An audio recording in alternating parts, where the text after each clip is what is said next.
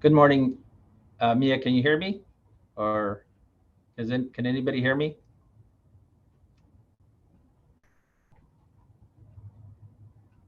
Hey Pam, can you hear me? This is Emily. I can hear you. Oh, okay, great. Good morning, everybody.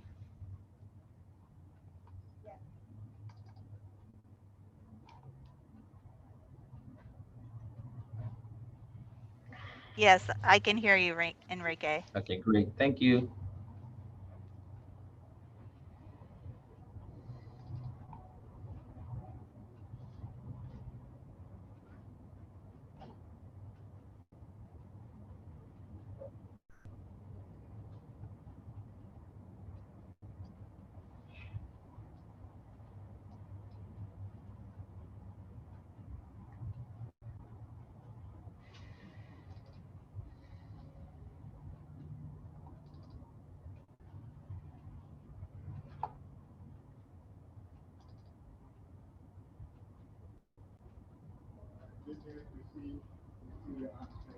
Okay, great. Thank you, Mike. Very dapper. Oh, thank you. So you driving the race car again? No, I have my No race car driver.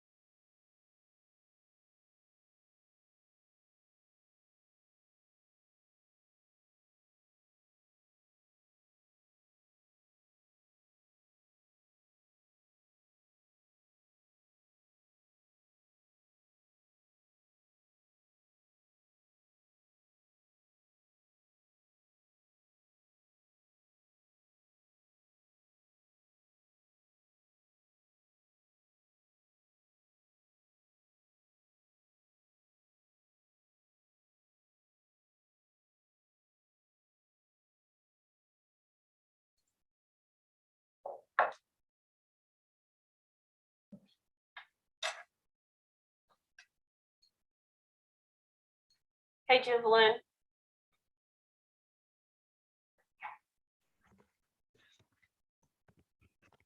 Can you hear me, Juvelin? Oh, she's probably putting on her headphones now. Hands on. Good morning. Pam, can you hear me?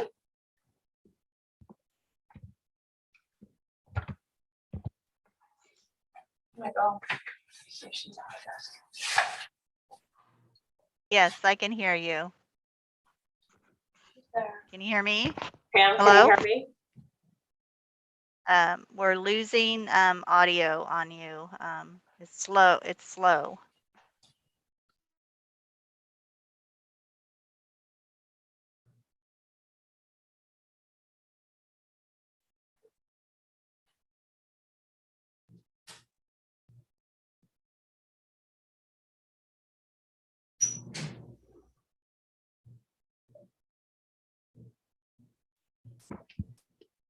Good morning.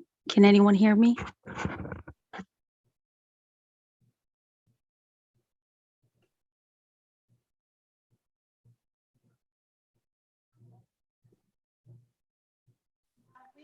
I did mute myself. Hey, Can you hear me now? I don't can think hear they can hear me. Pamela. Yeah. Oh, we can't hear you. Uh-oh. Yeah, I think you need to, because Juvelin can't hear. Yeah. Have you heard Mia. Pam at all? No. I can No. hear Mia Hear Mia. and I can hear Pamela. Okay.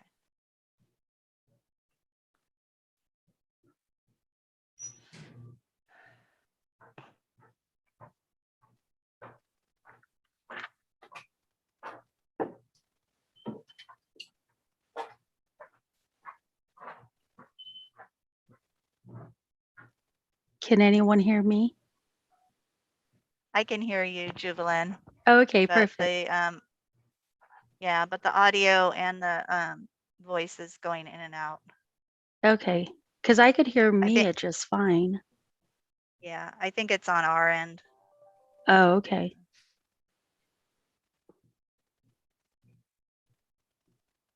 We can hear you now, Juvelin. It was on our end. Okay, I can hear you perfect. Perfect. Thank you. Something wrong in the conference room. Yeah, we have it fixed now. Thanks, Pam. You're welcome.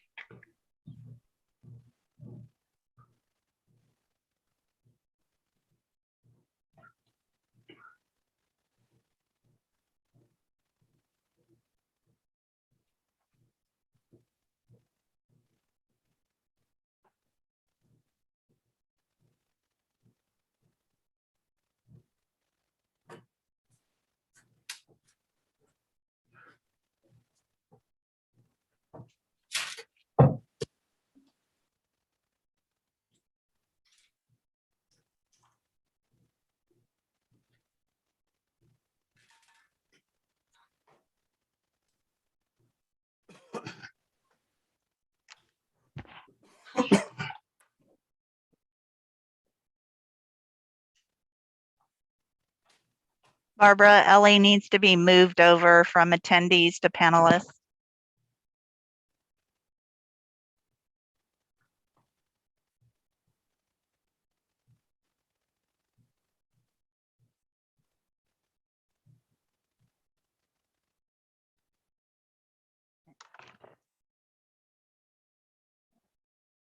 I'll do it. Oh, I can't do it.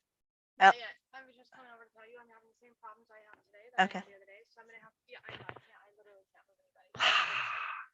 Sounds like I've been given unstable. Yes, This is gonna be a replay Tuesday, if you would Yes. mind, if I make you co-host. yes, Thank you. please. Thank you. Yes, I will.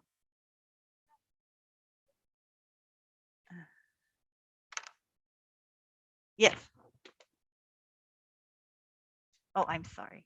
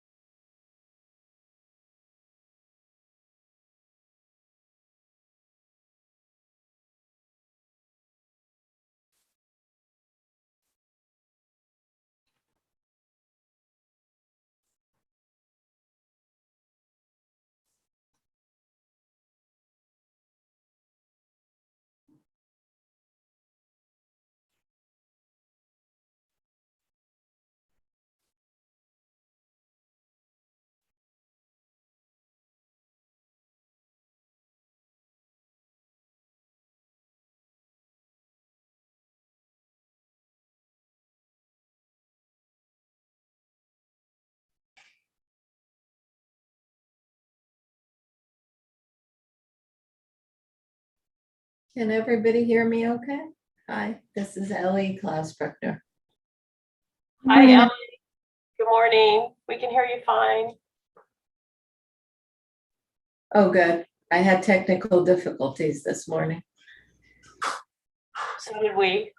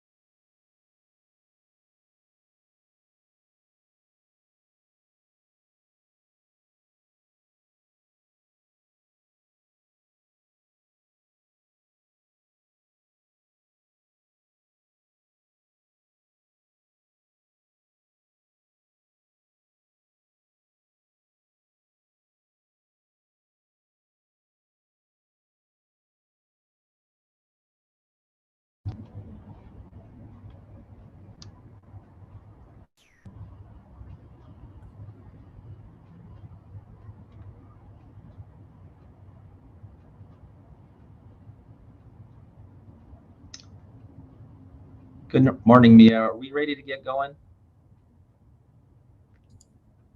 Hi, Enrique. No, we need a couple more minutes. Oh, We're okay, working. great. We're working on moving some attendees over to panelists. Got it. Thank you. Mhm.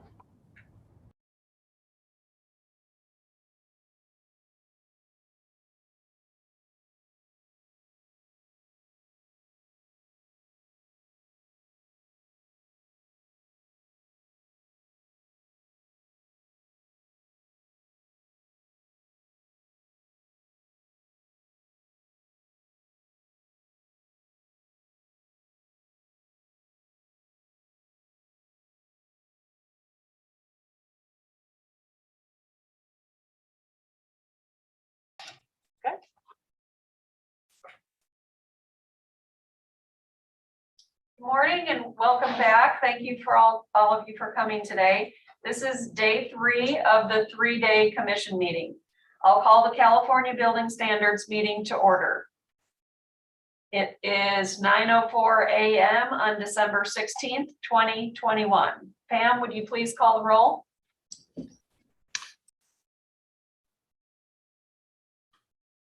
Undersecretary Lee, Here. Commissioner Klaus Buckner, Here. Commissioner Mickelton, Yep. Commissioner Sasaki, Here. Commissioner Patel, Here. Commissioner Santillan, Commissioner Santillan. He's waving here, but Yeah, he's okay. Commissioner Legray, Here. Commissioner Stockwell, Here. Commissioner Rambin. Here. Thank you. Thank you, Pam. We do have a quorum for this meeting. Commissioner Santillan, we can't hear you. We can see you. I'm assuming you can hear us. So we'll let you work on your microphone issues while I move on with some of the housekeeping items. This meeting is being held remotely, consistent with Assembly Bill 361. This meeting can be viewed on the CBSC YouTube channel linked on the meeting agenda. I'd like to remind the viewers that there is a 45-second or so delay. I'd also like to invite people who are speakers to please turn on your cameras when you're called upon to speak so we can see your faces. Closed captioning is available via Zoom's automated live transcription by clicking on the CC Live Transcript button. Closed captioning will automatically appear if you are watching via YouTube. The public may provide comments on each agenda item by calling in on the teleconference number provided on the meeting agenda or by using the raised hand feature in Zoom. Instructions are provided on the back page of the agenda.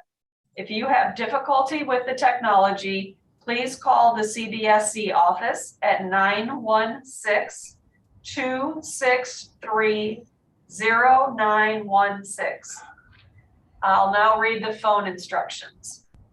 All callers will begin in listen-only mode.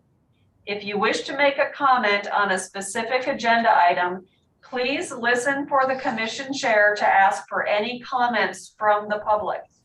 At that time, please place yourself into the queue by pressing 1 and then 0 on your keypad. When you press 1 and then 0, you will be notified when the speaker is ready for your question. To withdraw your question, press 1 and then 0. When it's your turn to comment, you will hear, "Please ask your question after the tone." A tone will sound and the caller is now in talk mode. The chair will continue through the call queue until there are no questions remaining. The commission will then proceed to the next agenda item. Please refrain from pressing 1 and 0 multiple times. Doing this toggles your position in and out of the call queue. Press 1 and 0 only once and wait for your notification to speak. If possible, please call from a landline using the telephone handset only. This enhances the commission's ability to hear your comments clearly. Calling from a speakerphone or a cell phone can reduce the quality of the audio and make it much harder for your comments to be heard clearly. Depending on where we are on the agenda, we will plan to stop for lunch around 12 p.m. And if necessary, we can meet up until 5 p.m. today. We'll be picking up where we left off on Tuesday afternoon. On December 14th, 2021, the California Building Standards Commission heard and took action on agenda items 1 through 12C. The agenda items were heard and completed sooner than expected. As a result, no items were heard on Wednesday, December 15th, 2021. Due to a request for accommodation for a public comment and a related motion approved by the CBSC to continue agenda item 13, agenda items 13A through C will be heard no sooner than 9 a.m. on Thursday, December 16th, 2021. As agreed, we'll now begin with agenda item 13A. We'd like to remind the public, please keep your comments concise and specific to the rulemaking. Also, please speak slowly so we can capture your comments. Agenda item 13A is the California Building Standards Commission rulemaking BSC 03/21, proposed adoption of amendments to the 2019 California Green Building Standards Code for incorporation into the 2022 California Green Building Standards Code, Part 11 of Title 24. Will a representative from the California Building Standards Commission please introduce yourself and provide an overview of item 13A? Good morning, Madam Chair and Commissioners. For the record, my name is Enrique M. Rodriguez, Associate Construction Analyst for the California Building Standards Commission. Thank you for giving the Building Standards Commission the opportunity to present our proposed final rulemaking package for the Cal Green Code update as part of the 2021 Triennial Code Adoption Cycle. This is agenda item 13A, BSC 03/21. Before we get started, I'd like to read a brief statement regarding BSC's authority. Building Standards Law, Health and Safety Code 18930.5 authorizes BSC to propose green building standards for non-residential occupancies where no other state agency has authority to propose green building standards. Health and Safety Code also authorizes BSC and other state agencies that propose green building standards to allow for input by state agencies that have the expertise in green building subject areas. For example, the California Air Resources Board significantly contributed to the rationale and the documents relied upon for the electric vehicle charging proposed code changes. The majority of BSC's proposed code changes, which are for non-residential occupancies only, are related to electric vehicle charging, but there are some other green building standard code changes as well. Would the Commission like for me to go over the non-electric vehicle proposed changes first, so then we can concentrate on the proposed electric vehicle regulations?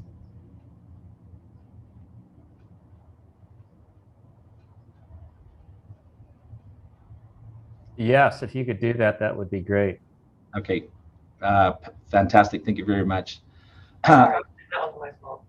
Okay. Yeah, I think that'll be easier. That way we can get those out of the way because they're pretty non-substantive, I would say. So for the non-electric vehicle related final express terms, that would apply to items 4, item 10, item 11, 13, 15, 16, and 17 from the final express terms document. Moving on, for the first item, for item 4 of the final express terms document, pertains to uh, urinal hybrid definition in Chapter 2. It's being renamed from urinal hybrid to non-water urinal with drain cleansing action. For item 10, BSC is proposing to relocate the requirement for thermal insulation from the voluntary Tier 1 to a new mandatory code.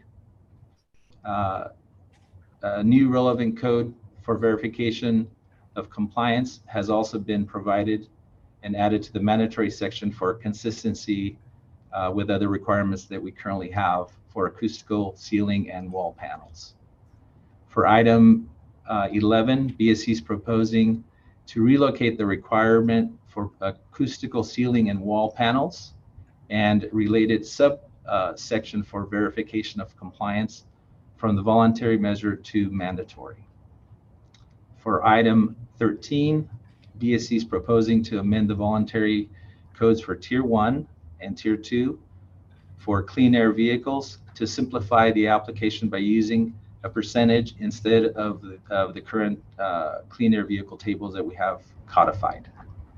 The percentages have been increased to go beyond the proposed increased percentages for EV capable spaces for both Tier 1 and Tier 2. This is done to avoid conflict and maintain consistency between the related code sections. For item 15, BSC is proposing amendments to the title for non-water supplied urinals to non-water urinals.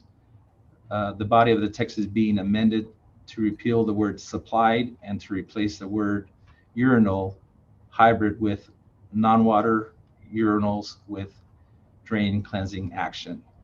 This will match the newly defined proposed term. And so for consistency, we want to make sure that those align.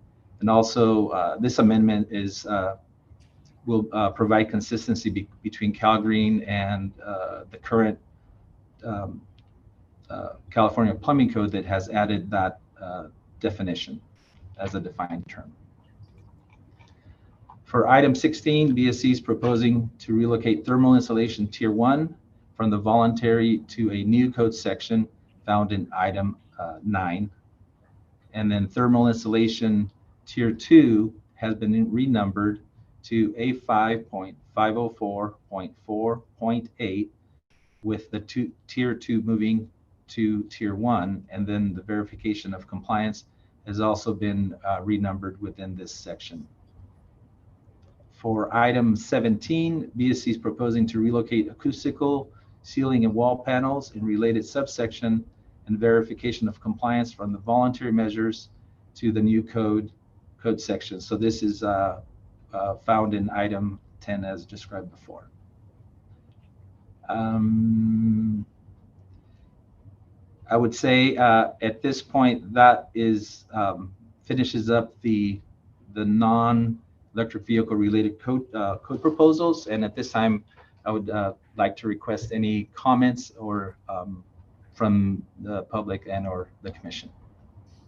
Mr. Rodriguez, I want to make sure that I've captured these item numbers that the commission is going to be taking up under 13A. So I have 4, 10, 11, 13, 16, and 17.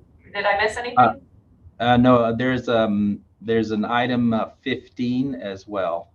Okay. So it would be 4, 10, 11, 13, 15, 16, and 17. Okay. Thank you very much for the overview of those items. Sure. Thank So you. let's open up those items for commission discussion first, and I will call on each commissioner. Commissioner Patel. Thank you, Madam Chair. No questions right now. Thank you. Commissioner Klaus Bruckner. Thanks. No comments at this time. Commissioner Mickelton. No questions, thank you. Commissioner Santillan. No questions. Oh, your mic is working now. Perfect. Commissioner Sasaki. Yeah, I have a question on item 13 under site development. And it's about designated parking for clean air vehicles. So there's two tiers, tier 1 and tier 2. How the definitions for tier 1 are for parking spaces, and it's an increase in the number of parking spaces to provide. It was 17%, now it's 35%. Anyway, it's for any combination of zero emitting, fuel efficient, and carpool / van pool vehicles. How does those parking spaces relate to, or do they relate to EV charging stations, where they're completely separate, or how does that? How do they? Yeah. relate? So if I can explain, so currently in Cal Green, an EV space counts towards the clean air vehicle space. Okay. So now what we've done, we're proposing to repeal all of the clean air vehicle provisions, but keep as a voluntary only, keep the those as a tier 1 and tier 2, because our proposal for increasing the EV is so I could say great, Right. and we're going way beyond what we currently have, that we felt that it was burdensome to first of all keep the current the clean air vehicle provisions, because then we'd have to bump up those percentages way high just to keep, there's like a 2% gap between them right now. So in order for us, we just felt that it was better to just repeal them in mandatory, but increase them in the tier 1 and tier 2. So if a jurisdiction wants to adopt them, they can certainly adopt those, but those will still go hand in hand with the proposed tier 1 and tier 2 increases. You can always take those voluntary ones, and those once again will count, your EV spaces count towards your clean air vehicle spaces. Okay. If that makes sense. Yep, understood. All right, no further questions. Okay, thank you. Thank you, Commissioner Sasaki. Commissioner Allegre? No questions at this time. Thank you. Commissioner Stockwell? Good morning. No questions. Thank you. Thank you. Commissioner Rambin? No questions. Thank you. Thank you. We're now going to take comments from members of the public on item 13A, sub-items 4, 10, 11, 13, 15, 16, and 17. At this time, I'd like to remind the public who are on the phone and wish to speak to those particular items under item 13A to please put yourself in the queue now by pressing 1 and then 0. We will go to the phone after we hear from the Zoom participants. And again, I'd like to remind members of the public to keep your comments specific to this rulemaking. Barbara, does anyone on Zoom have their hand raised for these agenda items? Yes.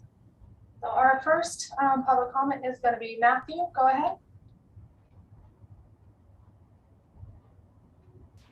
For the Thank you. record, you may want to wish to identify yourself and whom you're representing. Sorry, Matthew, didn't mean to interrupt you.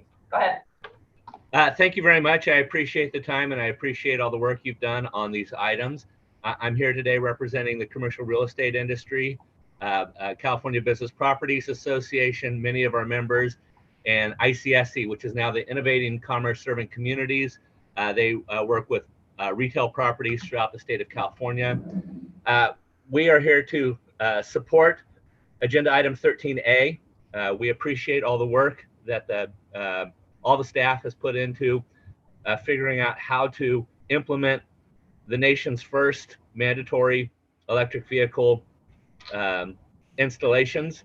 It's been very tough. Our industry has had a lot of concerns over the last few years as we've worked through this. but the staff has been very good about working with us to make sure that it's technologically feasible, that issues are addressed in terms of making sure we can get electricity to the site to make them work, and providing some exemptions in cases where they're not working. We strongly urge the commission to approve the BSC proposal as presented in the 45-day language issued on November 3rd. And again, thank you for all your work. Thank you for the comment. Support. Our next public comment is going to be Vanessa. Go ahead. Good morning, commissioners. Can you hear me? Yes. Oh, I see. Looks like you can. My name is Vanessa Warheit. I am a co-lead of the EV Charging Access for All Coalition. I work for Actera.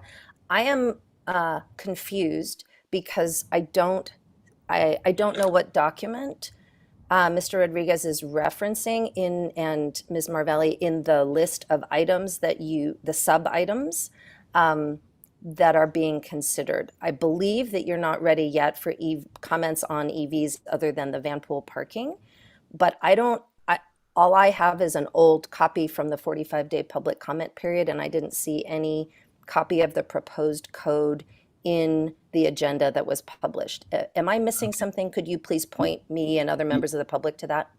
Sure. Vanessa, I can certainly do that. So if you go onto our website under calendar and you select this commission meeting, there will be, it'll give you a link to all of the final rulemaking documents for the various state agencies. And when you'll see BSC's 034/21, you will see the final express terms and all the related. Down below. Okay, got it. So it's a different. Yeah, this is now, we're in the final phase here. So we're beyond 45-day, we're in the final phase now. Yeah, understood. Okay, so thank you for that. Sure. And that will probably help other members of the public as well. Thank you very much. I'm going to lower my hand for now. Can you just please confirm for me that you're not yet on 13A non-residential EV? No, correct? So 13A is the agenda item in the notice. Right. What we're in is within the 034/21. We are talking about the specific items from the final express terms document. So when you open the final express terms, it's the items within that document. Perfect. Okay. Thank you. Okay. Thank you.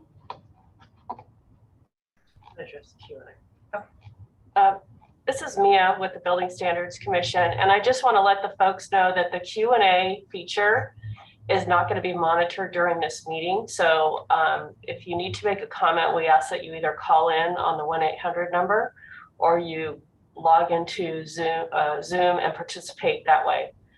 We are unable to answer the questions that are in the Q&A at this time, so thank you for that. Thank you, Mia. So last call there then for the Zoom. There's no more hands up. We'll check the phone. Thank you.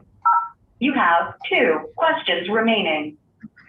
Yes, this is Bob Raymer representing the California Building Industry Association, Building Owners and Managers Association, and the California Business Properties Association. And we're in strong support of the non-EV items that Enrique has summarized. So thank you. Thank you, Bob. You have 1 question remaining. Hi, my name is Rex W. Hines of the California Business Properties Association. On behalf of our members of the commercial real estate industry, including Building Owners and Managers Association of California, as well as the California chapter of the Commercial Real Estate Development Association, NAIOP California. We just wanted to thank you very much for your work. We are in support of BSC adopting the proposal as presented today. We recognize it's the first time in the history of the code where the state will be requiring the private sector to install fully functioning EV charging equipment. And we just think pairing with you guys and all the work that we've done to make this feasible and common sense for all sides helps us meet all the goals we want to meet. And we understand that this number is going to grow down the road, but this is a great place to start right now, which is why we strongly urge the Commission to approve the BSC proposal as presented in the 45-day language issued on November 3rd. Thank you. You have 0 questions remaining. There are no more comments. Thank you very much.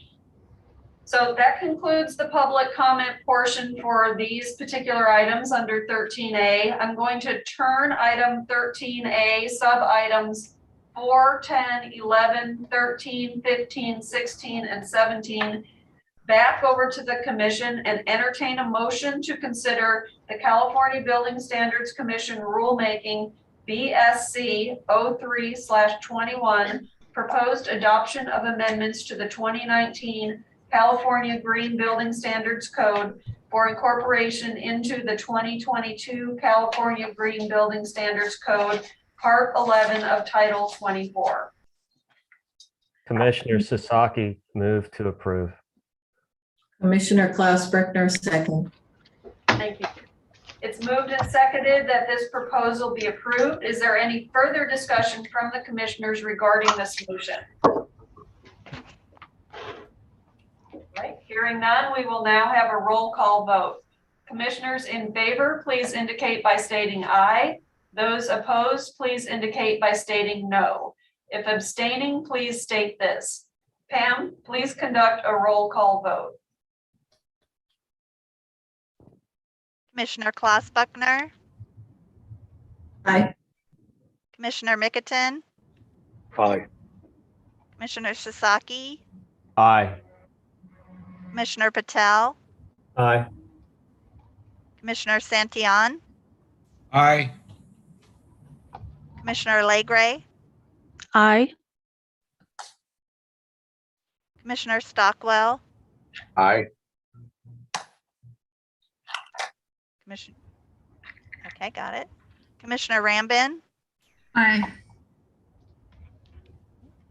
thank you. Right. Thank you. The vote is unanimous and the motion is carried. At this time, I'd like to go back to the items that we did not just vote on under 13A, and I will turn this back over for an overview by Mr. Rodriguez. Thank you, Madam Chair. Before we get started on the EV related proposals, I would like to provide some context for the development of the BSC EV proposals you will be taking action on today. Number one is the objectives of the proposed amendments are to further advance EV preparedness and provide clarity to the code user in consistent reference nomenclature to other parts of Title 24 for EV related codes, as an example, the California Electrical Code. Number two, BSC's proposed green building standards will support the implementation of the governor's executive orders B 16 2012, B 48 2018, and N 7920 to achieve a benchmark for having over 1.5 million zero emission vehicles on California roadways by 2025, 5 million ZEBs on California's roadways by 2030, and 100% sales of electric vehicles by the year 2035, respectively. Per the California Energy Commission's report AB 2127, commission report, which is provided in the initial statement of reasons, if anybody wants to see that, California has a gap in the number of level 2 chargers expected to be installed by 2025 to support California's 1.5 million ZEV target under Executive Order B 16 2012. This gap widens significantly when looking at 2030 and longer time horizons. 3, BSC conducted 2 CalGreen stakeholder workshops on January 7, 2021 and March 30th, 2021, which were attended by state agencies, interested parties, and stakeholder representatives, such as the California Air Resources Board, the California Energy Commission, the Department of Housing and Community Development, California Department of Public Health, California Building Industry Association, Electric Vehicle Charging Association, Tesla, Southern California Edison, Underwriters Laboratory, Energy Solutions, and various local enforcing agencies and private consultants. Based on testimony presented at the workshops and comments received from various stakeholders, BSC's code proposal significantly increases the EV capable infrastructure percentages and adds a new requirement for the installation of level 2 electric vehicle charging equipment, EVSC, to create electric vehicle charging stations for both mandatory and voluntary measures. Then on April 28th and 29th, 2021, BSC conducted a Green Building Code Advisory Committee, Green CAC, public meeting in which BSC staff presented the proposed EV code changes along with other Cal Green Code changes. The committee provided valuable input and recommendations on the BSC proposed rulemaking package with a motion to approve as submitted for most rulemaking items. However, there were some proposed EV changes that garnered a further study recommendation. Just prior to the Code Advisory Committee, the EV Access for All Coalition Group submitted a comment provided public testimony to the Code Advisory Committee requesting BSC consider their EV alternative compliance path, which proposed 30% EV ready spaces with a 5% level 2 EVSC.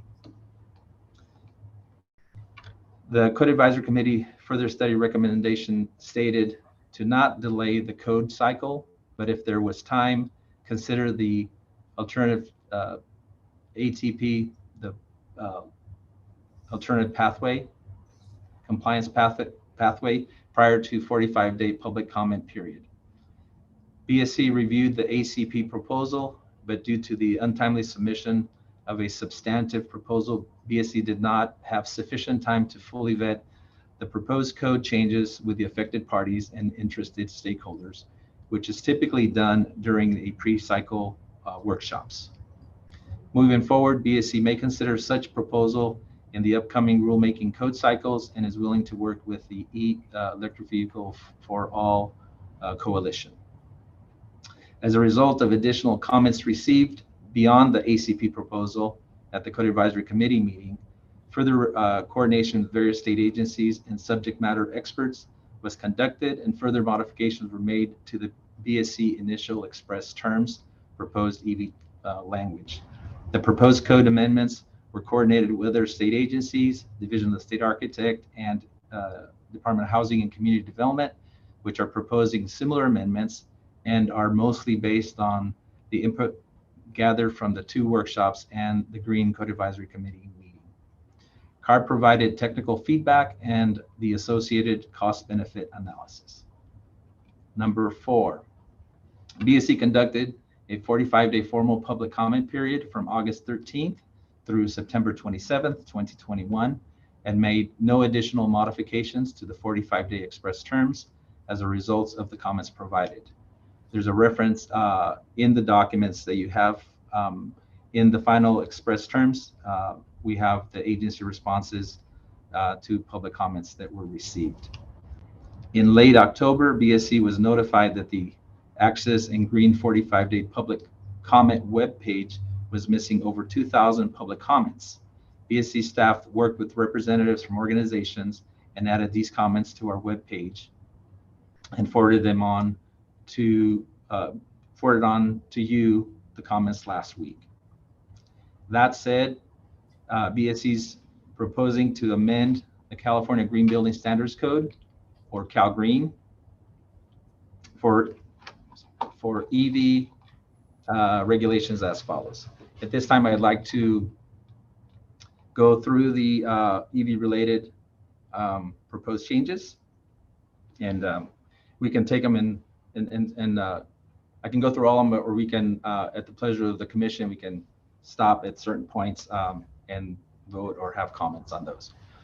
Moving on, for item 1 and 2 of the final express terms document, BSC is proposing to amend Chapter 2 definitions by adding 2 new terms. Automatic load management system for item 1, and for item 2, we're proposing to add a new definition for electric vehicle EV capable spaces. These definitions are necessary to define new terms in the amended EV regulations in item 8. Please note that for Item 2, EV capable space. BSC issued an addendum number 1 to fix the missing underline. So there was an addendum that was issued that shows the proper formatting for electric vehicle capable space. For item 3, BSC is proposing to amend Chapter 2 definitions for low emitting and fuel efficient vehicle by renaming it to zero emitting and high efficient vehicles. For item 5, BSC is proposing to amend Chapter 2 definitions by adding a new term, off-street loading spaces, to be used as part of the proposed EV regulations for medium and heavy-duty vehicles. For item 6, BSC is proposing to retain the definition for van pool vehicles. For item 7, BSC is proposing to repeal designated parking for clean air vehicle requirements. Currently, EV capable spaces can be used to comply with the clean air vehicle requirement percentages.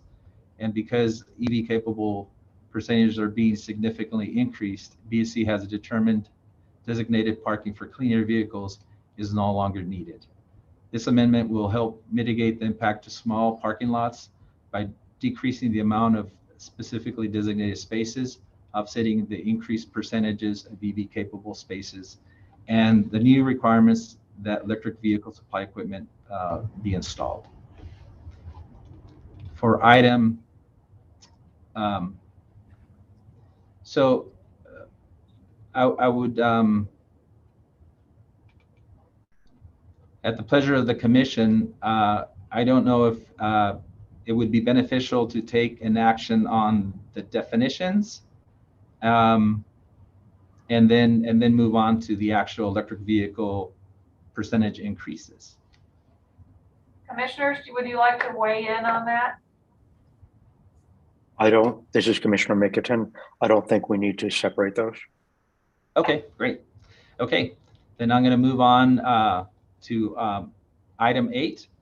So for item 8, BSC is proposing to amend section 5.106.5.3 through section 5.106.3.3.2 for electric vehicle charging with specific amendments as follows. In section 5.106.5.3, amend the section applicable to EV capable regulations and remove the verbiage pertaining to EVSE. Exceptions are being relocated from section 5.106.5.3 with editorial amendments, along with a new exception 2 being added for automated mechanical car parking systems. Section 5.106.5.3.1, single charging space requirements, is being proposed for repeal because during the 2019 intervening code cycle, the single charging space option was repealed.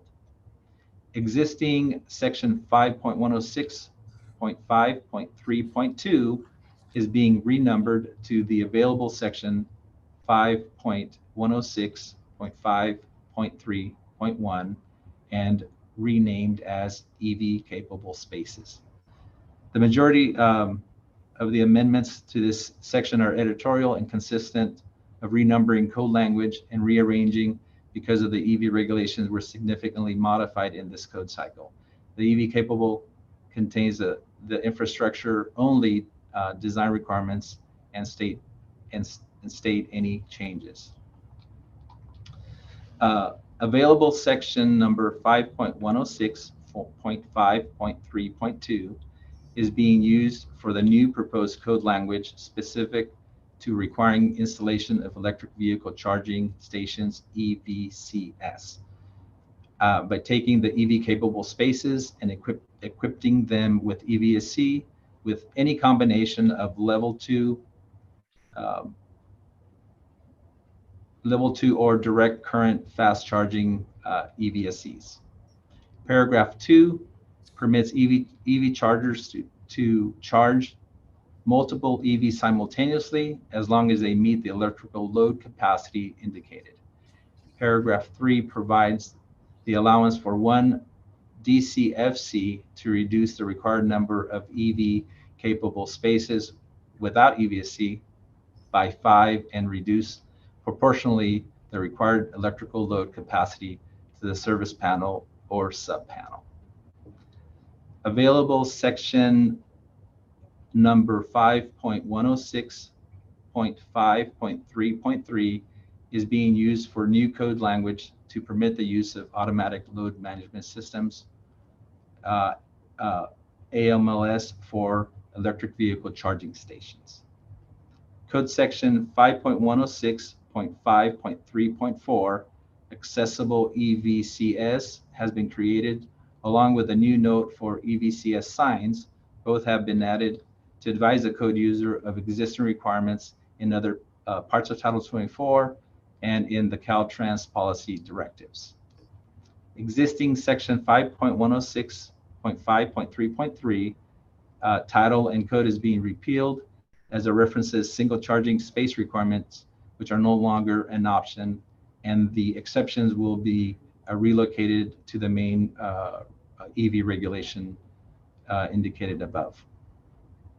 Existing table 5.106.3.3 is being renumbered to table 5.106.5.3.1 to maintain the number sequencing between revised code section numbers for the EV capable and level 2 EVSC chargers.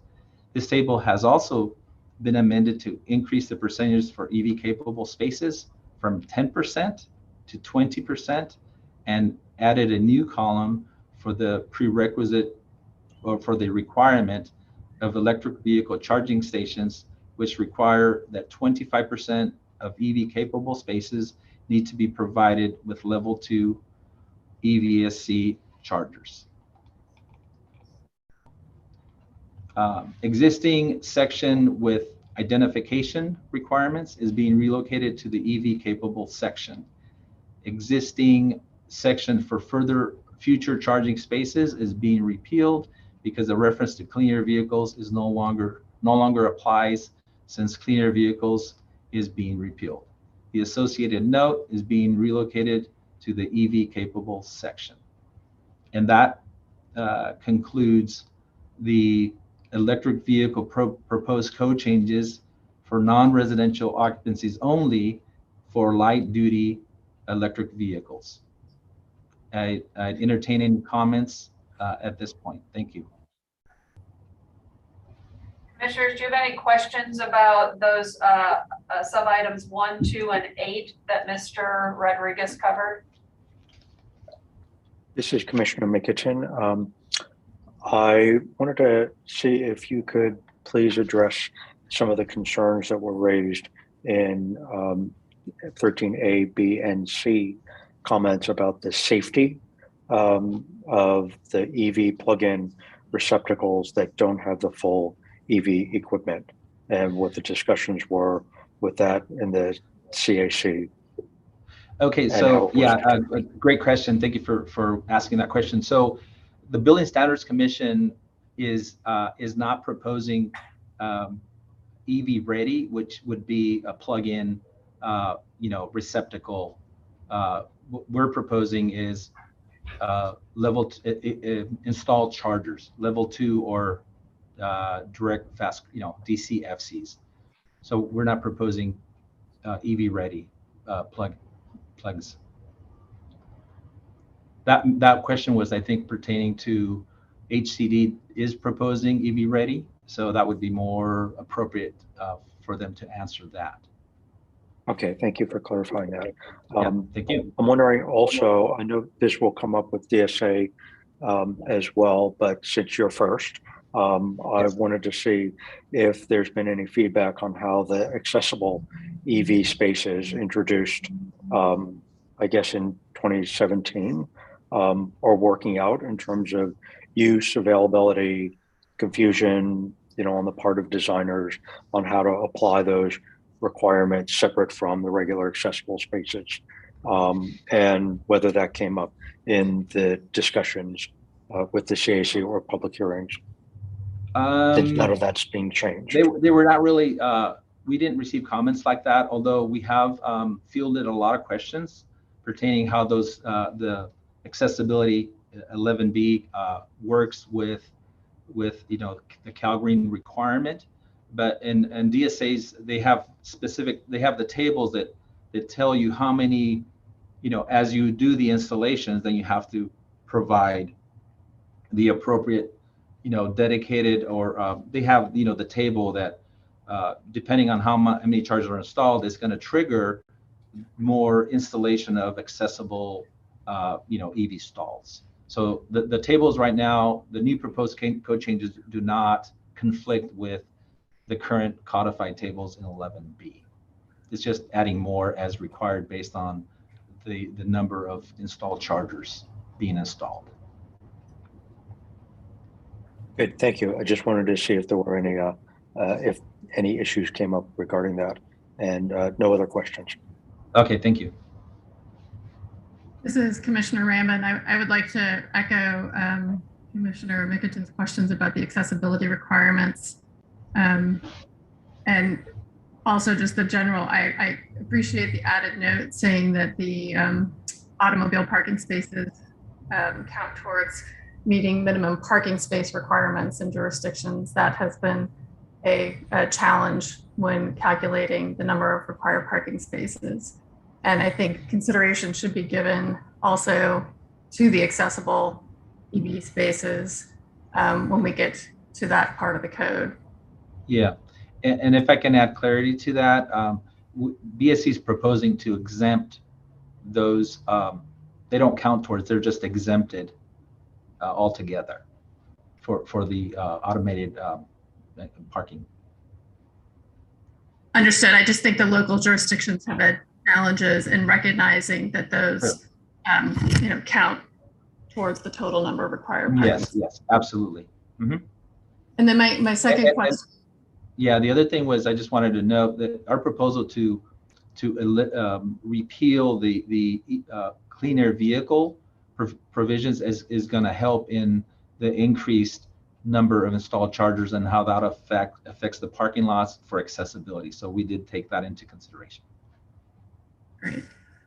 Then my other question is just regarding the table 5.106.5.3.1 and the calculations for the required number of EV capable spaces, and just wondering why it wasn't a straight percentage for any parking space with more than 10 spaces as opposed to this table. So you actually end up with a lower percentage of spaces if you're on the high end of one of those ranges of the smaller parking lots. So yeah, well, so once again, we were trying not to burden the small parking lots, small buildings, and so what this table was trying to achieve is basically the installed chargers would are approximately 5% of the the EV, 5% of the basically total number of parking spaces. So we use the formula that we're trying to kind of keep that consistency between the different I guess ranges of parking. So does that answer your question, or is it you have more clarification? I think so. I think it just knowing that a developer could sort of play some games to try and get that extra parking space, so then you're at the low end of the range. It answers my question. Thank you. Okay, thank you. This is Commissioner Sasaki. Questions on that same table. So this is for non-residential construction, right? So this would apply to office buildings. It would apply to retail. Is that correct? Yes. All non-residential occupancies where no other state agency has authority. So it would exempt OSHPD, HCD, and DSA. Okay, so these would apply to, for example, a grocery store like my local new Safeway or something like that. Is that right? Yes, okay. Correct. How did we come up with these numbers? And I ask that just because, I mean, I can see, I live in Walnut Creek. I can see many more people driving with electric vehicles in the last year, right? And it's noticeable. And if I think about a grocery store like a Safeway, I don't know, they have,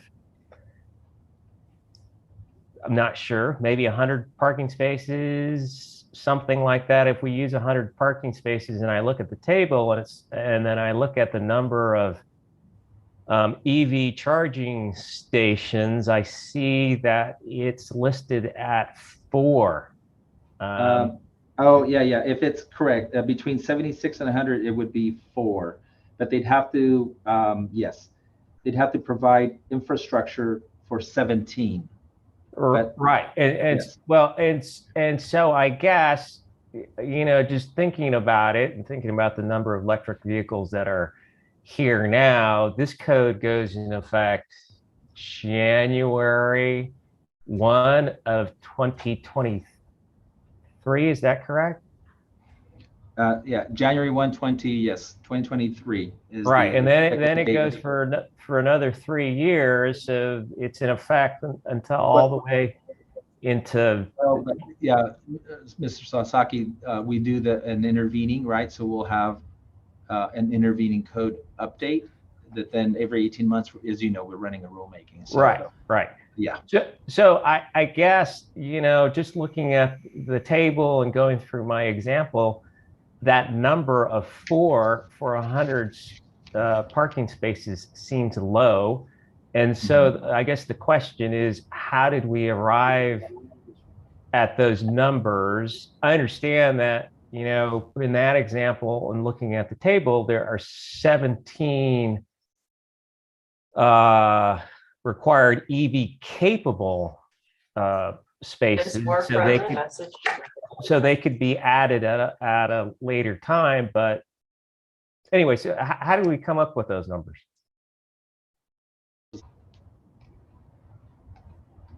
Sorry, Commissioner, you were cutting out. I honestly did not hear what you were saying. Oh, so the question is, how did we come up with the numbers in the table?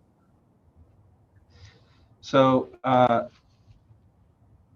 we did a California Air Resources Board did an analysis, and we used a lot of different reports, documents relied upon. And actually, some of these numbers were also very similar to the numbers that were being requested by the other advocacy groups, even the EV Access for All. And you have to keep in mind that we went from requiring 0 installed chargers in the first time in California's history to actually require the installation of these. And I think 5% we're going from 0 to 5%. Of the percentages are pretty monumental. And I understand that in certain jurisdictions, this number may seem low, but statewide, I think this is a pretty huge step forward. And keeping in mind that when you look at the tier 1 and tier 2, those are substantially increased, and the local jurisdiction has the option to go with a tier 1 or tier 2 specific to their jurisdiction. So we're looking at a statewide application, and keeping in mind with all the comments and received, and of course we can always go further, but I think we need to take the incremental steps. But I do appreciate that comment. And how does if you want more specifics as to the cost analysis, we have California Air Resources Board staff. They can answer specific cost analysis, and they can certainly give you more in-depth numbers if you needed them. And how does the tier 1 and tier 2 work with the table? Where does it Okay, so let's go. If I look at, I'm going to page of the final express terms. It's page 12 of 25, which is the tier 1 table. table A5.106.5.3.1. Yes. So if a local jurisdiction adopts a tier 1, they're going to be required to provide, we're going from 15 to 30% of the total parking spaces have to be EV capable. And then of those 30%, 33% of those have to have installed chargers. Okay. So we're once again, incrementally going an additional 5%, and I think for tier 2 go an additional 10%. So we're really ratcheting up in terms of those percentages, and local jurisdictions can adopt a tier 1 or a tier 2, and then they would be bound to the percentages in these tables. Okay, understood. Great, thank you. Thank you. Any other commissioners have any comments or questions? This is Commissioner Mikitin again. One follow-up on Commissioner Sasaki's question. I appreciate the point that local jurisdictions can adopt tier 1 and tier 2, so that in, let's say, a more urban environment where you might have more EVs, there's an opportunity to up the number. But I'm curious, sort of in general, in your in the Building Standard Commission's experience with the Green Building Code tiers, do jurisdictions cherry pick like just one tier 1 requirement as opposed to sort of adopting all tier 1? So this is pretty common, right? Yeah, so if I can elaborate, so some jurisdictions will truly say we are adopting tier 1, and then they have to follow, all of the required number of tier 1 items that are required to achieve a tier 1. But I would say most of the jurisdictions look at the tiers, and then they will select the ones that they feel would benefit their local jurisdiction. But the Building Standards Commission's position, I believe, is that any proposal or amendment that takes the CalGreen base minimum code and makes it more restrictive, is we are okay with going more green. So we don't, even if they cherry pick, that's up to them, but we are happy if they want to go beyond. They have the ability to select the provisions that they feel they can justify locally for their jurisdiction. Great. Thank you very much for that clarification. Thank you. That's all. This is Commissioner Klaus Berkner. I had a question on items 8 and 9, sections 5.106, 5.3, and 5.4. We have an exception 1C in both of them that say where there is evidence suitable to the local enforcing agency substantiating that additional local utility infrastructure design requirements directly related to the implementation of section 5.106.5.3 may adversely impact the construction cost of the project. So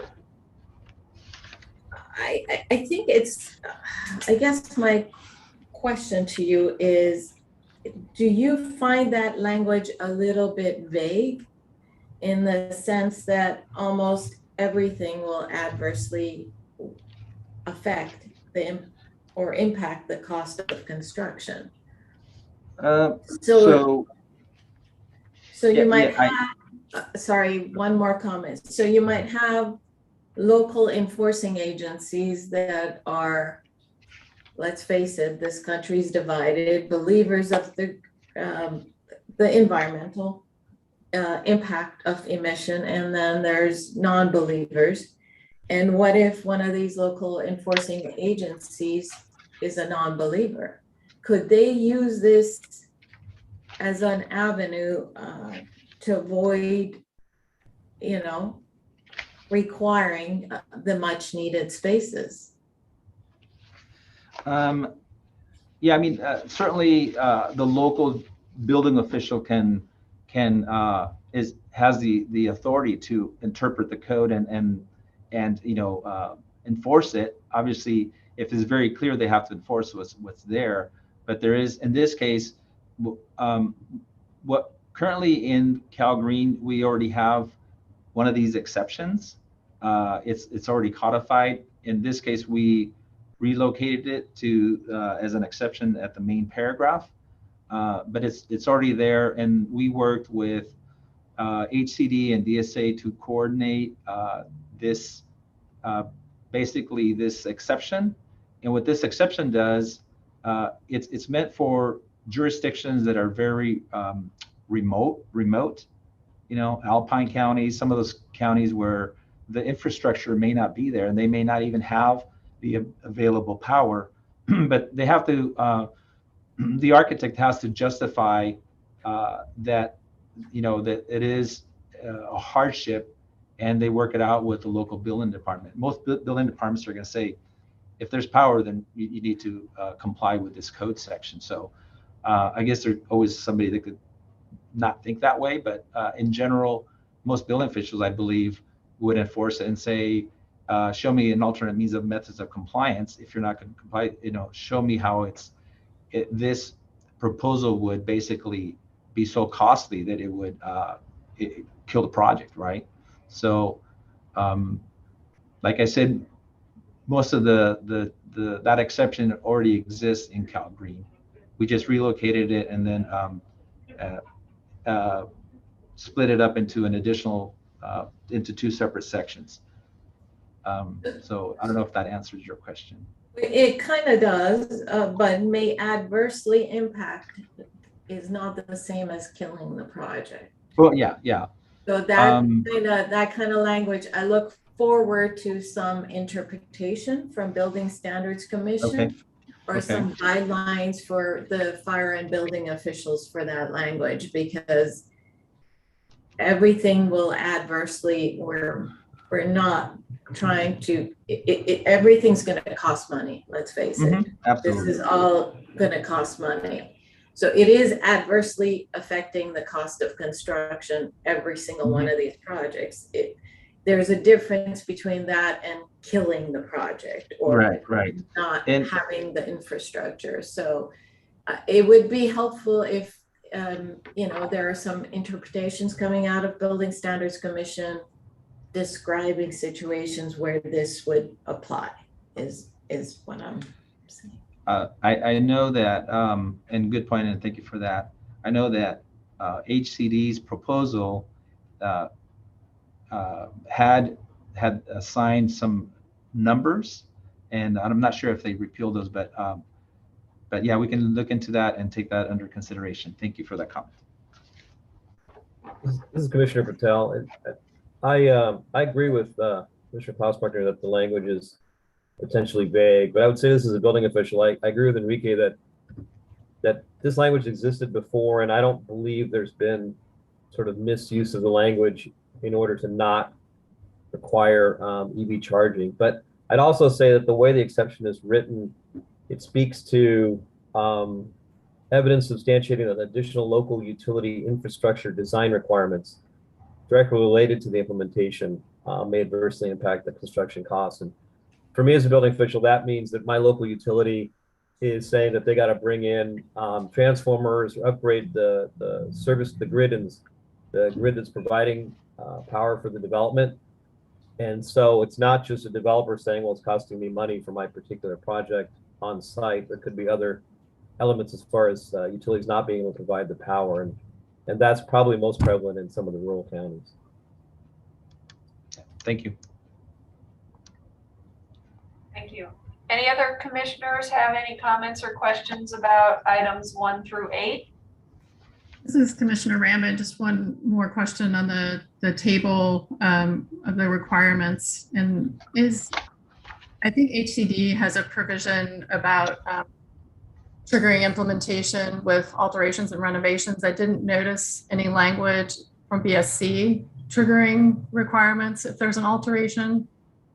And then second part of that question is there any regulatory requirement that would trigger changing EV capable to actually adding the actual charging equipment other than demand? Well, let me answer the one of currently the way the tables are set. You have to we increase the percentage of EV capable spaces with the added column for the requirement of actually installed chargers. So right now, if you have a parking lot that is between 26 and 50, you have to install at least two electric vehicle charging equipment. So that is already in place. In terms of additions and alterations, the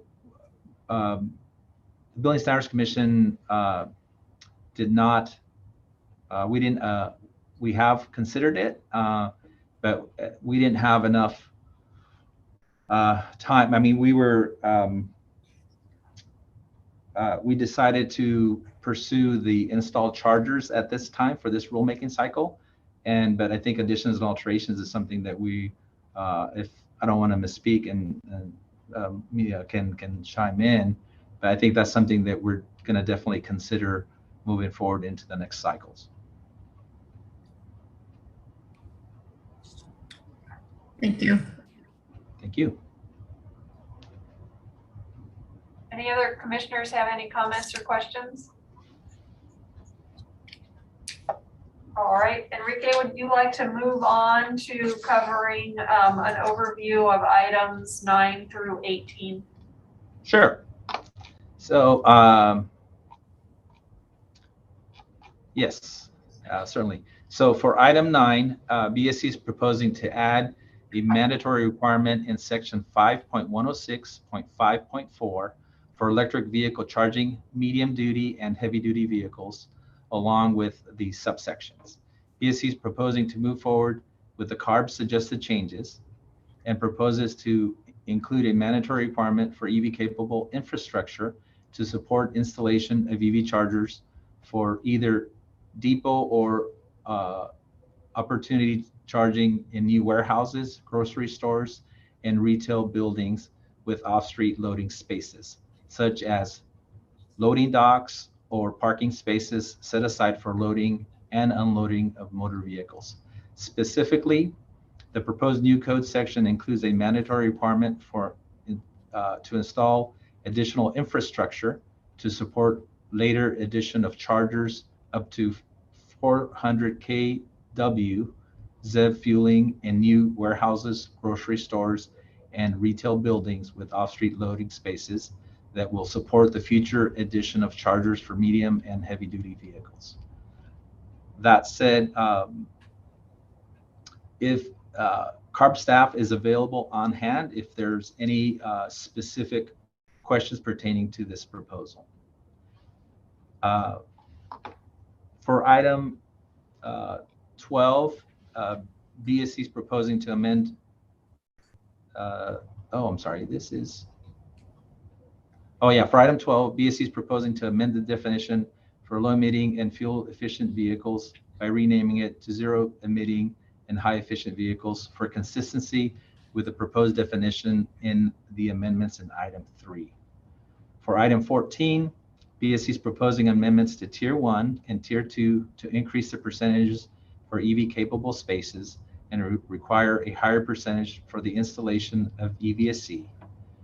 The table for Tier 1 has been amended to increase the percentage for EV capable spaces from 15% to 30%, and the addition of a new column for the requirement of electric vehicle charging spaces, which require that 33% of the EV capable spaces need to be provided with level 2 EVSC chargers. For Tier 2, the table has been amended to increase the percentages for EV capable spaces from 20 to 45%, and the addition of a new column for the requirement of EVCS, which require that 33% of the EV capable spaces need to be provided with level 2 EVSC chargers. To move on to item 18, these are mainly administrative. So for item 18, BSC is proposing to update table sections A5 5.601 to include the proposed mandatory and voluntary code changes as shown in items 1 through 17 as applicable to the affected code sections shown in the table.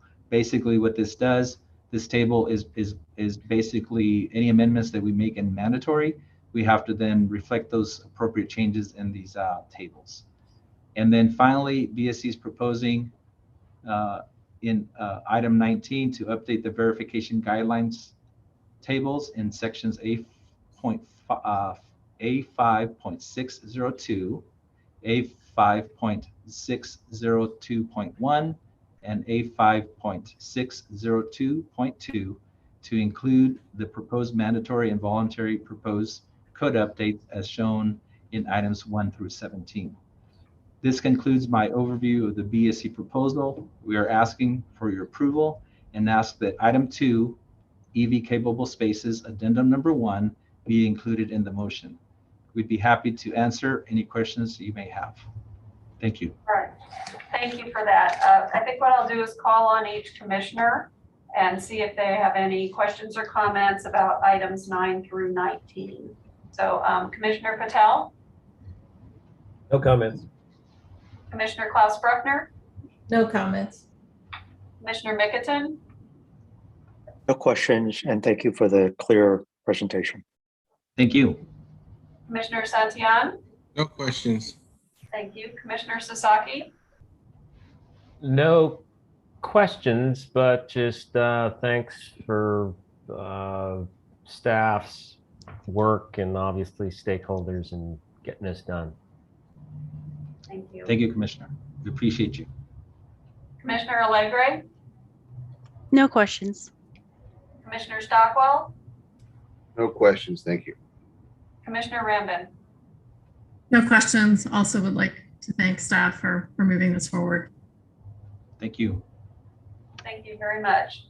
So we will now take comments from members of the public on agenda item 13A, sub items 1, 2, 3, 5, 6, 7, 8, 9, 12, 14, 18, and 19, which comprises the balance of the items that were left over from the previous vote. So at this time, I'd like to remind the public who are on the phone and wish to speak on item 13A, please put yourself in the queue now by pressing 1 and then 0, and we will go to the phone after we hear from the Zoom participants. I'd also just like to remind once again, members of the public, to keep your comments specific to this rulemaking. And we'll ask Barbara if anyone on Zoom has their hand raised for this agenda item. We have several hands. So our first public comment in Zoom will be Vanessa. Go ahead. Hello again. You can hear me. This is Vanessa Warheit with Actera, where I help to lead the EV Charging Access for All Coalition. As you may know, I think it's been referenced a few times, our coalition has been advocating for equity in the CalGreen EV building codes for over a year now. And while we recognize that the code you're being asked to approve today is an improvement over the current CalGreen, we are concerned that it falls far short of what is necessary to address the climate emergency and fails to meet California's goals for accelerating light-duty EV adoption. And I want to clarify, I'm speaking here about light-duty, not medium and heavy-duty. When we get to item 13C, I would like to speak again about the need for charging access in new multifamily housing. But right now, I just want to point out the fact that 1/3 of Californians today live in existing multifamily housing where the barriers to at-home charging are often insurmountable. For these residents, workplace charging can provide critical access, and it can literally be the difference between being able to drive an EV or not. So our coalition has made numerous recommendations to increase access to workplace EV charging in CalGreen. We developed a thoughtful alternative compliance pathway that Mr. Rodriguez referenced for non-residential buildings that your Code Advisory Committee recommended be considered. And I need to respectfully disagree with Mr. Rodriguez's characterization of this proposal as untimely, as it was submitted in direct response to a newly proposed draft code as part of the official process 5 full months before the official public comment period even opened. So today, I'm asking you to make a simple fix, amend the current proposal to require that a minimum of 50% of employee parking spaces in all new non-residential construction be EV ready for light duty, and that all electrified spaces, EV ready or EV capable, be indicated with prominent EV charging signage. I understand that normally in this phase of the process, the expectation of the commission is simply to approve the work that staff has done. However, these are not normal times, and I will remind you that the changes we are requesting are also not new. We have weighed in at every possible phase in this process since December of 2020, and in the intervening year, the climate crisis has spun even farther out of control, and the EV revolution has accelerated. As Commissioner Sasaki pointed out, there are EVs popping up everywhere, and that is only going to continue. We cannot wait another 18 months to get this right. So I'm calling on you today to please use your authority under the Health and Safety Code, specifically Division 13, Part 2.5, Chapter 3, Section 18933, to rewrite, edit, and amend the Cal Green Building Code before you to increase the amount of employee parking spaces in all new non-residential construction to 50%, and to demand that staff deliver to you a Cal Green code in the next intervening cycle that requires 100% employee charging access. Thanks. Our next public comment is going to be Bryce. Go ahead. Hello, my name is Bryce Nesbitt. I am commenting on the EV charging requirements. So I work on ADU projects, both legalizing people's prior unpermitted ADUs and helping to build additional housing. Many of my projects are in backyard locations with no possibility that one could bring an EV near the building. Yet, we often have to size the electrical as if somehow an EV will be delivered by drone or whatever. Not gonna happen. So I encourage you to consider small housing and where that EV charging should be for non-traditional layouts that don't have a garage or a driveway or anything like that. That's all for today. Thank you and good luck with this wrapping up this whole process. Our next public comment is going to be Megan. Go ahead.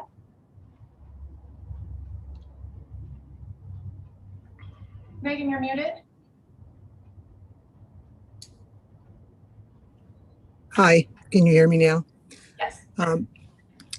I wanted to make two comments. One is that for equity purposes, most working class and lower middle class people who live in apartments and multi family dwellings. So I think it's extremely important that they be accommodated in every way possible to be able to take advantage of an electric vehicle.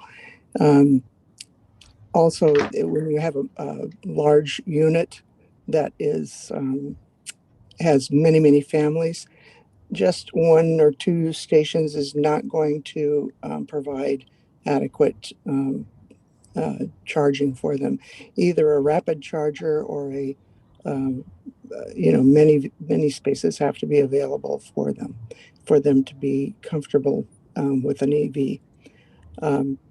That's my comment about equity. Then the other thing is I wanted to make you aware of the issue of rural counties. I recently visited my sister who lives in Cloverdale, and we wanted to take a trip out to the coast. When I got up the road, I planned to go to a rapid charging station, but then I discovered it was closed. So I thought, well, I'll just charge in her town. Well, there were no rapid chargers in her town. All of them would have required 8 hours or more. And I just was more comfortable leaving my car at her house and trickle charging.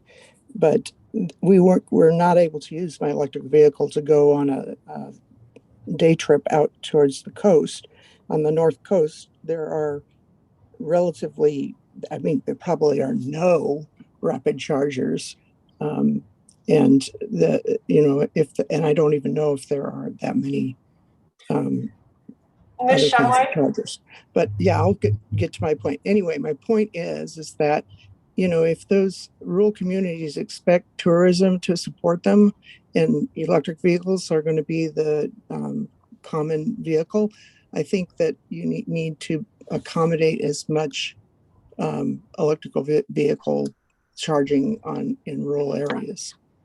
And I'll finish. Thank you. Thank you. Our next commenter is going to be Alma. Go ahead. Good morning, Alma Paredes on behalf of Electrify America. Electrify America owns and operates the largest ultra-fast charging network in the United States and is committed to supporting the rapid transition to electric vehicles. We support the proposed EV charging regulations and appreciate the staff work and thorough process that has gone into developing a balanced approach. We especially appreciate the optional DC fast charging compliance pathway. Our experience in academic research from UCLA has found that EV chargers who live in... Ms. Barreras, I apologize for interrupting. I want to be able to catch your comments, and could you slow down a little bit, please? Oh, yes, of course. Thank you so much. Yes, we appreciate the optional DC fast charging compliance pathway. Our experience in academic research from UCLA has found that EV drivers who live in multi-unit dwellings depend on public DC fast charging, not residential or level 2 chargers, as their primary means of charging their vehicles. This compliance pathway also provides flexibility for commercial property owners to provide EV charging that best suits the site, as many commercial establishments have average dwell times of less than 2 hours, where level 2 chargers simply do not make sense. We also strongly urge the Commission to consider whether the requirement that a level 2 charger be available at every site in the future is necessary, or at commercial sites where such level 2 chargers have little to no utilization. We look forward to continuing to work with the Commission and staff on these issues in the next code cycle to ensure California remains on the path to meet its electric vehicle and climate goals. Thank you. Thank you for that comment. Before we move on to our next Commissioner, caller, I just want to remind everyone that's calling in to please speak slowly so that the captioning can capture your comments, and maybe start off your comment with whether or not you're calling in support or opposition. I think that would help put the remainder of your content of your comments into context for the commissioners. So sorry, go ahead. Enrique, did you have a comment?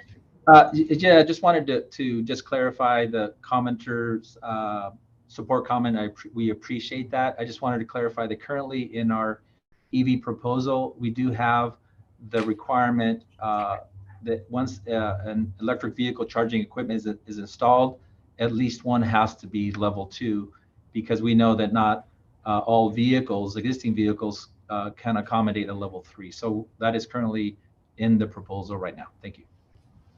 Thank you, appreciate that. Barbara, back to you for the hands raised on. Sure. Our next public comment is going to be Linda. Go ahead, Linda. Linda, you're muted. Okay, hello. My name is Linda Hutchins-Knowles. I'm a resident of San Jose, and I serve as the Carl Knapp GoEV Senior Manager with Actera. I'm also one of the leaders with the EV Charging Access for All Coalition, supported by over 1,400 organizations, elected officials, and concerned citizens around the state. Our leadership team is a highly experienced group of EV drivers, EV charging experts, and climate and equity advocates who have a great deal of experience to offer regarding charging in both non-residential and multifamily housing. To this section about non-residential, I want to add to what my colleague Vanessa said by pointing out that we actually want to thank Commissioner Klaus-Brucker for requesting clarification on the exceptions language, and Commissioner Sasaki for pointing out the inadequacy of the proposed number of spaces. And Commissioner Ramblin, thank you for pointing out the need for the code conversion of EV capable to EV ready and EVSE. I want to speak to the importance of specifically workplace charging as an equity, grid safety, and cost saving issue. Workplace charging provides affordable access for people who live in housing without access. Most employees park for long stretches of time, so cheap, low-power charging can provide most Californian workers with enough range for the average commute. Workplace charging programs can be implemented with very low-cost fee structures and mechanisms. Providing daytime, low-power EV charging to employees also provides grid benefits, including grid stability and lower long-term grid capital costs. And finally, workplace charging is preferable to public charging because it is far more convenient and often far less expensive for the driver. Again, given that we proposed our alternative compliance pathway back in April, we find it unacceptable to be told that there was not enough time to consider it. Your own code advisory committee advised it to be considered. So we ask you, the commissioners, who ultimately have the authority here, to step in at this moment and rectify this difficulty and inadequacy of the process.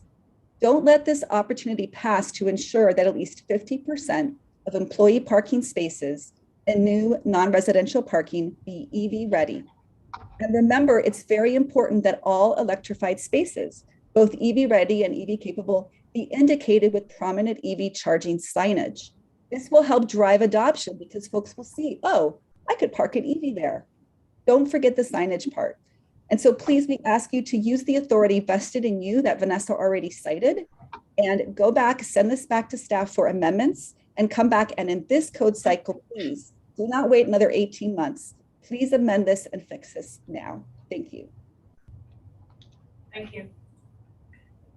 Our next public comment is going to be from Matthew. Go ahead, Matthew.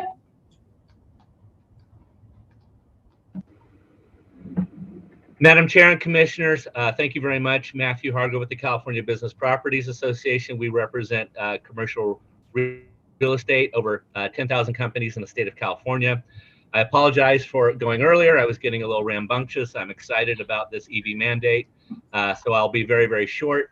What is in front of you represents the first time in the history of the code where the state will be requiring the private sector to install fully functioning EV charging equipment in newly constructed commercial buildings. This is a big deal. And I want to point out that you're setting minimums. We agree with a lot of the comments from others that are calling in that it does make sense for EV charging to happen at the workplace, but these are minimums. In some areas, these minimums are going to be too much for some of the parking lots. In other areas, they're not going to be enough. And we really appreciate that the commissioners recognize that the state of California is not even. The Bay Area is not the same as the Inland Empire in terms of adoption of vehicles. Also, with having the EV ready installations, many employers are going to go way above and beyond these minimums. As we see infrastructure dollars coming in from the federal government, as we see the state stepping forward with its own incentives, what the EV ready does is it allows employers to meet the demand of their workforce. And not all workforces in the same area are going to be the same. You're going to have a different demand potentially at a logistics center than you may have at a downtown Class A office building. So we really appreciate that the commission and the staff has put a lot of thought into this, has figured out how to adopt something that moves the ball forward, puts us on the path of adopting all the EVs, that getting them on the road that we need, but also recognizing that not all areas of the state of California will have the exact same demand, and setting some reasonable expectations. So we're in support of what's in front of you. Thank you very much for all the time and effort, and appreciate the time you've done. Thank you. Our next commenter is going to be Sven. Go ahead. Good morning, Commissioners. Sven Thiessen, another co-leader with the EV Coalition Charging for All Access. Matthew Hargrave, who just spoke, is actually correct that different building types need different levels of charging based on the employees that work there. It's important to note that Peninsula Clean Energy, the CCA for San Mateo County, developed a reach code guidance for all their cities 2 years ago to address this dichotomy. And they did a very good job of splitting it up. And our coalition has advocated that position of Peninsula Clean Energy's pretty much since day one. For the last year, we have been pushing for that to happen. And while what you have in front of you today is a incrementally small start, I have to agree with comments of Vanessa Warheit and Linda recently, that we need to move to 50% EV ready for the employees right now. It makes economic sense. It addresses equity issues, and it addresses air quality for us breathers and the climate. Thank you. Okay. Our next public comment is Electric Auto Association. Go ahead.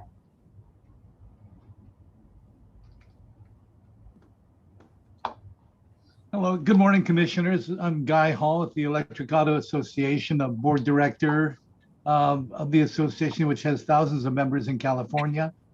I'm a resident of Granite Bay in California, as well as and serve as the Electric Auto Association policy lead. The EAA has held over 500 community events in California, educating over hundreds of thousands of members of the public about the health, economic, and safety benefits of clean electric transportation. We hear firsthand from these events, from the attendees, and from the public about their strong interest in transitioning to a new or used electric vehicle. However, once nearly half of the attendees learn that they cannot charge at home or at their workplace, the inconvenience, the insecurity, and the poor economics of public charging as a primary charging source prevent them from adopting this clean transportation. Workplace charging provides an alternative to support the public in older homes or apartments. Nationally and globally, auto OEMs are stepping up to provide desirable EVs, and the used EV market is growing aggressively. These sales cannot reach half our population, nor can we achieve the state's goals with tepid changes in the building code starting in 2023. We recognize the customary for code changes. However, we've been urging for more than a year that a higher sense of urgency is necessary to fight climate change and correct the inequities in the existing and proposed codes. I urge the Commission to recognize this necessity and adopt a more aggressive code today as described by others in the for the workplace. And a limited number of charging spaces in non-residential actually places a burden on businesses and a disruptive to their operations, and that triggered by staff having to move cars in and out of the charging place. It's sort of playing whack-a-mole as to use a limited number of charging spaces available. And it prevents certainty of charges for those folks that, again, cannot charge at home. So we think that the requirement needs to be raised toward a 50%. Additionally, we're concerned with the exception C to 5.106.5.4. Any requirement may adversely impact the construction costs of a project. This in effect nullifies the entire section. A specific level of impact or percent increase in the cost should be provided. We're counting on you to rise to the moment and set the minimum requirement for non-residential to at least 50%. The time is now, and not 2024. Thank you for your time. Our next public comment is going to be Noelani. Go ahead. Hi, good morning, commissioners. My name is Noelani Derrickson. I'm representing Tesla. First off, I'll say our comments are in general support. We appreciate the extensive work of BSC staff and CARB and lots of stakeholders in developing these proposed non-residential codes.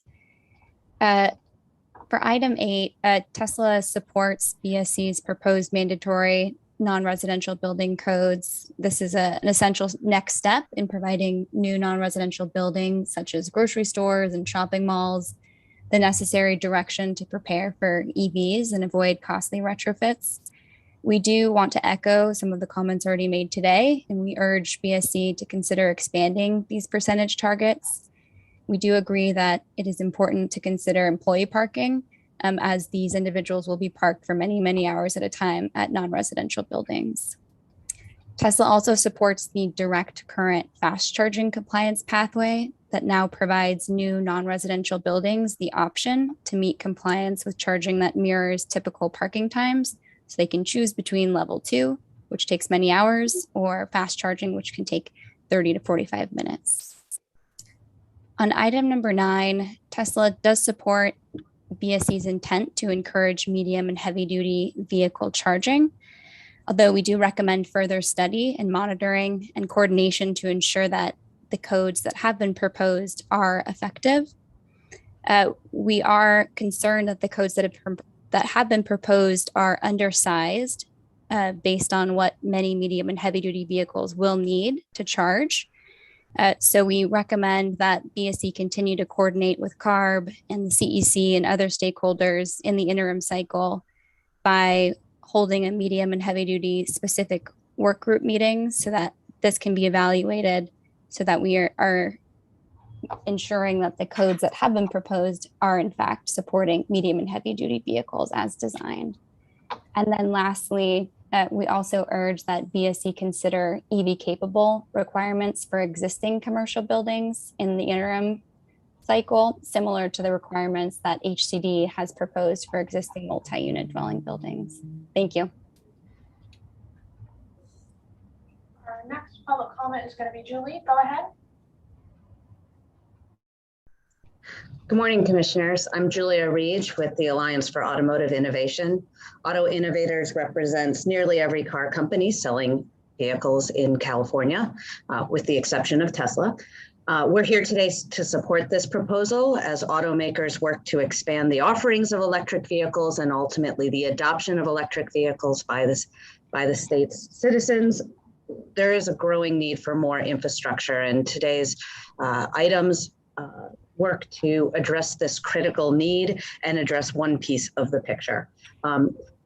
Finally, I just wanted to add in that we believe that it's been a very robust process for developing this proposal, and again, we look forward to supporting it today. Thank you.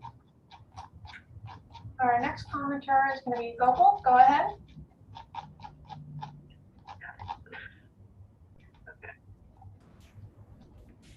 Hi, good morning. Dilan Jaff on behalf of the Electric Vehicle Charging Association. Thank you for the opportunity to comment on this item. The Electric Vehicle Charging Association, or EVCA, is a not-for-profit trade association of 12 leading EV charging industry member companies and one zero-emission autonomous fleet operator. EVCA's mission is to advance the goal of clean transportation system in which the market forces of innovation, competition, and consumer choice drive the efficient adoption of EVs and deployment of EV infrastructure. We wanted to generally express our support for the proposed code changes. We continue to strongly support the proposed increase to EV capable, EV ready, and EVSC installed for both residential and non-residential building codes, but we acknowledge the need to increase these minimum levels in future code cycles. We also want to express our support for the DC fast charging compliance pathway that provides new non-residential buildings the option to meet compliance with charging that mirrors dwell times, and we request reconsideration on the one level 2 EVSE requirement. Thank you.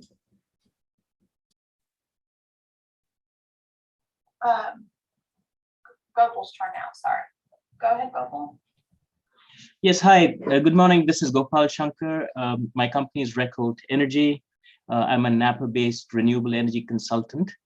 First, thank you to the commissioners and Mr. Rodriguez for all your hard work. This is great. I'm not a technical specialist, so I'm just going to endorse the comments made by Vanessa, Sven, and Guy. But very quickly, my experience as I develop my renewable energy projects in Napa, I'm now able to slowly and steadily convince my customers who are wineries and school districts and so forth to install the infrastructure for EV charging. This is only something that they will consider because parking lots are going to be torn up anyway while we install solar. So getting people to make these kinds of moves as retrofits is very difficult. we know how desperately we need more of these EV charging stations. So, so my recommendation is to, to require more rather than less, because we have a tendency just to meet the minimum standards rather than pushing for beyond what's required by code. Anyway, that's it. Thank you. Thank you for your time. Thank you. Our next comment is going to be from Dwight. Go ahead, Dwight. Good morning. Thank you very much for taking my comments here. So my name is Dwight McCurdy. I worked at SMUD for 30 years from 1990 until last year in their electric vehicle area. And I just want to provide the perspective that it is so exciting after working on this for so many years to see what is happening in the EV market from the manufacturers. Most manufacturers now do not want to be the last party standing without a significant portfolio of electric vehicles. Most recently this week, I saw Toyota announce that it's going to have 30 electric vehicles available by 2030. And from that perspective, I think in 5 years, we're going to look back at the hearings, workshops, and efforts put forward in this last year, and we're going to wish that we had taken a more aggressive position, that those people living in multifamily housing are going to be at a loss for how they're going to charge their vehicles. And the availability of charging for employees in the non-res areas is going to be so great that it will be regretful that we haven't taken a more aggressive position. So I would entirely support the position of a 50% goal, and that it be for employees, and the signage make it clear that it's for employees, because otherwise they're going to compete with members of the public, with many people who live in single family dwellings who think that they have a right to charge in public at these non-res sites, and that they will then preempt the ability of employees who live in multifamily housing to be able to charge at these locations. So the signage becomes extremely important. But anyhow, I appreciate all your efforts and considerations for all that you've been through and go through to make these things right. Thank you so much. Barbara, we were going to take a break. So how many do we have left? So that's our last comment in Zoom. Do you want me to check the phone before break? Yes, please. Okay. You have 2 questions remaining. Yes, this is Bob Raymer, representing the California Building Industry Association, building owners and managers, the California Business Properties Association, and the California Apartment Association. And we're in strong support of the BSC proposal. And I'd like to agree with Enrique's characterization of the rates. This is momentous. BSC is proposing to double the number of EV capable spots, and for the first time in the nation, if approved today, BSC will be mandating the installation of fully functioning EV charging systems, a first of its kind in regulation. Having said that, I also realize there are others that want to see this number increase, and they're asking that it be increased to 50%. Obviously, that's a substantive change that would have to be sent back to the BSC staff over the next 18 months to deal with. There's no reason why we can't simply go forward with the standards today. Industry is well aware that this number is going to increase, but we need to start ramping up now rather than wait 18 months and try to get everything put together that all parties can agree to. We think BSC may be going a little bit too far, but we recognize others want to go a lot farther.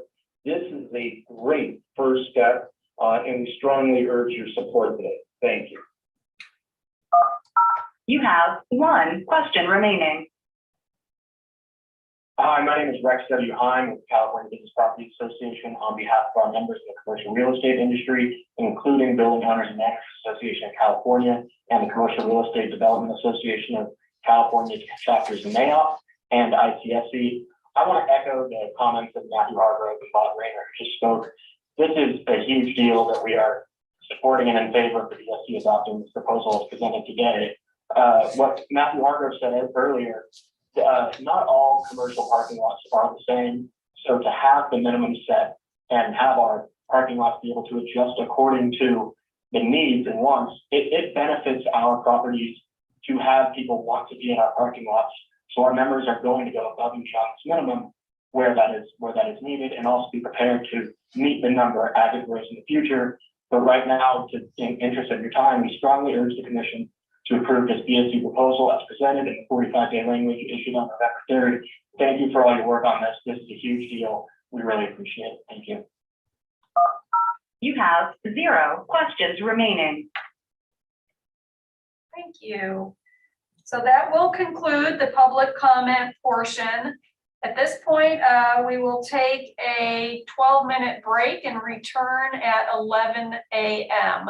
And we will take up with this item being turned over to the commissioners for their questions and comments. Thank you.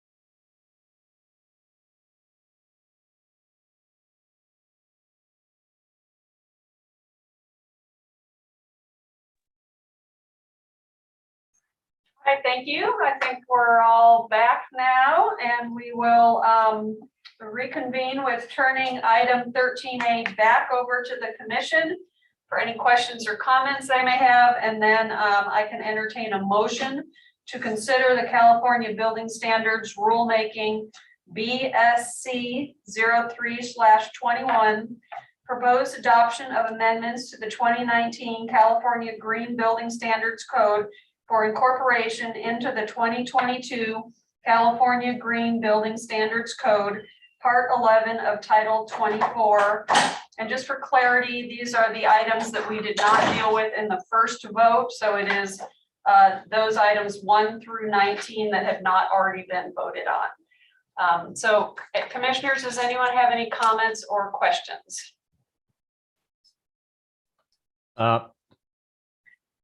This is Commissioner. Oh, I'm sorry. Go ahead, Ken. Okay. Well, I mean, first off, I want to thank the commenters. There's clearly people who are very interested, very passionate about these issues. So, and obviously, you know, based on comments received by the public, anyway, there's great interest in this. I suppose what would be helpful for folks to understand and folks to know is maybe Mia or staff can talk about where we are right now in the approval cycle, what we can do. I mean, substantial, if we were, we can't do substantial changes to what's in front of us.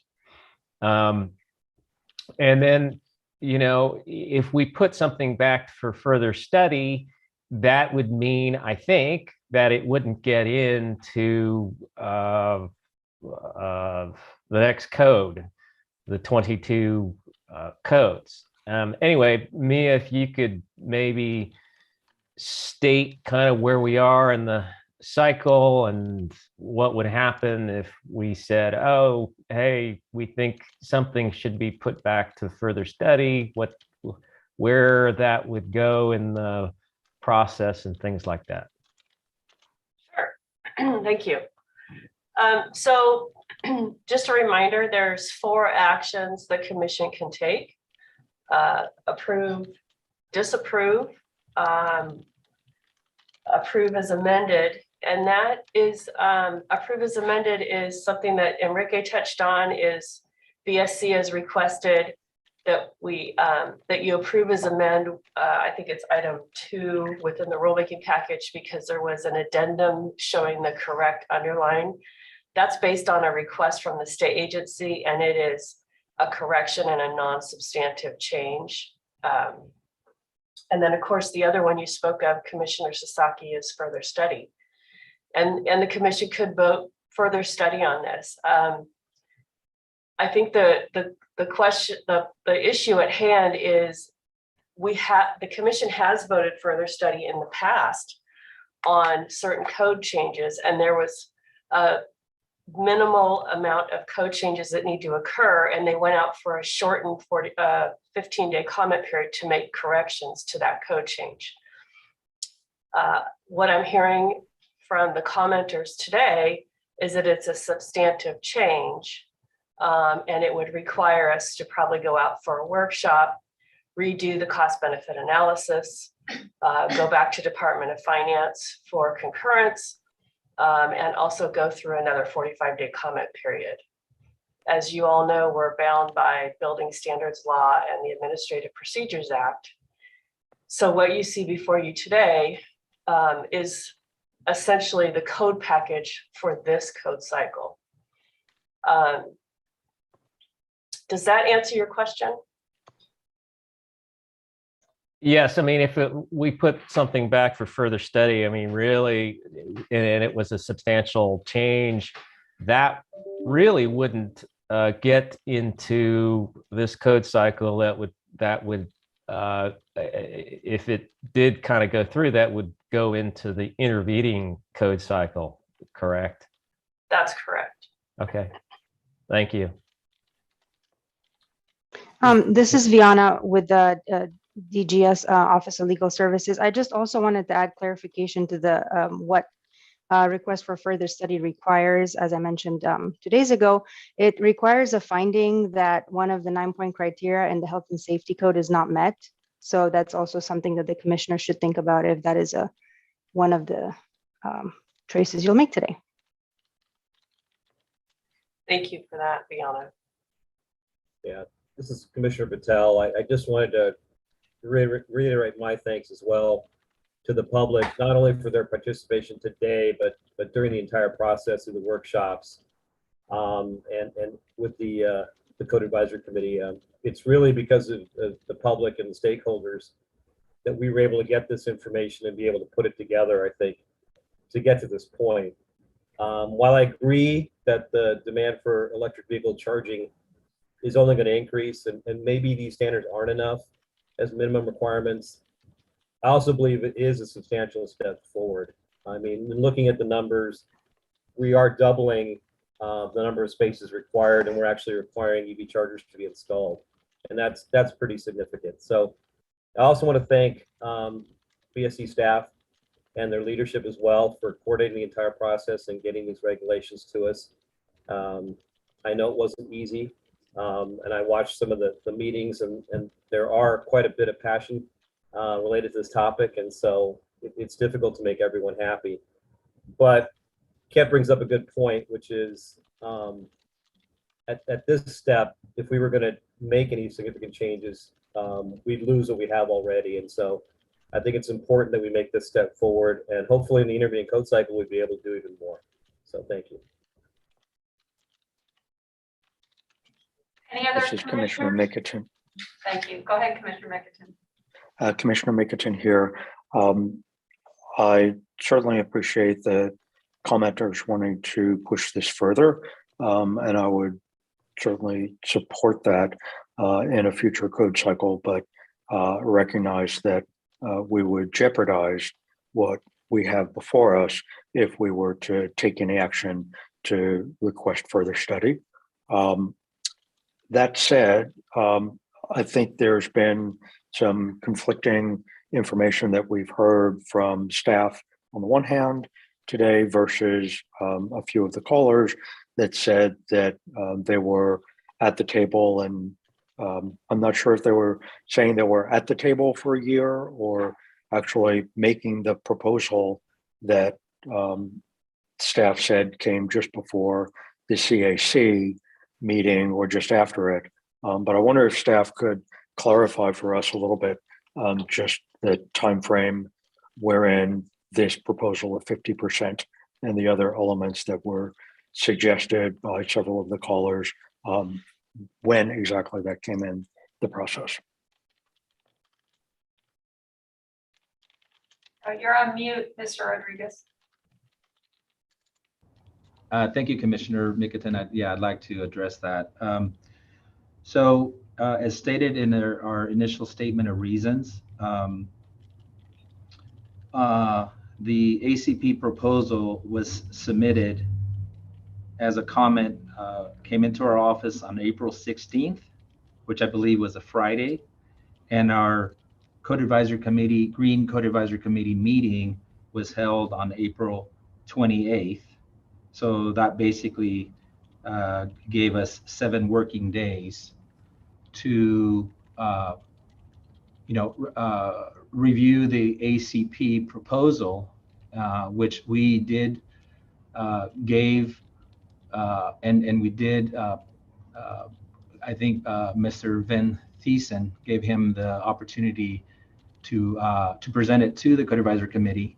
The Code Advisory Committee then said to, further studied it and said, look into it. And then, but with a strong nod to not stop the process or, basically move forward with the proposal, but certainly to look at it, and which we did. And not only the the timeliness, didn't really give us a whole lot of time post code advisory committee and ahead of the 45-day public comment period.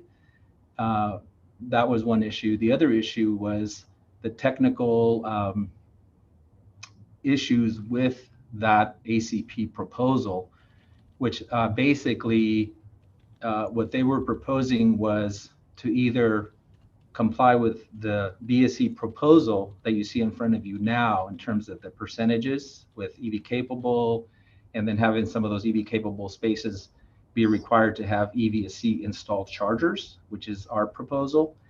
Their alternative path proposal was either follow BSC's proposal or follow the ACP proposal, which basically only had EV ready provisions, which are basically low-level plugins, and then the other column was a 5% EVSC. So what was missing from that proposal was that it did not have the column for EV capable spaces that are required to future-proof moving forward in years down the road. So that ACP proposal was missing the EV capable column, I would say, or the ability or requirement for infrastructure. So it was either plugins, low level, or EV charging stations with no EV capable space requirements. So, and then to talk about the 50% that's currently being mentioned, I don't believe that we received. That was not part of a proposal that was presented in front of the Code Advisory Committee, which we certainly rely on as experts in the respective industries and professions. So that it's kind of something that's I'm hearing that seems to be a new requirement. They did talk about specifically assigning different percentages for the different occupancies. And I believe that's something that we will be looking for in for future cycles for dwell times based on, let's say, the specific uses. Thank you. Just to Enrique, clarify, this is Commissioner Sasaki. In the table and in the current proposal and the regulations, I mean, there's no distinction between, I mean, there's nothing that calls out employee parking spaces, right? In the regulations currently? No. Okay, all right. No. And this is Commissioner Mickelton again, just to follow up on the first part of what you were saying, Enrique, that the proposal that the CAC decided to move forward with was the proposal that was already on the table from BSC, not the newly presented proposal. Yeah, that is correct. So we presented our BSC proposal percentages. There was discussion and there was agreement by the Code Advisory Committee based on those percentages. So those percentages did not change from what was presented at the Code Advisory Committee to what went out to 45-day. But they did entertain the motion to do a further study to review what the alternative compliance pathway to basically look at it, and which we did. And we wrote a whole probably 10 line items with the issues that we saw, potential issues with the way that if a developer decided to use the ACP proposal, because it was an either BSC's or the ACP proposal, if most developers would use that proposal because it would be less costly, but it's missing key components that are the infrastructure EV capable spaces. So that's a technical, something that was when we reviewed it and along with CARB and DSA, that was something that was decided upon, that if we were to pursue that and let's say it got voted and approved, there'd be this missing technical requirement for providing the proper infrastructure for future installations of electric vehicle charging equipment beyond what we currently propose of the approximately 5%. Thank you. Enrique, this is Commissioner Patel. I just had one question related to the future for cost effectiveness studies. I know CARB did the original study that I think BSC relied on for their proposed regulations.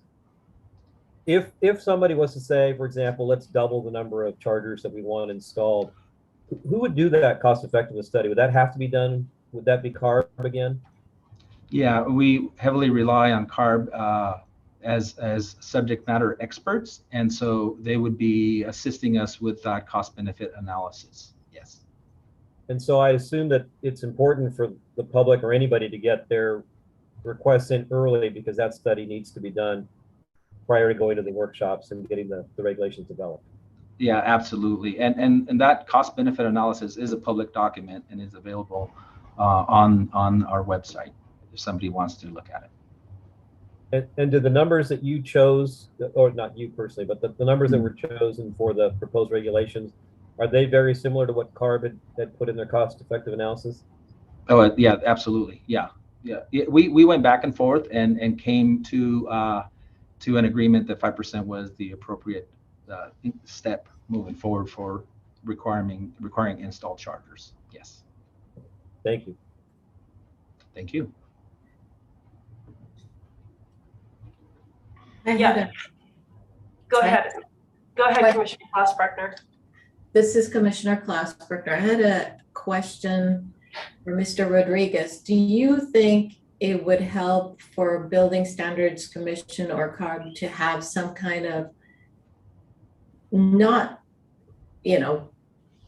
regulations, but the bird's eye view of what the goals are for years to come on how to be able to meet the needs and demands of California when it comes to EV charging? In other words, we're seeing one small piece that we are looking at today, but we're not seeing how we're going to meet the final goals for California that are eventually coming up.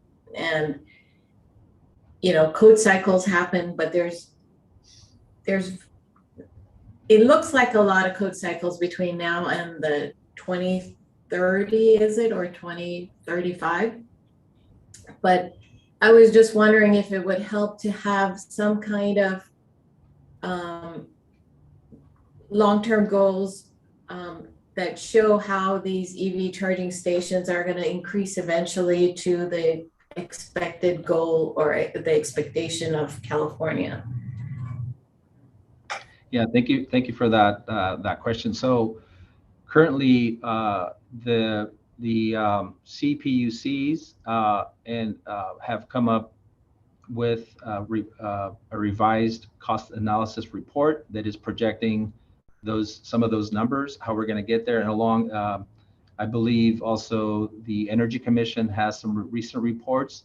So we'll be looking at those reports and coordinating with those agencies to get us to that end goal. So it's evolving, and so we'll be I believe crafting our proposals to align with the projected numbers. So that's something that we'll be analyzing in future code cycles. Thank you. I think Leah had a comment as well. Yeah, I just wanted to go back to clarify one thing that Commissioner Mikitin brought up, and that was the discussion about what happened during the code cycle. Enrique Rodriguez discussed the Code Advisory Committee, but I want to clarify something, because there's a lot of excellent work and cost benefit analysis that came from the public stakeholders during the workshop phase. And so when we conducted our first workshop last year, this time, those stakeholders were present and provided a lot of feedback. that was the genesis for the modifications that you see before you today. We had a second workshop, which included these percentages that you see today. And that was the code package that we took to the Code Advisory Committee. So I just wanted to be clear that these stakeholders have been engaged with us for quite some time now. You know, in some instances, we feel the bar has changed a little bit. And we've tried to communicate how the code process works. And I do empathize with the time that it sounds like there's a lot of time between April and now.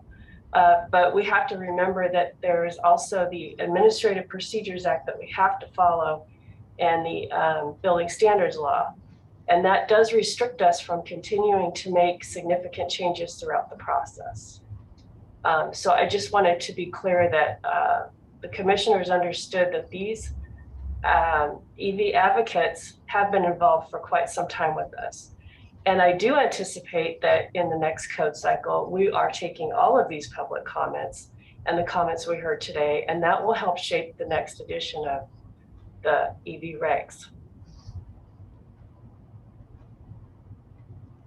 All right, any other comments or questions from the commissioners? And I'll just remind you that I will entertain a motion on this if someone wants to propose one. Commissioner Sasaki, I have more of a question. I was just looking at the questions queue, and it looks like Linda Hutchins Knowles wanted to respond about, I guess, process, and I don't know if her comments should be allowed now or later after a motion. Anyway, more of a question there. Yeah, we're having a problem with the settings in our Zoom feature, and generally we do not have the Q&A option available. We've tried to close it down the last couple of days because we don't have someone monitoring that. So, you know, my concern is if we address public comments through that venue, we aren't going to be able to capture them all. So, I don't know if we want to go back. If we go back to public comment, we're reopening public comment altogether. We've closed public comment. So, Biana, I don't know if you can assist with this or not. This is Commissioner Mickelton. With all due respect to people's interest in continuing to discuss what the process was, I think that staff has laid out very clearly for us what we can and cannot do in terms of today's vote, regardless of the exact details of that process. So, you know, just speaking for myself, I don't see a need to open the public comment again at this point.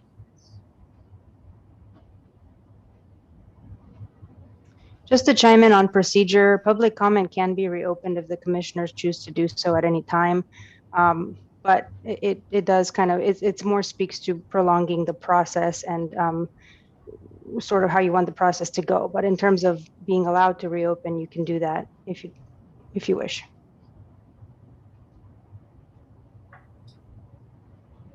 Thank you. I think we've announced a couple of times that we are not using the Q&A function. So I'll for my part as the chair, I'll continue to remind people that we are not able technically to monitor the Q&A, and that your avenues for input on this are through the Zoom raised hand feature and the phone lines. So we can continue to reinforce that. Any other questions or comments from the commissioners?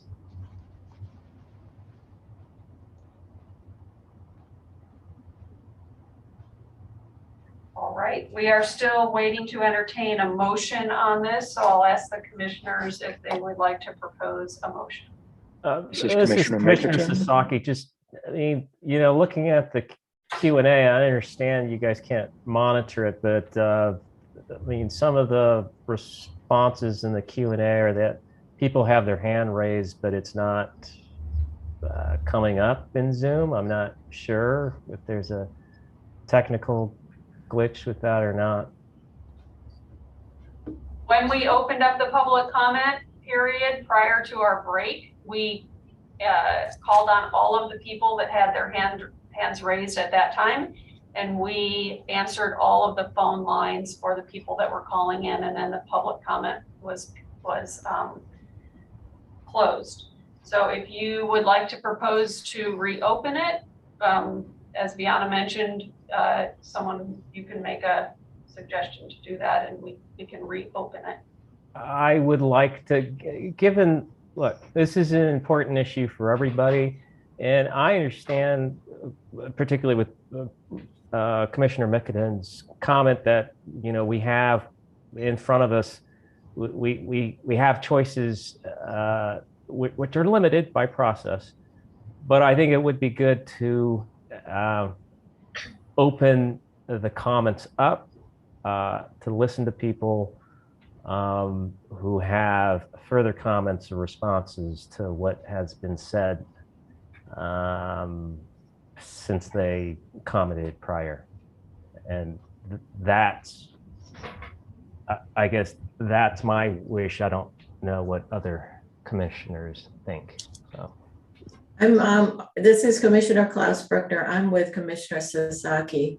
There was some comments by Building Standards Commission about the process and how the process unfolded.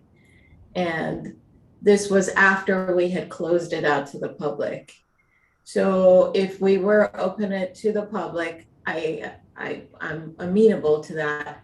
I do ask for the public to only comment if they can on the process and how they felt. That was, I know they can talk about anything, but I'm asking them to keep it to the process, since that's what we're opening it up for. That's the reason why we're opening it up. Am I correct, Commissioner Sasaki? Yes, sure. All right, do any other commissioners feel differently? It seems like we are going to open up public comment again. I just want to make sure no one else has, any of the commissioners have any other input on that. This is Commissioner Patel. I respect what Commissioner Sasaki and Klaus Bruckner are saying. From a personal standpoint, I'm comfortable with the explanation that the staff gave and on the process, and I'm okay with not opening it up. All right, perhaps we should take a vote on this. Diana, does that sound appropriate? Yes, that sounds a good idea. All right, Pam? Well, first of all, a motion should be proposed by someone and then seconded. Okay, so we'll Commissioner, entertain a motion to open public comment, and Pam, then I'll be calling on you to do a roll call vote. So just be prepared for that. All right, Commissioner Sasaki, I'm sorry. Yeah, motion to approve what you just said. So. Okay.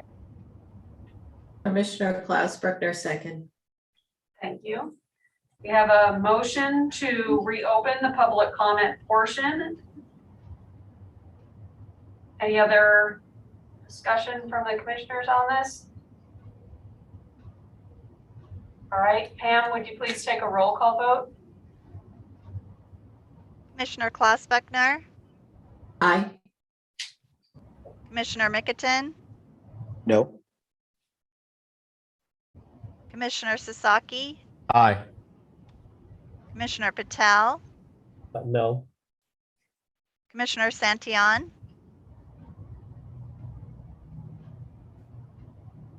Commissioner Santillan? No. Commissioner Legray? Aye. Commissioner Stockwell? No. And Commissioner Rambin? Aye. Yeah, 4 to 4 tie. All right, we have a 4-4 tie. So I will break the record and not break the record. I will vote, and that will be the decision. I think in the efforts of transparency and letting everyone get their comments on the record, we will go ahead and open for public comments. I will reiterate what Commissioner Klaus Bruckner said. If your comments could be confined to the issue of the process, that would be very helpful in getting us through today's meeting agenda items. So at this point, I will ask anyone that wants to comment on the phone, please put yourself in the queue now by pressing 1 and then 0.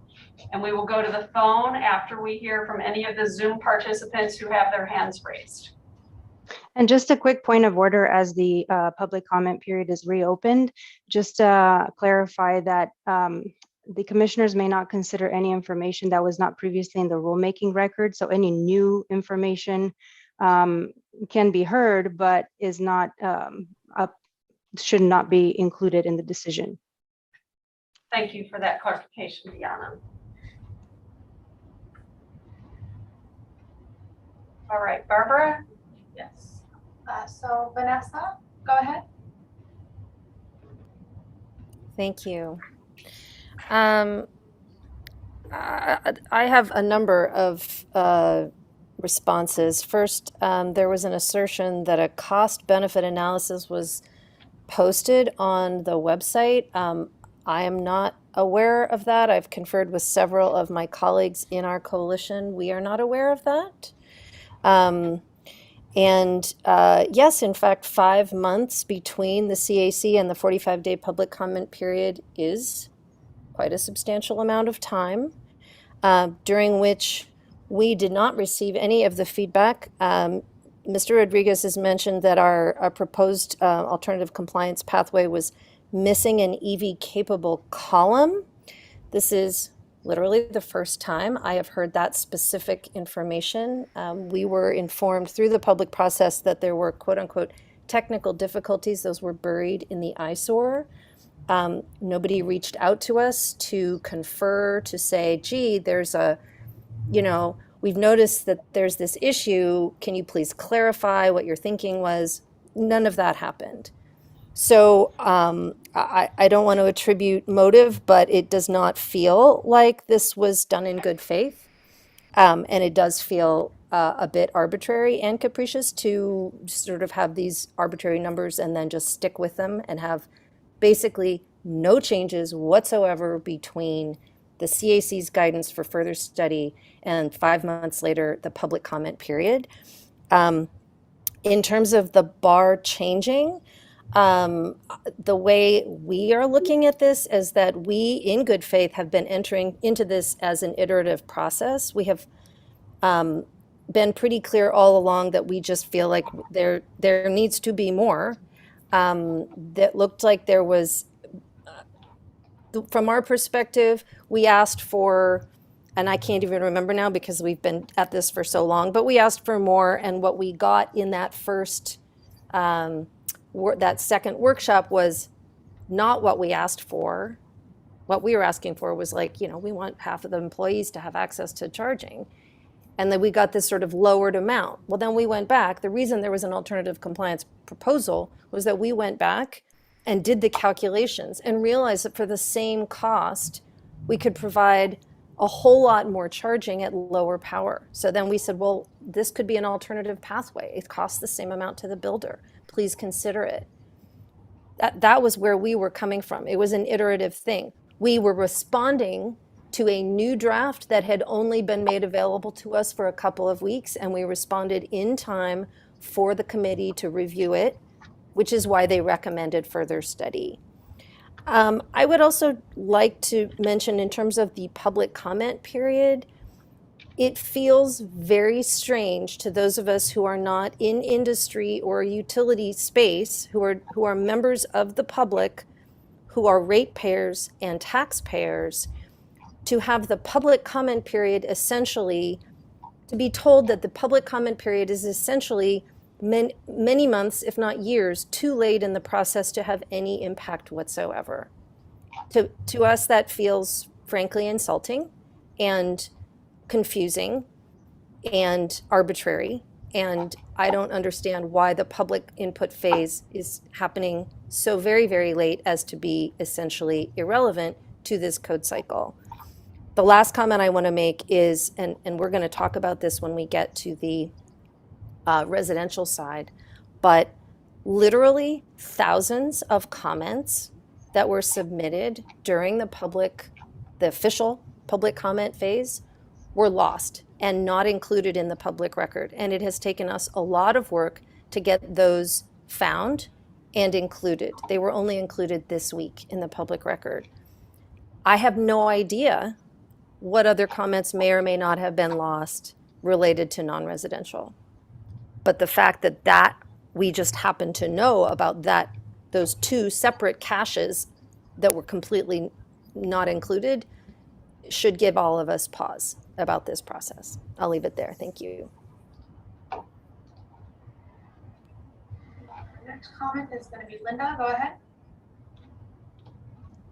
Yes, first of all, I really want to thank all of you commissioners who voted to hear the public, and thank you, Executive Director Mia Morelli for being the tiebreaker. I can't tell you how important that is, how much we have tried so hard to follow all of the procedures to have our voices heard.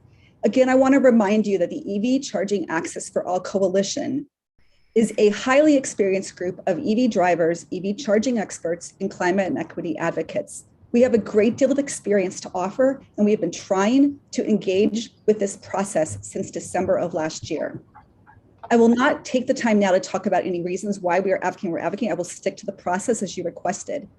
I want to convey the enormous frustration that we feel that our numerous attempts to share our expertise and our well-vetted recommendations have seemingly gone into a void and disappeared. As Vanessa said, if you had questions, there were problems with our proposal. Why did you not engage with us and come back to us and have a dialogue? We have been told that today there is no hope of you making substantial changes to staff's proposed code. If that's true, what, may I ask, is the purpose of this public comment moment? We have mobilized dozens of supporters to give comments today, which you will hear, I believe, this afternoon after the break, about the need for multifamily housing. How do you think it feels to these people who have cleared their schedules to be here, to be told, we can't make any substantial changes at this point, it is too late? Yes, we are passionate. Why are we passionate? The climate crisis is bearing down with increasing speed, and incremental progress is no longer acceptable. We are working with you. We are trying to be heard that you can't do this in a cost-effective way for builders to increase your ambition. Just like in 2015, you increased the requirements for single-family homes to 100% of single-family homes. So I want to dive into the process and address what we believe is a mischaracterization by Mr. Rodriguez of the process. Let me go through, and everything that I'm going to say is in the public record. Everything that I'm going to say has been documented to you in multiple letters. So we have followed the code process closely since December of last year. We submitted 8 letters to HCD and the BSC during and in between every public comment period. Those letters, which have been submitted to you again, are dated December 4th, 2020, January 14, February 19, April 5, April 16, September 27, October 28, and December 7th. Thousands of organizations and individuals signed on to our public comment letters in support. And a coalition of community choice energy programs also submitted comments demonstrating that you can provide 100% access to charging while meeting the average commuter's everyday needs and without increasing the overall power capacity to the building. When we asked these CECs to come back and speak to you today, we've heard that they don't feel like their input is being taken into consideration seriously. So neither the CCAs nor our coalition ever received a substantial response to our detailed suggestions. We saw no scientific, economic, environmental analysis that was done that we could respond to. Our alternative compliance pathway for both residential and non-residential buildings was submitted on April 16th, during the time that we were told you were opened up for input. Your own Code Advisory Committee recommended that this ACP be studied, but without justification or explanation, HCD declined to do so. Only today are we learning the reasons why. On September 27th, we submitted via the public comments process an expert-reviewed economic and environmental analysis of our own that compared our alternative compliance pathway to the staff's proposed code. It found that the state would save over $1.4 billion in added retrofit costs by making a mere $28 million upfront investment in equitable EV charging infrastructure. Because the staff's proposed code did not consider this ACP or analysis, nor does it reflect the concerns of thousands upon thousands of residents and organizations who submitted or signed on to our public comments, the proposal you are considering today, in our opinion, does not meet criteria 5 of your own health and safety code standards. Quote, you must ensure that this is, quote, not unreasonable, arbitrary, unfair, or capricious in whole or in part. To our understanding, you actually do have the power today to amend this proposed code cycle this cycle. We have reviewed the health and safety code that governs your work, particularly Chapter 3, Powers of the Commission, 18930 through 18939.34.9. We are not lawyers. However, this is our understanding. I'm going to quote, the Commission shall perform the following. In accordance with Section 18930 and with 120 days from receipt of the adopted standards, review the standards of the adopting agencies and approve, return for amendment with recommended changes, or reject building standards submitted to the Commission for approval. When the standards are not acted upon by the Commission within 120 days, the standards shall be approved. Now, quoting from 18933. This is where I think, hope you listen carefully here. I know I'm talking a long time, but this is, again, we've been trying. This is where we think you have an opportunity today to actually bump up this without having to go back to scratch. The Commission may give the affected state agencies reasonable time, as specified by the Commission, to adopt amendments to building standards submitted for approval. If the agencies do not do so within reasonable time as specified, the Commission shall convene a committee composed of representatives from each of the agencies affected and any other qualified persons who are selected by the Commission. This committee shall prepare a recommendation for the Commission action upon the building standards, unquote. So therefore, we are asking you to use the power vested in you to return the proposed code update to the HCD with the recommendation to study and incorporate the alternative compliance pathway for residential, or in this case, non-residential charging requirements submitted on April 17th by the Charging Access for All Coalition within the requested time period. If then HCD does not do that within a reasonable period of time, we ask you to convene the committee, as I just quoted, name at least 2 members of the EV Charging Access for All Coalition to serve. The committee shall then prepare a recommendation for BSC to act upon the building standards of this code cycle. To conclude, California is facing a climate, public health, and equity crisis. To respond to this crisis, we must use every tool at our disposal. This means that you commissioners, please do not rubber stamp something that has been inadequate for public input. Please step in, use your authority, ensure that this Cal Green Code Cycle Update 2022 provide the charging that is required to meet our own California state goals. We are counting on you to rise to this moment. Thank you for listening. I really, really appreciate it.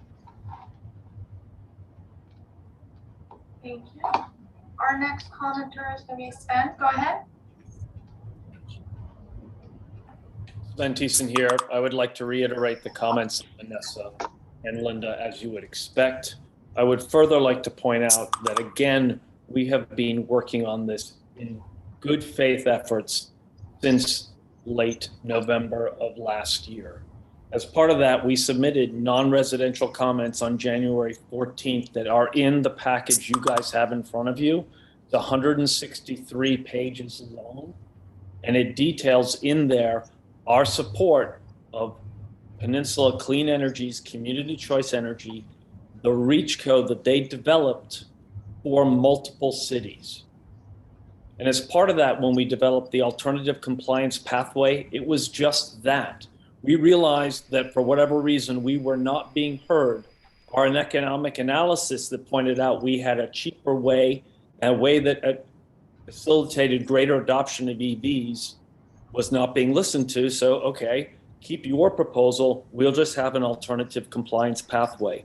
And as part of that, not only did we submit our own economic report that justified it, it also included a section where we amended the code because we actually have that expertise within the coalition.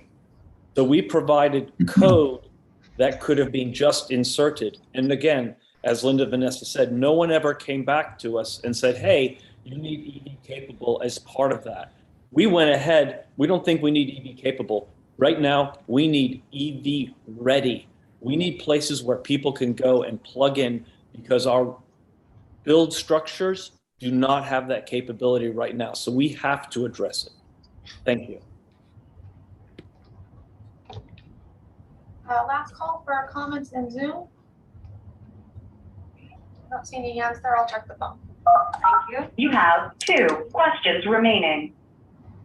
This is Bob Raymer with CBIA. With regarding the process, as a veteran of code adoption hearings at both the national and the state level, and as one of the members on your Green Building Code Advisory Committee, I have to say that this recent process related to updating the EV regs for both residential and non-residential has been incredibly thorough, with the exception of a couple of rulemakings by the Energy Commission over the last 40 years. I don't recall this much time and effort being focused surgically on such a small portion of the code, receiving this level of comment, input, and response by staff. Now, having said that, one new thing that I have noticed with this update, as opposed to the last 6 updates of the EV charging regs and our Green Building Code, is that there are a lot of new people who have kind of joined the process. That's a good thing. But the fact of the matter is, on occasion, they're not all that familiar with the process. BSC staff has been doing their best under COVID situations to bring people up to speed. So is HCD. But the fact remains, at this part of the administrative process, the Building Standards Commission does not have the authority to make substantive changes, as legal staff has already advised you. If at this point you want to make a change, you got to send it back for further study, at which point it's going to take 18 months. And I think the important thing now is to get something in place, have that in the code so that industry can start ramping up. And we already know as soon as this hearing's over, BSC staff's going to start working on the next set of regs. So with that, I think kudos should be passed on to the BSC staff, not criticism. They've done a great job. Thank you. You have 1 question remaining. Hello, this is Laura Rosenberger. I'm also speaking for Ron Martin of Fresno. We need EV charging for everyone living in multifamily housing. Every parking space should be EV ready. Most of the people living in multifamily homes are people of color, and it's a racial equity issue. And those take money installing EV charging wires when new parking spaces are being built and new multifamily homes are being built. At Capistrano Townhomes in Southeast California, there are no EV charging stations. I want to buy an electric car, but don't want to go out of my way to charge it. All right, thanks. Thank you. You have 0 questions remaining. I don't know if you want to go back to Zoom. There's another. All right, it looks like there's one more hand up in Zoom, so we'll take one more comment. Okay. Sven, go ahead. Thank you. I just wanted to address this question of why suddenly this emphasis on codes and building codes and EV adoption in particular.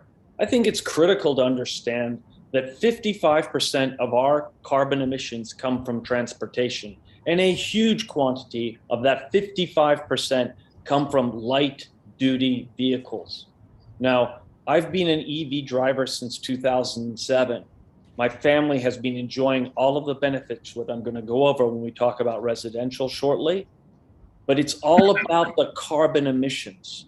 It's all about the criteria emissions. It's all about talking to parents with kids with asthma that have to go to the hospital when our air quality goes to hell. It's all about. I don't want to interrupt you, but I want to remind you that we are opening up comments to talk about the process again. So yeah. I know that you probably have some further comments on some of the other items that we'll be considering. I just want to be concise and respectful of people's time. Thank you.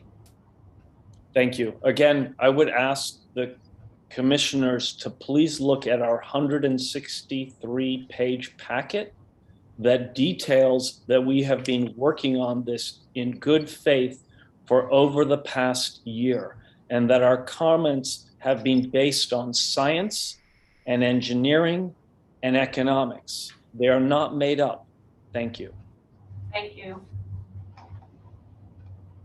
And that is our last hand in Zoom. All right, so that will conclude the public comment portion. Once again, I'm going to turn item 13A back over to the commission and entertain a motion to consider the California Building Standards Commission rulemaking BSC 03/21 proposed adoption of amendments to the 2019 California Green Building Standards Code for incorporation into the 2022 California Green Building Standards Code, Part 11 of Title 24.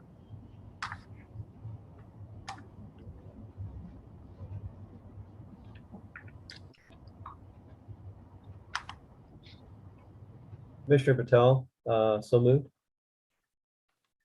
Commissioner Mickelton, second.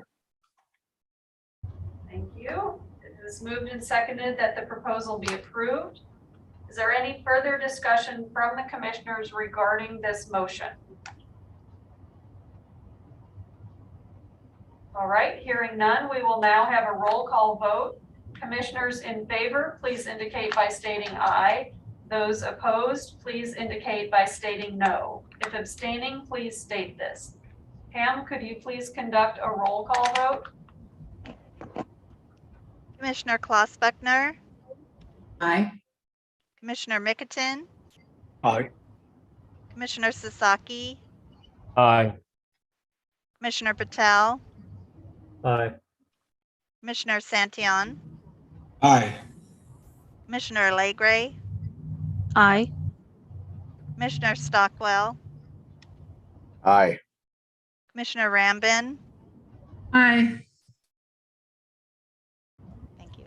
Thank you. The vote is unanimous and the motion is carried. We'll just pursue on. I think we have time to go through the division of the state architect. We could try. Okay. Agenda item 13B is the division of the state architect rulemaking DSA-SS/CC 03/21 proposed adoption of amendments to the 2019 California Green Building Standards Code for incorporation into the 2022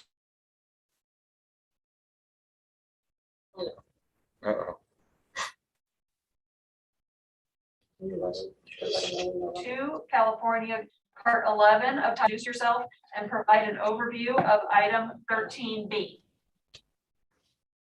Good morning, Madam Chairperson and Commissioners. My name is Eric Drever, Principal Architect at the Division of the State Architect. I'm joined today with Ida Clare, State Architect, Tav Commons, Senior Mechanical Engineer, Paul Johnson, DSA Senior Electrical Engineer, and DSA Senior Architect Michelle Golden joining us remotely. DSA Structural Safety and Sustainability Division is prepared to present to you today our proposal for the amendments to the regulations of the 2022 Green Building Standards Code for K-12 public schools and community colleges for the 2021 triennial code cycle. DSA proposes to adopt the amendments to the 2019 Green Building Standards Code for incorporation into the 2022 Green Building Standards Code. DSA's code change proposals are brought before you today because they are determined to be necessary to ensure the sustainable school facilities and healthy schools environments, address equity for faculty and students, and advance the California climate action goals. The new and amended California Cal Green regulations for K-12 public schools and community colleges that we are presenting today are triggered by new campus construction, new building construction, additions to existing buildings, and new site construction. A few of the proposed regulations, those related to electric vehicle charging, acoustic tile ceilings, and thermal insulation, are a co-adoption of the proposals presented earlier today by the Building Standards Commission for Cal Green amendments for non-residential construction. In addition, DSA is proposing amendments to the provisions for shade trees on campuses and new regulations for carbon dioxide monitors in classrooms. Our pre-cycle public outreach for this rulemaking cycle consisted of workshops which were conducted in partnership with the Building Standards Commission on January 7th, 2021 and March 30th, 2021. This outreach was to stakeholders representing various state agencies, representatives from school districts across the state, design professionals for public schools, electric vehicle charging service providers, and interested parties subscribed to our list-rate. We welcome and thank the stakeholders who are present today and are prepared to comment. We appreciate their involvement and commitment in ensuring this process was thorough and transparent. DSA requests approval of these new and amended building standards for K-12 schools and community colleges related to green building measures that are proposed for the 2022 triennial code cycle. My colleagues are ready to present in order each proposed amendment. However, we will proceed at the direction of the committee chair. Thank you. Why don't you go ahead and proceed? Thank you. My name is Paul Johnson. I'm a senior electrical engineer with DSA. I will be presenting items 1, 2, 2.1, 3, 4, and 6. These items are co-adopted with BSC and were just approved. Item 1, we are adding a definition of automatic load management systems, or ALMS, to the green code. Item 2, we are adding a definition of electric vehicle capable spaces. Item 2.1, we are adding or changing the definition of zero emitting and high efficient vehicles. Item 3, we are updating the definition of non-water urinals with drain cleansing action. Item 4, we are adding the definition of off-street loading spaces. Item 6, we are changing the electric vehicle charging space regulations to include actually installing EV chargers and adding additional EV capable spaces for future chargers. Those are the items that we'll be presenting on the EV. So I would ask for comments or questions. All right, thank you, Paul, for that overview of the proposal. Item 13B is open for commission discussion. I'll call on each commissioner. Commissioner Patel. Thank you, Madam Chair. No comments. Commissioner Klaus Bruckner. No comment. Commissioner Mickelton. No questions, thank you. Commissioner Santillan. No questions, thank you.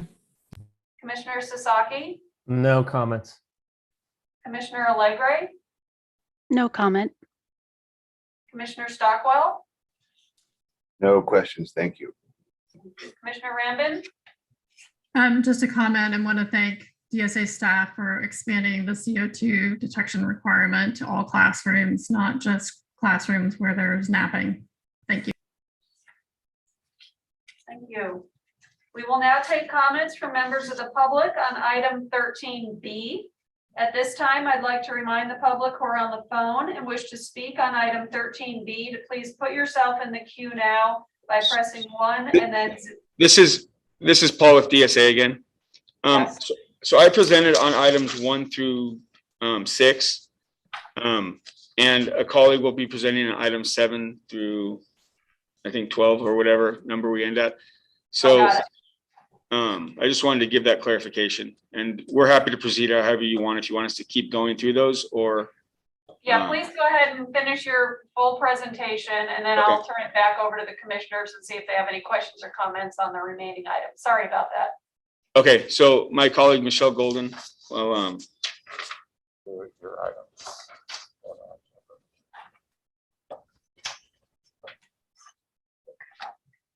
so if you're ready, Mickey, we can't hear you. Michelle Golden's joining us remotely. Michelle, would you proceed with item 7? I don't think your microphone's working, Michelle. We're not able to hear you, Michelle. Perhaps unplug and plug your headphones back in.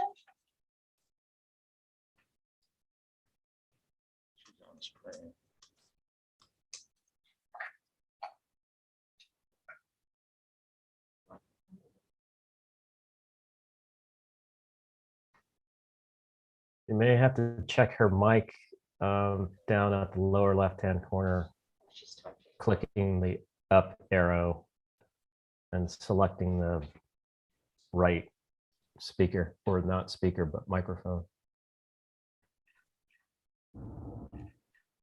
Can you hear me now? No. Yes? Yes. Yes, we can hear you now, Michelle. Thank goodness. This has been an exciting morning. Okay, so let me start all over again. Thank you. I apologize for that.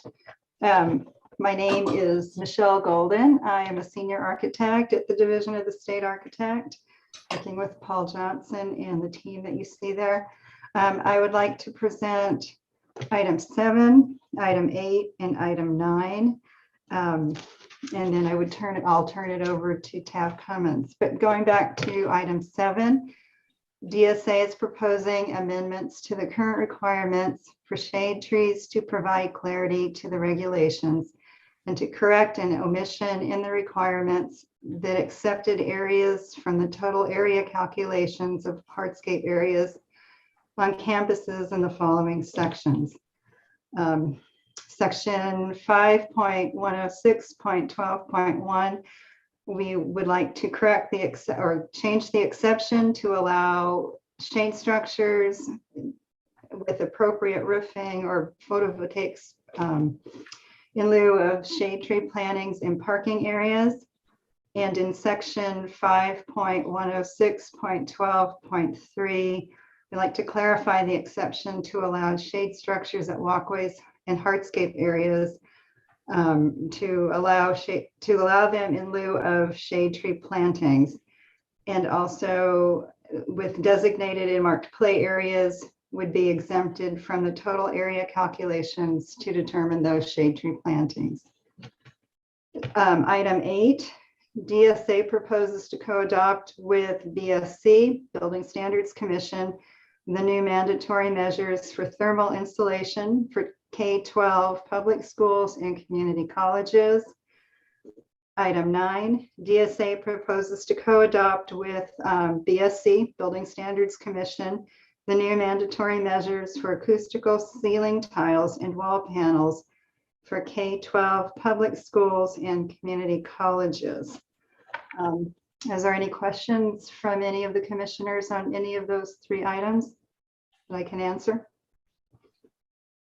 Thank you for that overview of the proposal, Michelle. I think what I'll do is call on each commissioner again, and we'll do it that way. So Commissioner Patel? No questions. Commissioner Klaus Bruckner? No comment, no question. Commissioner Mickelton? No questions. Commissioner Santillan? No questions. Commissioner Sasaki? No questions. Commissioner Allegre? No questions. Commissioner Stockwell? No questions. Thank you. Commissioner Rambin? No additional comments. Thank you. Thank you. Okay, then I would like to go ahead and turn the presentation over to my colleague, Tav Cummins. Sorry about that. So that he can present the final item 10 on CO2 monitors. Tav? Thank you. Good afternoon, commissioners. My name is Tav Cummins, Senior Mechanical Engineer with DSA. So item 10 is a new requirement that there'll be carbon dioxide monitoring in classrooms for K through 12 schools. And these are for new classrooms.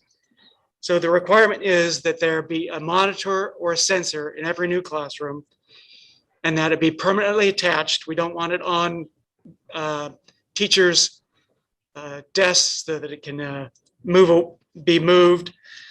It needs to be attached 3 to 6 feet above the floor and at least 5 feet away from doors and operable windows.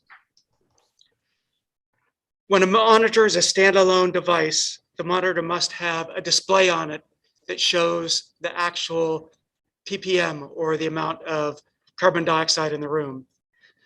If a sensor is being used, then a sensor is, and that sensor is attached to an energy management system, then the energy management system must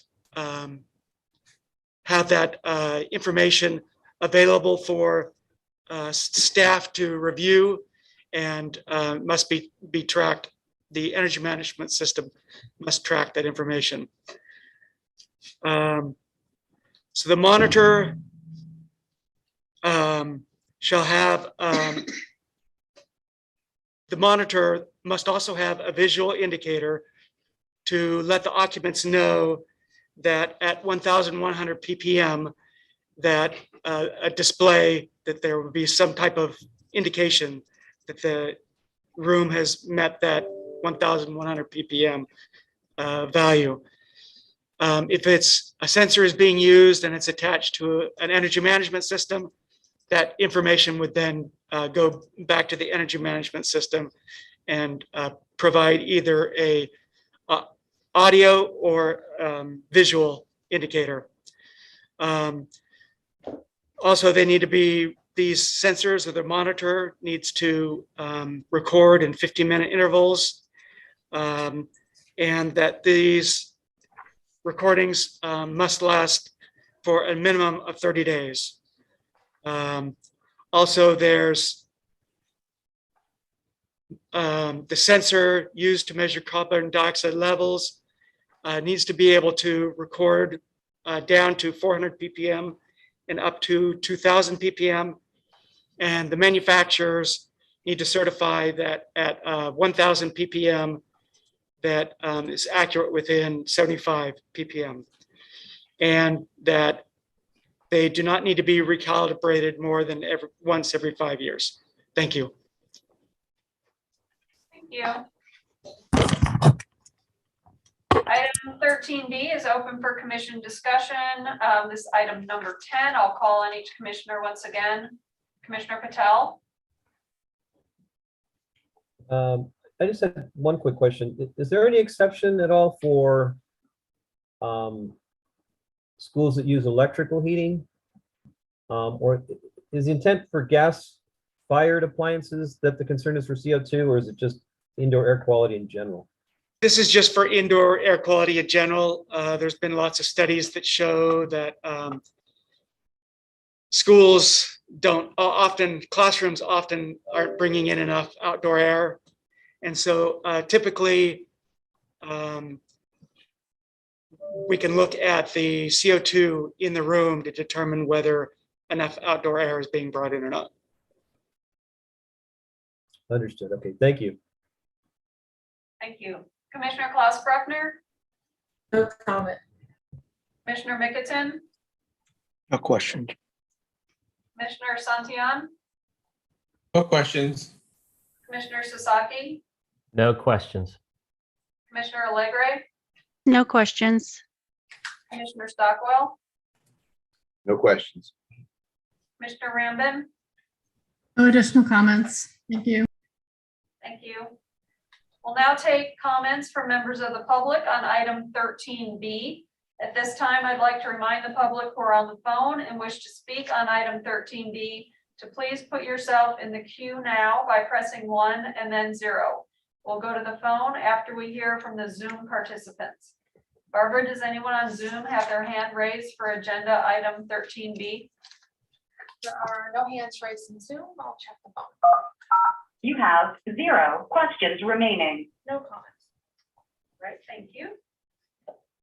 That concludes the public comment portion. I'll turn item 13B back over to the commission and entertain a motion to consider the division of the state architect rulemaking DSA-CC/SS03/21 proposed adoption of amendments to the 2019 California Green Building Standards Code for incorporation into the 2022 California Green Building Standards Code, Part 11 of Title 24.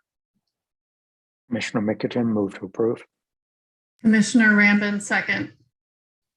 Thank you. It is moved and seconded that the proposal be approved. Is there any further discussion from the commissioners regarding this motion? All right, hearing none, we will now have a roll call vote. Commissioners in favor, please indicate by stating aye. Those opposed, please indicate by stating no. If abstaining, please state this. Pam, could you please conduct a roll call vote? Commissioner Klossbachner, Aye. Commissioner Mickerton, Aye. Commissioner Sasaki, Aye. Commissioner Patel. Commissioner Patel. I'll go to Commissioner Aye. Santillan. Aye. Heard that. Okay, thank you. Commissioner Legray, Aye. Commissioner Stockwell, Aye. Commissioner Rambin. Aye. Thank you. Thank you. The vote is unanimous and the motion is carried. At this point, we will break for lunch. It's about 12:15. Should we reconvene at 1:15? Sure. And we will see you all in an hour. Thank you.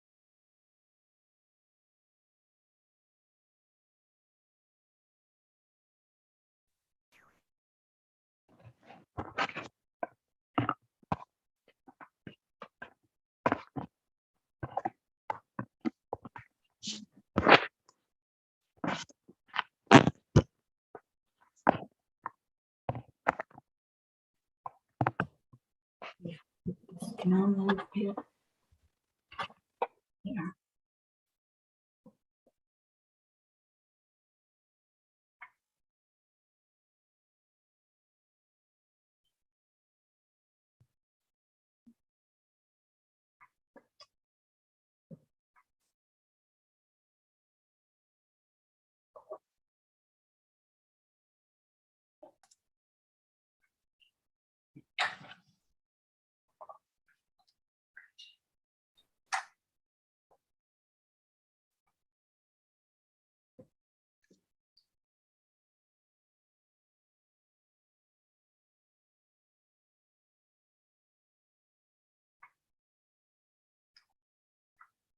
I will get started in just a moment.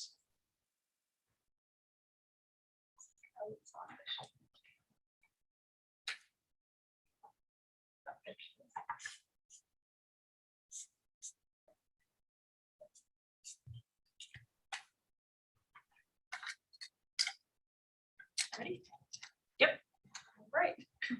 Welcome back. It's 1:17. We will pick up with agenda item 13C, the Department of Housing and Community Development rulemaking HCD 03/21, proposed adoption of amendments to the 2019 California Green Building Standards Code for incorporation into the 2022 California Green Building Standards Code, Part 11 of Title 24. Will a representative from the Department of Housing and Community Development please introduce yourself and provide an overview of item 13C? Okay, my name is Emily Withers. Good afternoon, Chair and members of the Commission.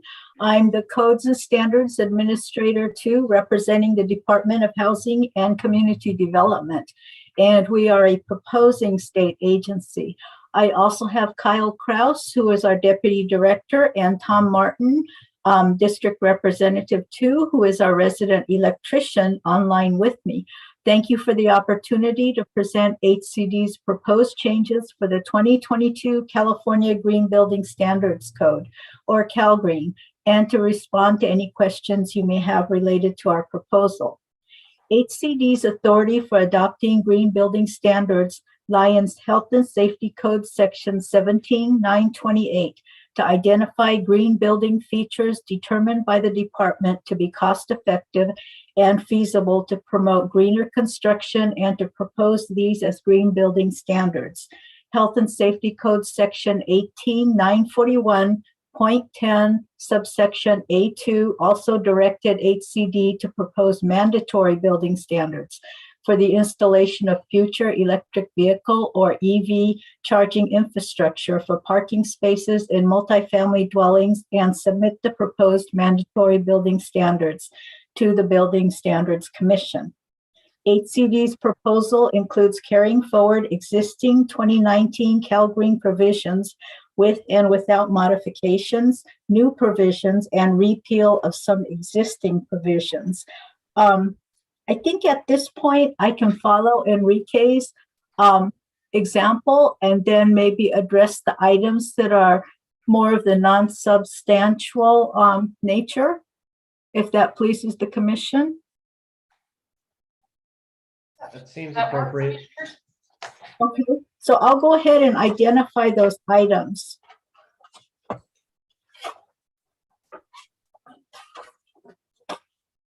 So I will be going into items 1, 2, part of 2, 5, 6, 7, 8, 9, 10, 12, 13, 14, and 15. The last item, the Commission can decide if it should belong in this group or not. And I can just go ahead and provide a brief description of these items. So item number 1 is chapter 1, which is administration. And all we're doing is updating our regulatory authority and references. Item number 2 is chapter 2 definitions. For purposes of this grouping, we're providing a revision to the definition for urinal hybrid, and we're redefining or renaming it as non-water urinal with drain cleansing action, very similar to BSC's proposal, and that's to align with the 2021 Uniform Plumbing Code. The next one is item 5.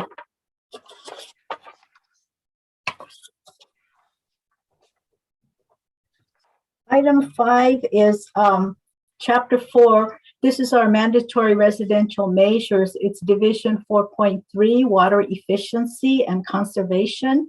And we're not making any changes to the 2019 Cal Green provisions. Item 6 is Division 4.4, Material Conservation and Resource Efficiency. We're making a change to Section 4.10.1. This is the Operation and Maintenance Manual. And what we're proposing is requiring that the manual include information on grab bar reinforcement. And this is to coordinate with our proposal in the California Residential Code for fall prevention.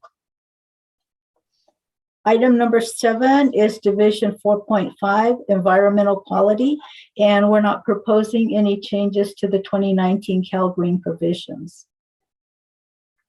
Item 8 is Chapter 6, Referenced Organizations and Standards, and we're proposing no change to the 2019 Cal Green provisions. Item 9 is Chapter 7, Installer and Special Inspector Qualifications, and we're not proposing any changes to the 2019 Cal Green provisions. Item 10 is Chapter 8, Compliance Forms, Worksheets, and Reference Material.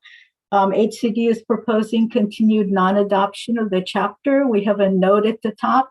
HCD doesn't have any forms or worksheets in this particular chapter, and the note is a reference to look at our website for these forms.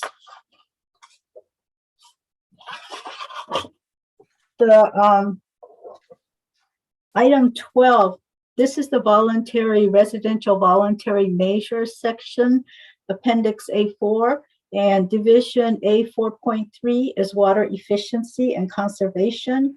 And we're making a revision in the text to reference the non-water urinals with drain cleansing action term, since we're adopting that term. Item number 13 is Division A4.4, Material Conservation and Resource Efficiency, and we're not proposing any changes to the 2019 Cal Green provisions. Item 14 is Division A4.5, Environmental Quality, and we're not proposing any changes to the 2019 Cal Green.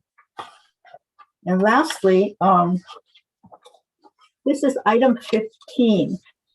This is in the appendix, it's Appendix A4, Division A4.6, and it's under the Tier 1 and Tier 2 category, but this is actually the application checklist, which is at the back of Cal Green. So I don't know if the commission would like to include this item 15 in this grouping or not, but this checklist would be changed in accordance with the changes that are made within the body of Cal Green.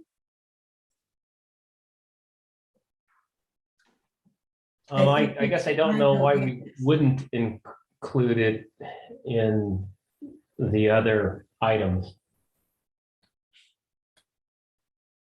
I just thought because it has no net effect on regulations that I agree with Emily in putting it as part of that package, or this series of presentation. So that completes the description of the more non-substantive items. If there are any questions, I'm free to, I'm available to answer those. I had a quick question that indeed the item 15 is just a checklist that's being updated and it's non-substantive. It isn't. If there was a change to, for example, the EV charging references in there, we would have to tweak that checklist, but it reflects the, the body of the code.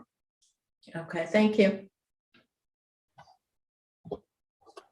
Do any other commissioners have any questions or comments about those particular items?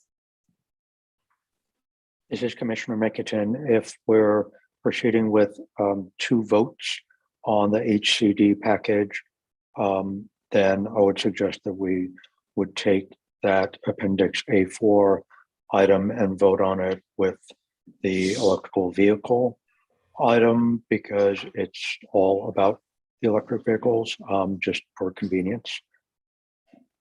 No other questions, though. Thank you. And you were referencing item 15. Correct. Thank you. All right, so if the majority of the commissioners would like to vote on 1, 2, 5, 6, 7, 8, 9, 10, 12, 13, 14. Not 15. And not 15, we will separately talk about 3, 4, 11, and 15 as the second half of this. Does that sound right to everyone? All right, so we'll go now to public comment. If there are no other questions or comments from the commissioners on any of those items. All right, seeing none, we'll now take comments from members of the public on item 13C. Again, we're covering items 1, 2, 5, 6, 7, 8, 9, 10, 12, 13, 14. And at this time, I'd like to remind the public who are on the phone and wish to speak on those items, please put yourself in the queue now by pressing 1 and then 0. And we will go to the phone after we hear from the Zoom participants. Barbara, does anyone on Zoom have their hand raised for these agenda items? Yes, so our first commenter is going to be River. Go ahead, River. Mine is a more technical question. I'm a deaf person reading the transcriptions and they are less than stellar at times. I'm hoping a recording will be made available so I can have those portions transcribed more appropriately to understand what's been said today. Will a recording be made available? I can look into that. I do know that on YouTube, someone can go back and watch the transcription and listen to it on YouTube, but we can look into getting a written transcription for you. The YouTube video would just need to be uploaded past this live recording. Is that going to be done? Yes, the YouTube recording stays live. And will remain on the page? That's correct. Yes. Okay, thank you so much. You're welcome. Our next comment is going to be Dave. Go ahead, Dave. Hello, can you hear me? Yes. Thank you. My name is Dave Shukla. I'm a resident of Long Beach. I had emailed this earlier in the morning as a question, but now that you've come to it in the agenda, I'd like to briefly talk about it. I'm very much in favor of equitable access to EV charging for everyone and for addressing this in your current code cycle. I think not only the numbers bear it out, but I'm the operations director of a small climate science and climate justice nonprofit and in Long Beach. And, 70% of our building stock was built before 1970. So, the question of how to do it, we need to know how to do it with not only a new building, but we need to avoid a lot of the kind of incurred costs with retrofitting. It may just be cheaper, easier, and more beneficial to communities to have some of our building stock be fundamentally more, transformed for climate rather than retrofitting them halfway. But we need to know, and we need to have the best available codes now to start transitioning people. Thank you. Thank you. Before we go to the next commenter, I just want to remind folks that we will be dealing with items regarding electric vehicles when we cover items number 3, 4, 11, and 15 as the second half of this. So if you could make your comments pertinent to those other than those portions for this section, that'd be great. Thank you. With that, our next commenter is going to be Willard. Go ahead. You'll need to. Hello. So I'm not certain if I'm addressing the issues that were numbered there, but I am, my name is Willard Aldis. I'm an EV driver and live and work in the Santa Cruz area. And I do not have charging at home because of the pre-existing conditions don't allow it. This is very important to be able to charge at home or charge at work.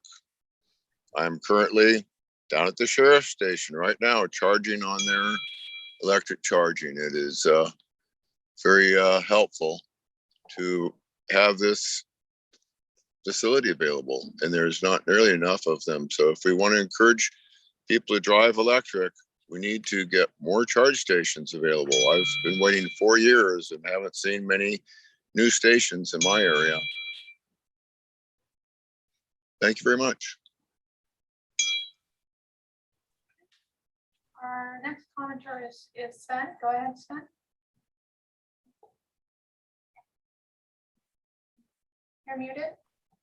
I apologize again. I'm pausing to wait for the EV section. Thank you.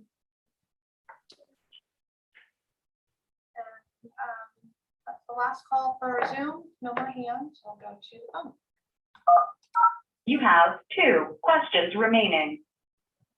This is Bob Raymer with the California Building Industry Association, and we're in strong support of the non-EV items that Emily just introduced. Thank you. You have 1 question remaining.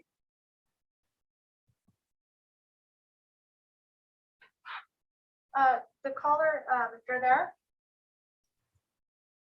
is there anyone on the line? Okay. You have 0 questions remaining. All right, thank you. That concludes the public comment portion. I'm going to turn item 13C back over to the commission and entertain a motion to consider the Department of Housing and Community Development rulemaking HCD 03/21 proposed adoption of amendments to the 2019 California Green Building Standards Code for incorporation into the 2022 California Green Building Standards Code, Part 11 of Title 24. And we are talking about items 1, 2, 5, 6, 7, 8, 9, 10, 12, 13, and 14. Commissioner Sasaki moved to approve. Commissioner Mickelton, second. Thank you. It is moved and seconded that the proposal be approved. Is there any further discussion from the commissioners regarding this motion? All right, hearing none, we will now have a roll call vote. Commissioners in favor, please indicate by stating aye. Those opposed, please indicate by stating no. If abstaining, please state this. Pam, please conduct a roll call vote. Commissioner Klaus Buckner, Aye. Commissioner Mickelton, Aye. Commissioner Sasaki, Aye. Commissioner Patel, Aye. Commissioner Santillan, Aye. Commissioner Legray, Aye. Commissioner Stockwell, Aye. Commissioner Rambin. Aye. Okay, thank you. All right, thank you. At this point, I'll turn it back over to the Department of Housing and Community Development to give us an overview of items 3, 4, 11, and 15. And then I just want to remind members of the public, we are not monitoring the Q&A. We're not technically able to do that at this time. So Just be aware your opportunity to comment and participate will be through raising your hand in Zoom or calling in. Ms. Withers, would you like to proceed? Okay, thank you. With that, I'll go ahead and start into the discussion on the EV charging provisions. The EV charging provisions were developed through a coordinated process between HCD, the California Air Resources Board, and the Commission. We also had advice and input from the Governor's Office, the California Energy Commission, and many other stakeholders. The provisions related to EV charging proposed by HCD include mandatory green building standards for occupancies within our authority, building upon a framework of voluntary measures adopted by HCD in 2008, and make modifications and clarifications to the 2019 Cal Green Code. The intent of the code continues to reduce greenhouse gas emissions from buildings and promote environmentally responsible, cost-effective, healthier places to live and work. HCD's proposed action will support the implementation of the Governor's Executive Orders B-16, 2012, B-48, 2018, and N-79, 20. These goals include achieving over 1.5 million zero-emission vehicles on California roadways by 2025, 5 million zero-emission vehicles on California roadways by 2030, and support use of the passenger vehicles and trucks to be sold as 100% zero-emission vehicles by 2035. In developing the 2022 Cal Green proposals, HCD conducted 2 focus group meetings with focus on enhancing EV charging provisions. These meetings included proposals developed by HCD and the California Air Resources Board and were held on December 17, 2020 and on February 12, 2021. Many comments were received at the focus group meeting, which included stakeholder proposals for level 1 charging and a subsequent proposal for level 2 charging, since level 1 charging may not be suitable for long distance commuters or larger batteries, or may require longer charge times. A significant emphasis was placed by stakeholders to have immediate access to EV charging versus increasing only charging infrastructure or incrementally increasing the amount of charging available to EV users. An additional briefing meeting was held on April 12th to inform stakeholders of HCD's proposal.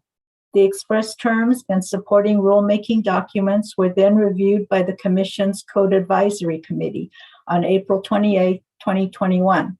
The Code Advisory Committee recommended further study for some items and to consider the alternative compliance pathway proposed by several stakeholders in April 2021, but not to delay and to continue to move ahead with HCD's current proposal. HCD thanks the CAC for their expertise and direction and is following their guidance to advance the current proposal to adoption. HCD's proposal is a significant enhancement to existing infrastructure-only provisions and adds direct EV charging access to multifamily buildings. HCD will revisit and consider additional options for EV charging during the 2022 intervening code adoption cycle and future code adoption cycles. Following the CAC, or the Code Advisory Committee, revised express terms and supporting rulemaking documents were made available to the public for a 45-day public comment period from August 13th to September 27th, 2021. 170 public comments were received during the 45-day public comment period.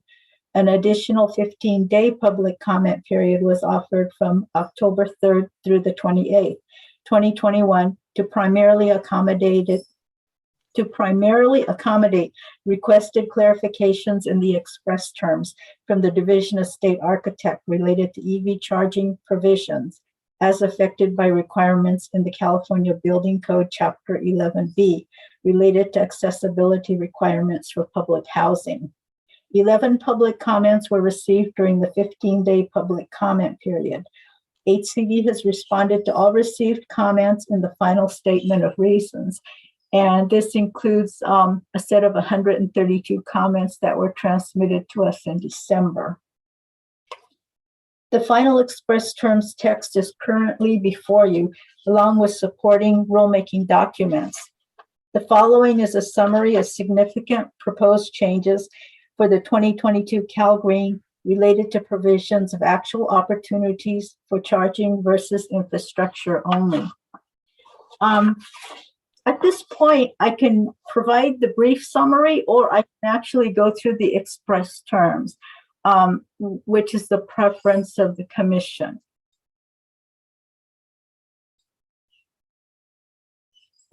I would say brief summary, given that, anyway, what BSC has gone through.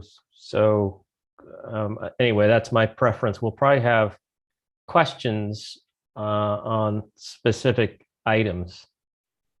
Okay. This is Commissioner Mickett. I was just going to suggest that you could maybe go into more detail only where the items differ from what we've already heard. Okay.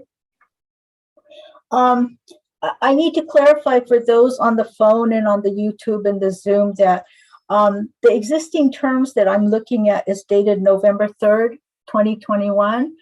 We did have a 15-day public comment period, so the 45-day express terms are different. So you need to reference the express terms dated November 3rd, 2021.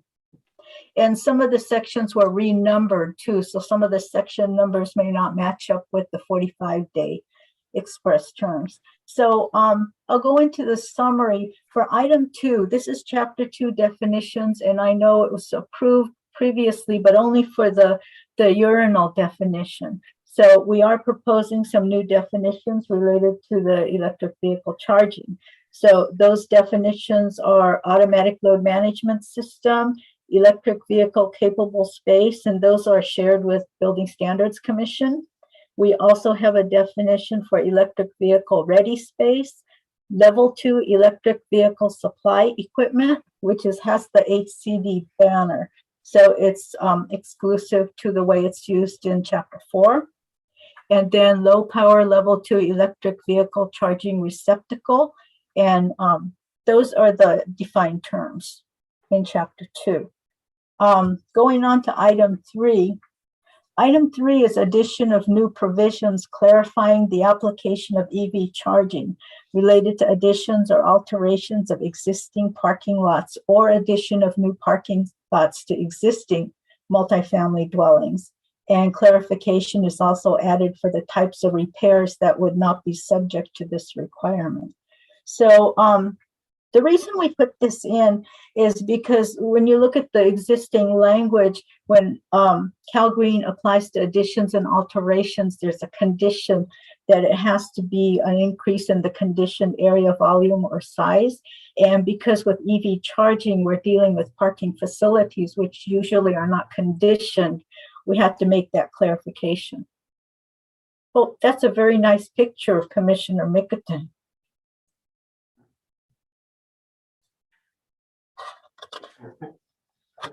Are there any comments or questions on item 2, the definitions, or item 3, the additions and alterations changes? This is Commissioner Rambin. I had a question on item 3. Appreciate adding this clarification of when things are triggered, but I'm curious how you apply the requirements if you're, I don't know, adding, let's say it's another bedroom to a unit, you may not be increasing the parking space requirement. How do you know how many additional EV charging spaces are affected by that? Does that make sense? This would apply if you're actually adding, for example, if you have an apartment house with 100 parking spaces and then you're adding 50, this would apply to the 50 that are being added. So you're looking at a significant addition, not just like an incremental. It doesn't really apply to multifamily. I'm thinking more of other projects where you're, doing in addition to like a single family home. So I get what you're saying, that if they're expanding an apartment complex, for example, then this would apply to the added units. Right, there was a comment earlier on that talked about accessory dwelling units, and we do actually have an exception, which is in chapter 4, where there's an accessory dwelling unit that's added, but then there aren't additional parking facilities added at the same time. That addition of the ADU would not be subject to the electric vehicle charging requirements, and that's in chapter 4, and that's an existing exception. Thank you. Just a point of clarification. This is Deputy Director Kraus from HCD. I want to make sure that commissioners understand that for additions and alterations, the trigger would not be initiated for the addition of multifamily dwelling units, but it would be triggered for addition of parking space, new parking facilities at the multifamily residential building.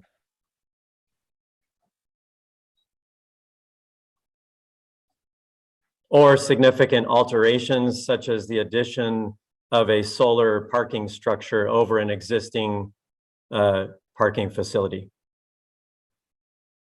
This one was a difficult one to try to thread the needle on, but we endeavored to work with stakeholders to try to put our foot in the water here with additions and alterations and have some triggers that could require installation of EV infrastructure for additions and alterations. Hope that helps.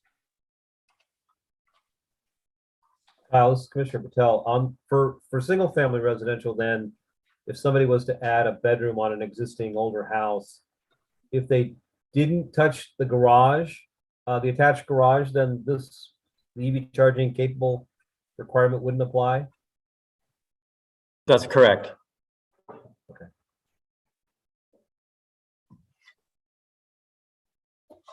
As Kyle mentioned, this is our attempt at getting our foot wet on the existing, and what we're kind of responding to is some of the directives in the governor's executive orders to support this transition to zero emission vehicles, but also his veto message on Assembly Bill 684. And that was back in, I think, 2019. And his directive was that this addressed bringing EV charging to existing buildings. And what he did was he directed the Department of Housing and Community Development to develop and propose a building standard that would increase the availability of EV charging infrastructure at existing multifamily properties while limiting costs for affordable housing. So that was his veto message, but it's really not a strict, explicit statutory authority. So this is kind of how we're, putting our feelers out on existing structures. All right, I'm still a little confused. So this trigger applies only to multifamily residences, or does it apply to, what does it apply to? I'm just trying to understand that. The emphasis in the veto message was for multifamily. So, but if I'm a code user, where does it say that this new regulation applies to multifamily, not to single family or something else? It's actually connected to the requirement that's in chapter 4. It's in section, let me look, it's towards the end of our, it's section 4.106.43, and that's on page 11 of 19 at the very top. And that's where it specifies multifamily. Okay, all right, so it's multifamily. Then my follow-up question, let's say, I don't know, the building has 50 units and you're doing a small addition, very small addition, an additional bathroom that, it's amounts to 1% increase in volume. Does that trigger this requirement? There's no it just says increase. The alteration increases the building condition area, volume, or size. So in Commissioner that Sasaki- example, this would be triggered. It doesn't To- trigger. Oh, Yeah, Go to ahead. explain this in some clarification, a new bathroom added to an existing building would be required to comply with Cal Green, but it would not trigger EV charging requirements. The requirements that we're proposing for alterations and additions specifically applies to multifamily in Chapter 3 and Chapter 4, as the language in the express terms indicates. It was not our intent to cause any triggers by additions of dwelling units. It's really triggered by addition of parking facilities or alteration of existing parking facilities that involve the electrical system or a significant alteration that's related to the electrical system, such as solar parking structures or the installation of new parking facilities. That was the intent and of scope and application for this provision. Okay, thank you. This is Commissioner Glassberger. I think, Kyle, you kind of answered my question, but I'm gonna rephrase it the way I just to be on the safe side. Let's say you have a multi-unit family dwelling and it's got 50 parking spots and they're altering and let's say taking away 2 spots that are not required by code, let's say, but they are adding trash units or dumpsters over there. Would this trigger the requirements in this section or no? It would not, Commissioner Klaus-Bruckner, as the alteration does not relate to the parking facility itself or the parking facility electrical. We also have included in our Chapter 4 provision that it's typically a permitted activity, so that eliminates the restriping and the repaving and some other types of alterations.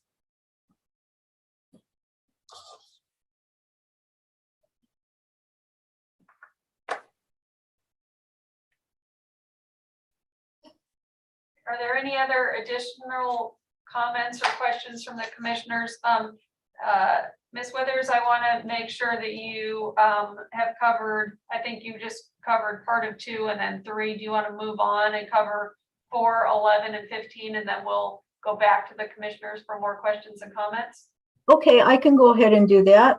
Let me summarize our changes in Chapter 4. Chapter 4 is the mandatory residential provisions. We're making revisions, including renumbering and reformatting existing and adding new requirements for EV charging in multifamily dwellings and hotels and motels. So I guess I should emphasize that we're not touching the single family. That's gonna stay the way it is. So what we're doing is we're repealing exceptions based on dollar cost and replacing it by text related to adverse impacts on construction costs of the project. And this is very similar to what BSC was proposing and then also DSA. And that is on page 4 of 19. And we should note that we did try, as Enrique mentioned, a dollar threshold. For example, if the installation of infrastructure would cost more than this dollar amount, it should be an exception. If the receptacles would cost this much, it should be an exception. If the chargers cost more than this amount, it would be an exception. But the issue we ran into was that due to differences in geography, what it might cost in San Francisco may be vastly different from what it may cost in Alturas. So make the regional thresholds. So then the CAP recommended that we just go with, what Building Standards Commission had, which was existing in their code anyways. So that's that part of Chapter 1. We're also retaining the existing requirement for 10% of the EV capable parking spaces in the multifamily. And for the hotels and motels, the hotels and motels are 6% EV capable. And we're lumping the hotels and motels with the multifamily in this proposal. So that increases the EV capable spaces for hotel motels from 6% to 10%. Now, this is where the new actual charging opportunities come in. We're adding new requirements for 25% of parking spaces to have low power level 2 receptacles to be installed. And the requirement is for EV ready spaces. Low power level 2 receptacle is defined in chapter 2 as a 208 or 240 volt, 20 amp minimum branch circuit and receptacle for EV charging. We're also adding requirements for 5% of parking spaces to have level 2 chargers. And this is for buildings with more than 20 units, multifamily buildings and hotels and motels. And this requirement is also for EV ready spaces. Level 2 electric vehicle supply equipment is defined in chapter 2 as 208, 240 volt, 40 amp branch circuit and EV charging connectors, attachment plugs, and other equipment to charge or transfer energy to electric vehicles. We're also recognizing the use of automatic load management systems for receptacles or chargers installed in excess of the mandatory percentages. So this is a little bit different from BSC and DSA because we're allowing the use only for those receptacles and chargers that are beyond the required amount. We're also requiring signage at receptacle and charger locations, and these signs would be in compliance with Caltrans Traffic Operations Policy Directive 1301 for zero emission vehicle signs. And they have samples of signs, specific dimensions, for example, 12 by 12, letter height, width, etc. And then also pavement markings. So there's some options there. And as we were talking about, we're also adding a requirement for EV charging for altered or additional parking spaces added to existing parking lots or new parking lots for existing multifamily buildings. And then throughout the proposal, we're also including references to Chapter 11B for accessibility for public housing. And this is the request from Division of State Architect. And lastly, item 11 is related, so I might as well cover item 11. This is the tier measures and the voluntary measures for Calgreen. So what we're doing is repealing the tier 1 and tier 2, I guess you could call them requirements or provisions for EV capable spaces in tier 1 and tier 2, and we're replacing them with actual 35% for tier 1, 35% to be equipped with low power level 2 receptacles, and then spaces to be equipped with chargers for units with more than 20 units. And then for tier 2, it's a 40% EV ready and a 15% for chargers. So I guess I could say at this point, we request your approval for the HCD adoption of the final express terms and the rulemaking package for the 2022 Calgreen Code. And then we also thank the Commission for your review time and sharing of expertise. And we're available to answer any questions or provide further information. And then we'd also like to thank the Air Resources Board for their assistance with the economic analysis portion of the rulemaking. And they're also in attendance, so they can also assist with any questions that the Commission may have. So with that, I can open it up for any comments or questions. Thanks, Emily. I just want to clarify, we're also going to be talking about item 15 since we didn't vote on that on the last round. Did you have any additional comments on that? I think you covered the chart a little bit in your last on the update on the many other numbered ones that we covered, but I just want to double check. Yeah, the checklist is we're making most of our changes related to the electric vehicle charging provisions, deleting some sections that we repealed because we lumped the hotels and motels with the multifamily. So our proposed changes are on page 18 of 19. But if there are any changes in the EV charging portion, we would have to tweak this, correspondingly. All right, thank you for clarifying that. At this time now, I will ask the commissioners if they have any comments or questions. So I'll call on each commissioner. Commissioner Patel, No questions at this time.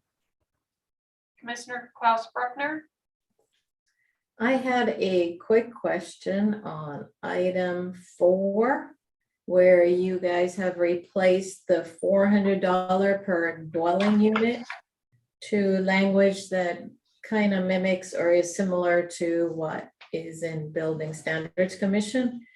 I was wondering if those two, what you're removing and the language you're putting in, are apples to apples, since one is addressing the cost per dwelling unit and the other one is substantiating the additional local utility infrastructure design requirements. I'm just wondering if this would make it more difficult for smaller owners of smaller dwelling units to substantiate versus the simple math of $400 per dwelling unit. Maybe I don't have the perspective, and maybe this applies to a much larger, apartment complex than what I'm envisioning, but I just thought I might ask if this might create a problem for the smaller owners versus the bigger dwelling unit owners. Well, I think the $400 was developed back in when we first adopted the mandatory measures. And that was, I believe, July 2015, maybe, when that came in. And we knew that the cost was not relevant anymore. We knew it should be much greater than that. But as I mentioned before, we couldn't come up with a good threshold, for the different infrastructure versus the receptacles versus the charger because of geographic differences. Now, your question is a little bit different. I don't know if Kyle has any thoughts on that. We hadn't been approached with this question before.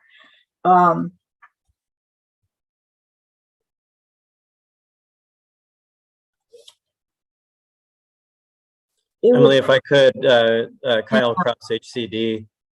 So Commissioner Klaus Bruckner, this is obviously, as Emily pointed out, in response to guidance from the Code Advisory Committee. They too were, felt that the $400 threshold had kind of come and gone as the code has evolved. And the intent here is really different than what it was before, because now we're talking about much larger projects with multifamily mandatory EV charging provisions that can have significant complications based on available utility infrastructure and the ability of the utility companies to provide power to the property where this installation might occur.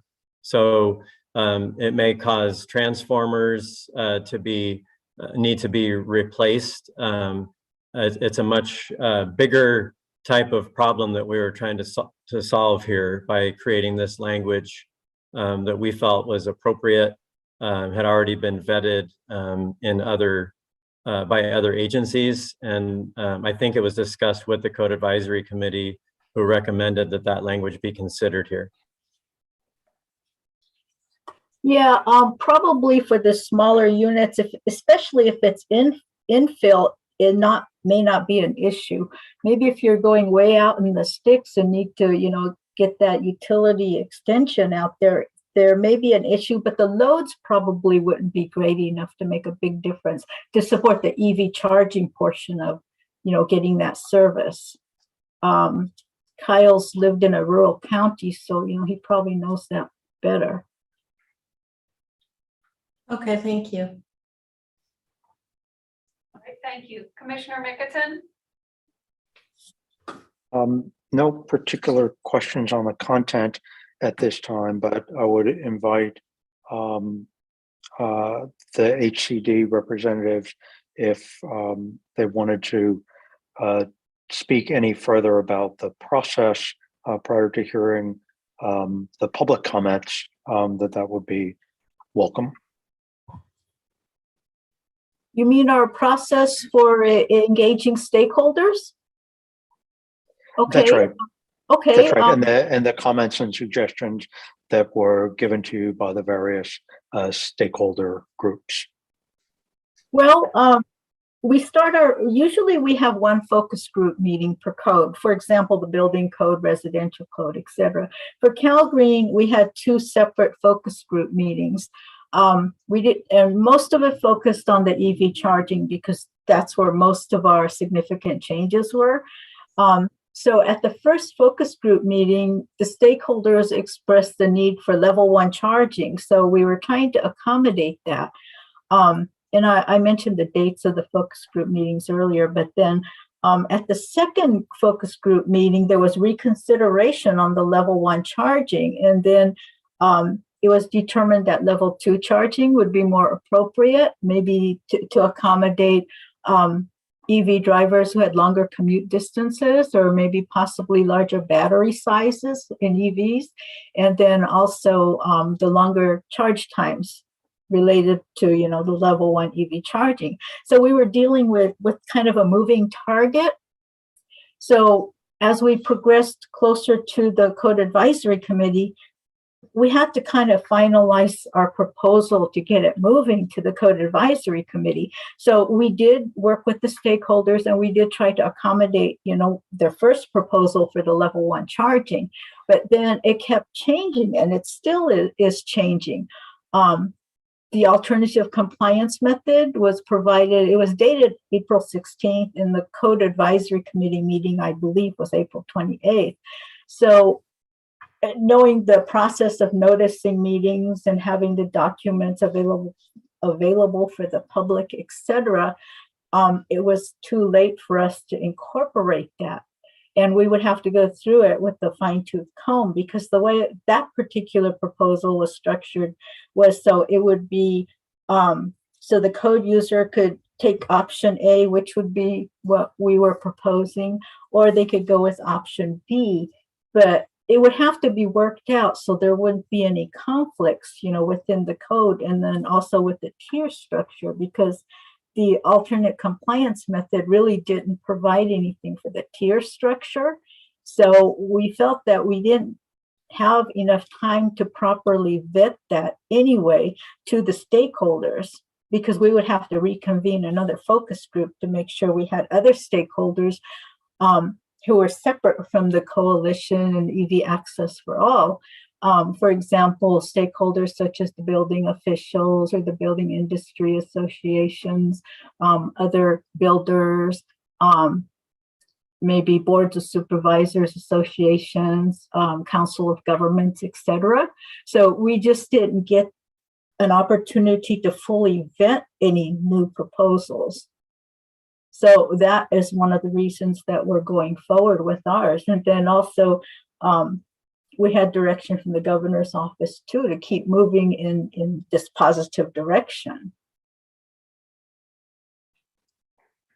Thank you. And I guess one other specific question about some of the commenters had concerns about the 220 outlets being available for sort of the public use and interaction and concerns about the safety of that. Can you address that? Well, one of the reasons we hesitate to go 100% was we did get early comments in our stakeholder meetings that, especially in the open parking lots, how could we guarantee that the receptacles would be safe to use? And I think you did ask that question in the Building Standards Commission proposal.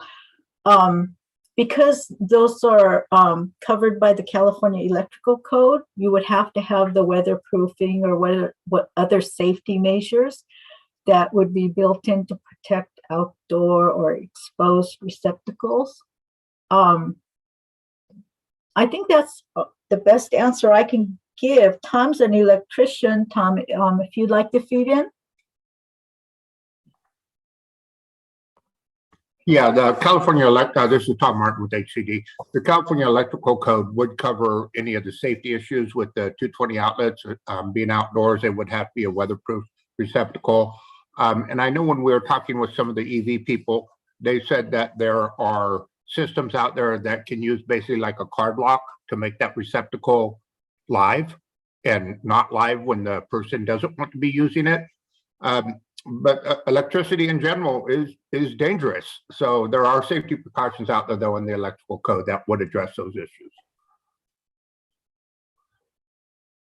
Commissioner Mickelson, this is Kyle Kraus with HCD. One other significant issue that did come up was the concern about billing or charging multifamily residential tenants for the use of the electrical power provided for EV charging via receptacles.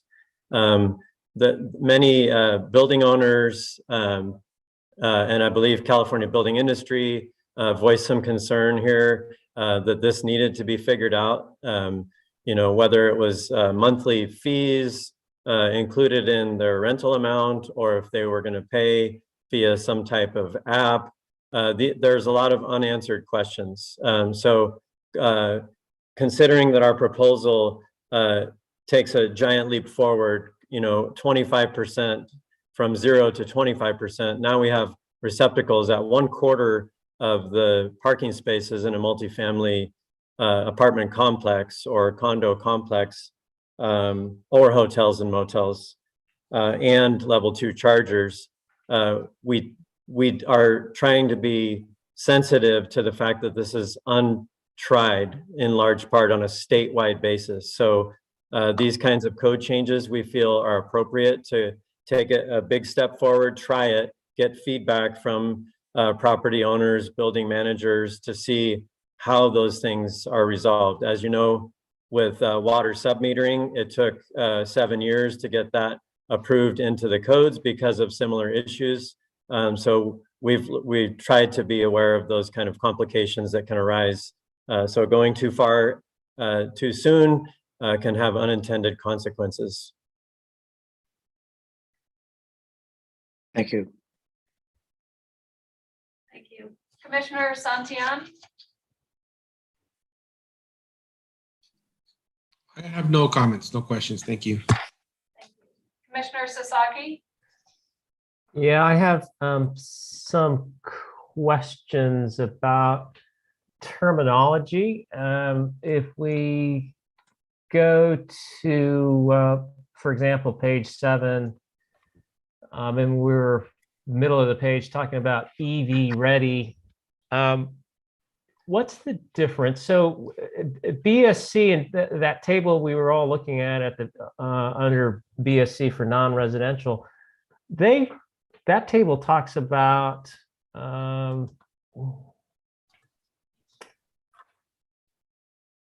electric vehicle charging stations. So when I hear that, I get it. It's like, okay, that's a charging station. That's where someone charges their car. But under your regs, you call it EV ready. So what's the difference between an electrical vehicle charging station and EV ready? Well, I think with BSC, they don't have the receptacle, so that would be a space with the charger.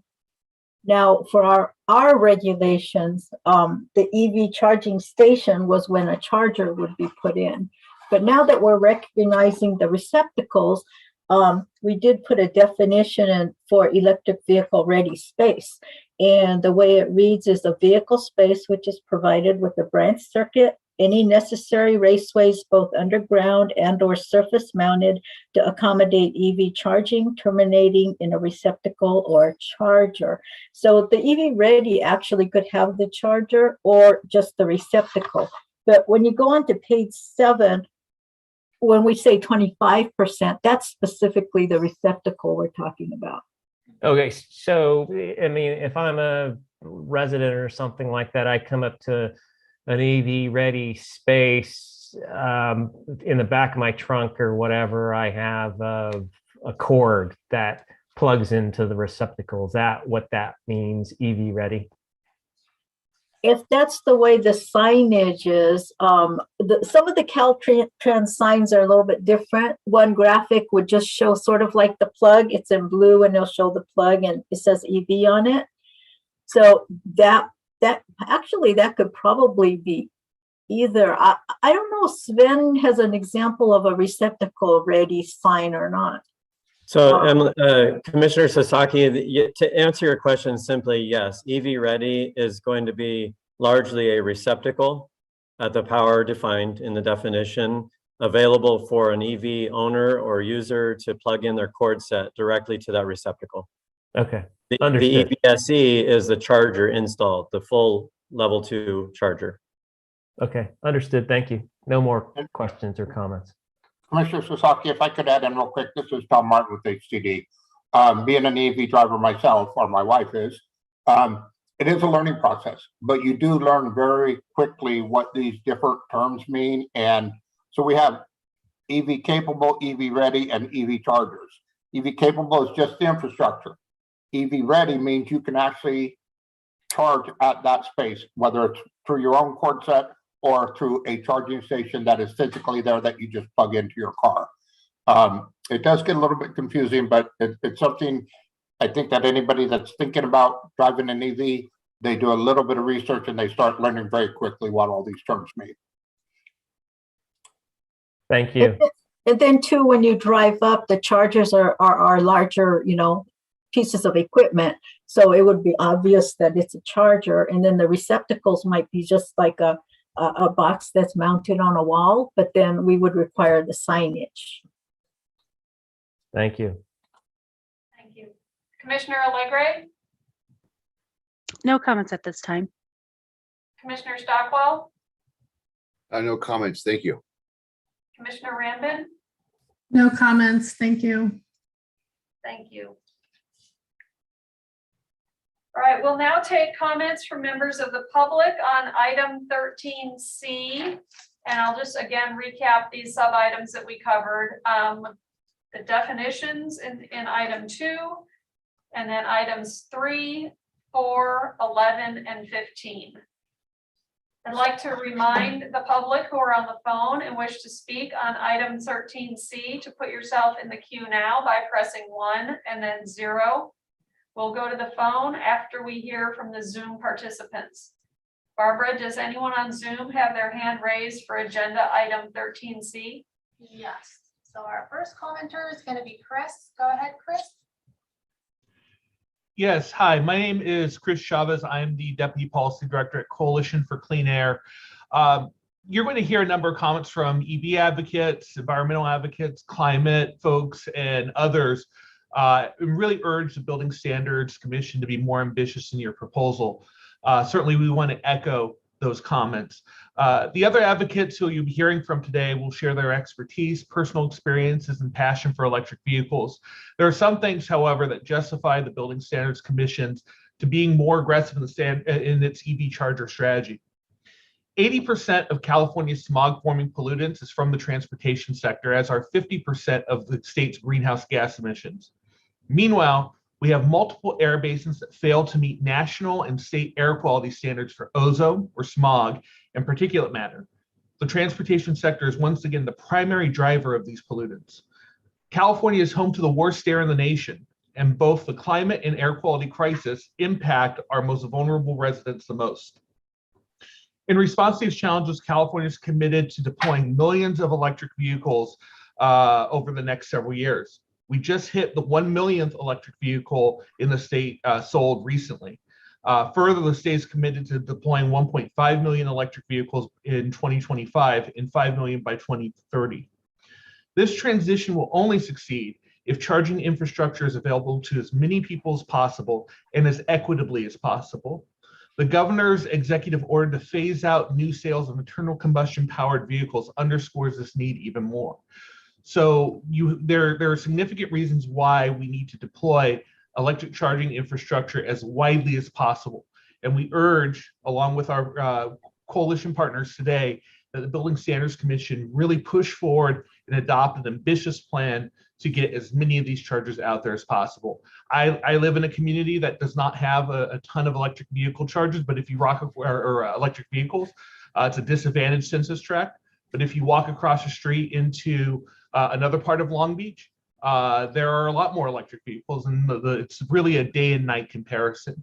And I think a big part of that is the lack of charging infrastructure to renters, to low income earners, and really allowing these people to participate in clean transportation. Thank you for your time. Thank you. Our next commenter is going to be Jared. Go ahead, Jared. Hello, can you hear me? Yes. Great.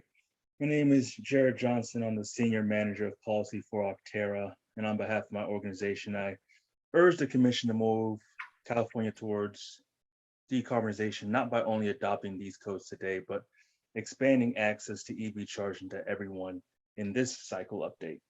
I think it's clear that if we're serious as a state in reducing emissions and combating climate change, we must address the issue of access to EVs by ensuring that all newly constructed buildings provide EV charging to all tenants that have access to parking in the 2022 building code.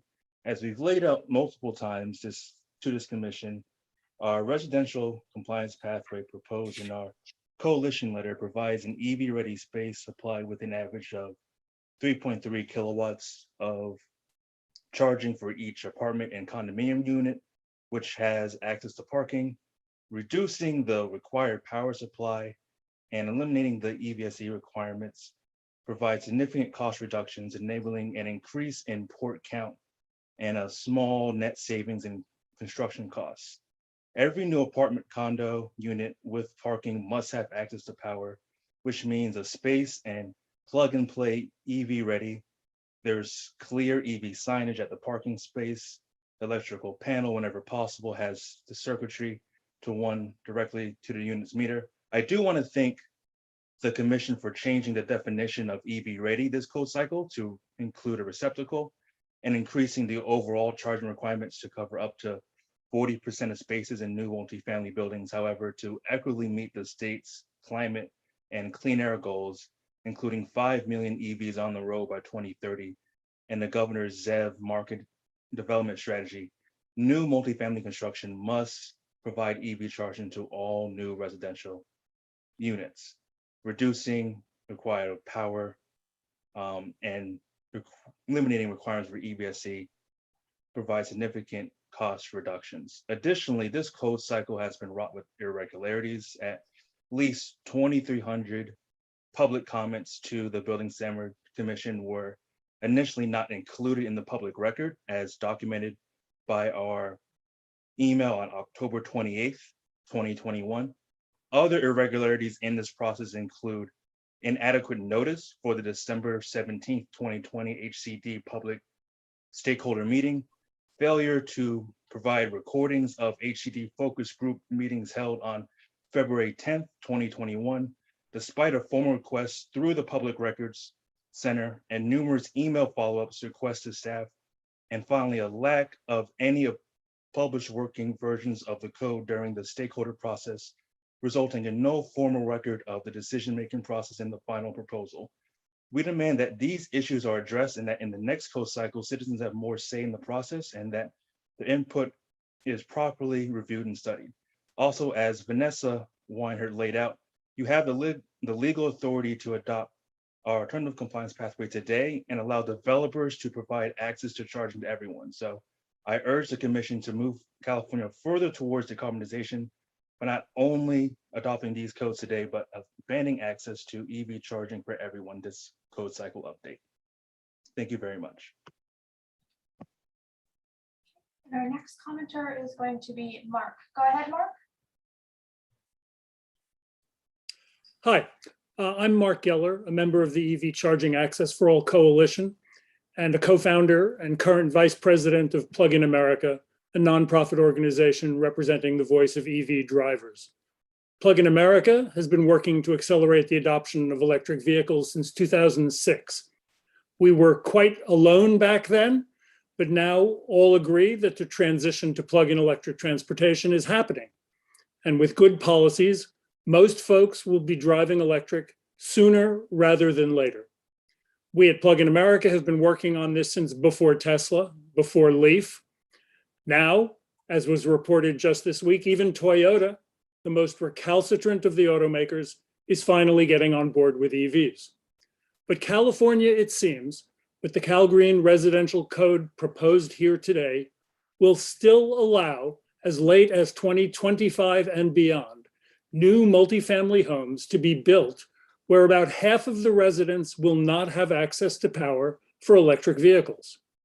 HCD, as well as the governor, the legislature, CEC, the CPUC, and CARB and GoBiz all know how expensive and difficult it is to retrofit existing buildings to bring simple access to electricity to parking spaces. Yet the policy you are considering adopting today will dig that hole even deeper, about 150,000 families deeper. A hole that, of course, has disproportionate impact on lower and middle income families and people of color. But even expensive condos would be built that will need retrofits that will cost ratepayers and or taxpayers up to 10 times what it would cost a developer to build in at a building's conception. Enough already. To achieve the state's climate and equity goals, to set a good example for other states that look to California, it's time to mandate access to power for EV charging for all in new multifamily construction. Nearby, unregulated fast charging at 2 to 3 times the cost of power at home is not an equitable alternative. As has been said in many contexts and applies to EV charging, there's no place like home. One point regarding the process issues that came up earlier today. Needless to say, many of us remain dissatisfied. I believe that includes some of the commissioners. Our coalition will continue to explore options going forward to fix the process so that our expertise can be properly understood by staff and given appropriate consideration. And then 2 last small points regarding comments made recently. Ms. Withers twice mentioned larger batteries need faster charging at home. In fact, the contrary is true.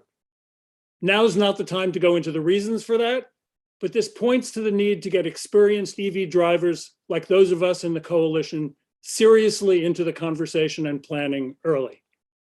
And Mr. Kraus mentioned issues with receptacles. To be clear, billing with receptacles is possible. Both the simple notion that Mr. Kraus mentioned via rent, as well as by the kilowatt hour via apps. Vendors already exist that have receptacle EV charging products. Thanks very much for your time. I appreciate your consideration. Our next commenter is going to be Vanessa. Go ahead, Vanessa. Thank you. Sorry, I'm trying to pull up my remarks. So again, I'm speaking on behalf of myself. I work for Actera and I help to lead the EV Charging Access for All coalition. We have been advocating for equity in residential Cal Green EV building codes for over a year. We do recognize that the code you're being asked to approve today is an improvement, and we definitely appreciate, I'm going to echo Jared's comment that we appreciate including EV ready in the code. That really is a huge improvement, and we thank you for that. And the proposed code is still fundamentally inequitable, and enacting it as is would make it unlikely for California to meet our ambitious but urgent climate goals. And I do understand that normally at this point in the process, the commissioners are normally expected to approve the work of staff and allow the code-making machinery to just grind ahead. Excuse me. Small incremental improvements, we've heard that word a lot, incremental improvements and updates are the norm, and any new changes at this point would normally just get bumped into the next code cycle. And some commenters today who understand this normal process will undoubtedly direct your attention to the next code cycle. But I would like to respectfully point out that these are not normal times. And also, as I mentioned during the non-residential discussion, that what we are asking for is not new. I'll just gently remind you, we are in a climate emergency of epic world-changing proportions. California's Air Resources Board Chair, Leanne Randolph, recently told the world at COP26 that states and countries, and I'm going to quote here, must address non-financial barriers to installing chargers, including best practices in building, parking, and fire code requirements to accelerate the installation of residential, commercial, and workplace charging, end quote. We know that EV ownership saves money, and we know it saves lives. We know that multifamily residents are more likely to be lower income and people of color, and denying them access to home charging is unconscionable. Addressing this structural racism in the building code has been our #1 ask for over a year now. It has not changed. We have been asking very consistently for equal access. We have provided a variety of options to HCD to accommodate this ask, which they are referring to as a moving target, but the target hasn't changed at all. Equal access is what we have asked for in every one of our comments and letters. 8 months ago, in response to an early draft of the code, we submitted an alternative compliance pathway proposal, both for non-residential and in this case now what I'm talking about is residential, which the Green Advisory Committee recommended for further study and inclusion in this code cycle. Yet Housing and Community Development declined to follow this guidance and in fact told us that day they did not intend to follow the guidance.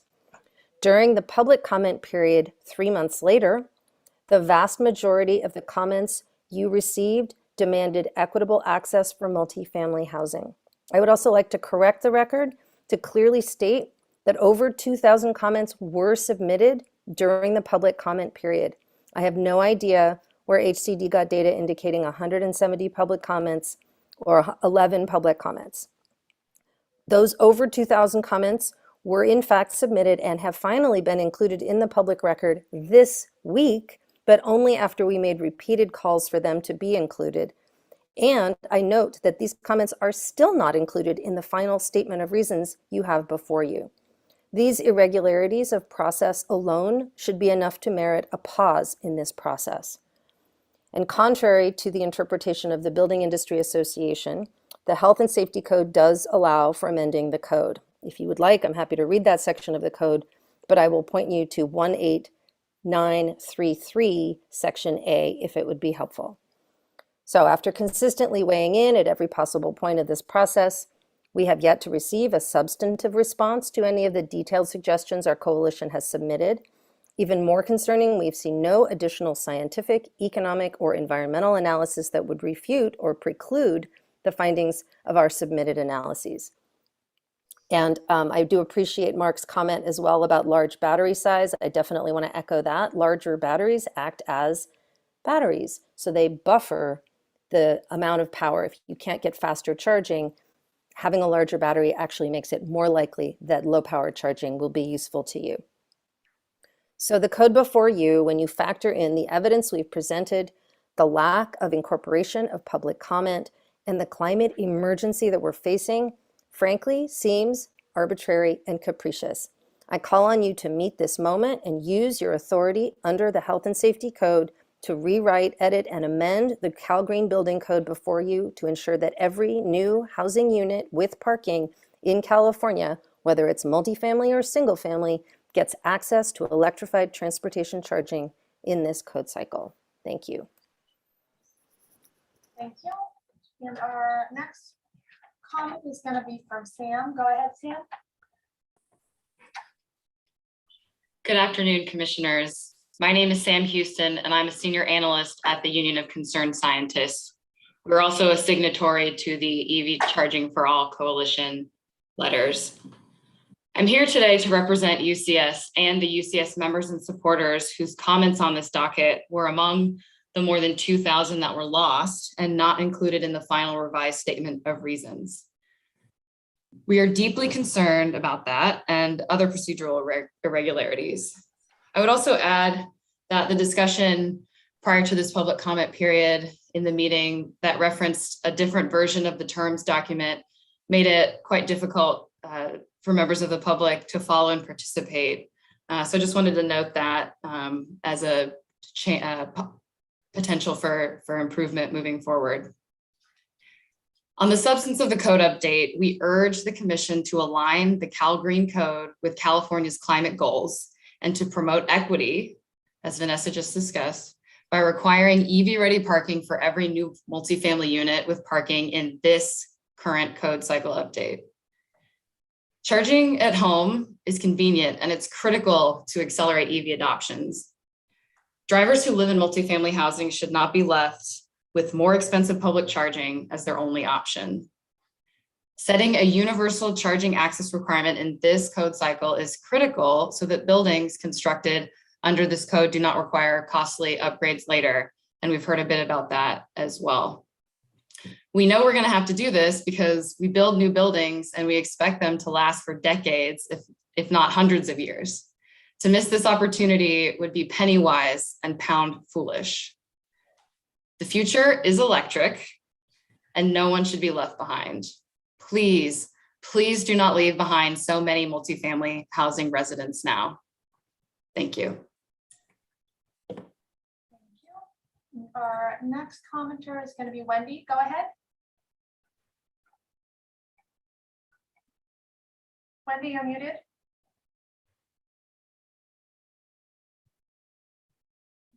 Hi, can you hear me? Yes. Oh, sorry about that. Hi, my name is Wendy Cho. I'm a resident of San Mateo County. I'm a scientist, and I'm also a renter and an EV driver. I'm here today to ask the Commission to uphold equity and climate leadership in California, and specifically to require EV-ready parking for new multifamily construction, ideally in this code cycle update. As an EV owner who charges at home regularly, I can attest that the vast majority of my needs are covered by the so-called trickle charging of 120 volts, or also known as level 1 charging. And I happen to live in a single family house where it's easier for me to do this. I'm very aware that this privilege is not available to people in multifamily units often. And so that's why I'm calling today. Thank you so much for your time. Our next commenter is going to be Sven. Go ahead. Thank you, commissioners. Thank you, Mia. My name is Sven Thiessen. I'm one of the co-leads of the EV Charging Access for All Coalition. I'm a chemical engineer by training, business owner, man of faith, and I'm a dad.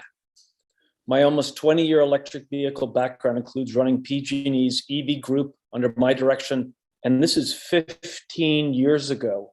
We demonstrated the ability of EVs to provide grid support with Tesla, the secondary life of EV batteries in the stationary sector, and using batteries, EV batteries, to provide both standalone power and to actively support the grid. From an EV policy perspective, I spearheaded Palo Alto's 2013 groundbreaking REACH code, that requires access to power for each apartment or condo with parking, and co-developed the community choice energy company, Peninsula Clean Energy's 2019 EV charging infrastructure REACH code. Personally, my family has been driving EVs for the last 14 years, and we have the nation's first residential curbside charger in front of our home, and we have given away close to 250,000 clean miles. And there are many in this coalition who have more EV experience than I. In summary, I am in lockstep support of moving the current multifamily housing 25% EV ready requirement to 85%, thereby providing access to charging for all. It is important that the commissioners understand that the coalition, since day one, our position has been every unit with a parking space has access to charging. This is the same first principle that the CCA's Peninsula Clean Energy and Silicon Valley Energy use. Everyone has to have access to charging. As such, I would like to thank the staff for upgrading the EV ready definition and for what Tom Martin said regarding receptacles. It's completely accurate. I want to give some background and context to this. It's part of what I taught at Stanford on EVs. While the purchase price might be higher than the gasoline equivalent, the total cost of ownership of EVs is significantly lower. Electricity is much cheaper than gasoline, particularly now. There's less maintenance, and that cost savings gives my family more meals out. It's more convenient. There's no more trips to the gas station. My home fueling station is always open. There's never a queue, plus no more smog treks, no more oil changes. It gives my family more time. More fun. If you're an EV driver, you know that already. Big picture, the societal benefits, both the carbon and criteria emissions are significantly less. Tailpipes are where us breathers are. With eliminating the tailpipes, we have fewer hospital visits and the associated economic burden on individuals and society. This is why CARB, the CEC, the CBSC, and other agencies are providing incentives to accelerate EV adoption. As we've learned, 70% plus of EV drivers charge at home for the reasons above. If we want people to adopt EVs, we need to provide access to power. It doesn't have to be a 240 volt, 40 amp circuit. Just like Wendy said, there are a huge number of happy EV drivers charging at level 1, 120 volt. This is the same power as a toaster, and they are doing nothing wrong. Further, as Mark said, and Vanessa and others, level 1 charging actually matches well with long-range batteries and our electric grid. My friend Rebecca Lucky, she lives in an apartment and has no charging at the apartment. I'm quoting her as to why she returned her leased all-electric Leaf. Quote, "Some chargers are located in areas that, as a woman, I am not comfortable with," end quote. Quote, "The costs are extremely high for DC fast charging," end quote. Quote, "Adding an extra hour or two to stop and charge is a deal breaker for our family." Now, Rebecca would not have suffered these problems had there been a simple 120 volt receptacle available for her use at her apartment. I would now like to read from the final statement of reason. Commenter Gary Shaw, PhD. "The best we can do is to eliminate greenhouse emissions wherever possible. Clearly, allowing residents of multifamily dwellings access to charging is critical in reducing emissions from vehicles." Agency response.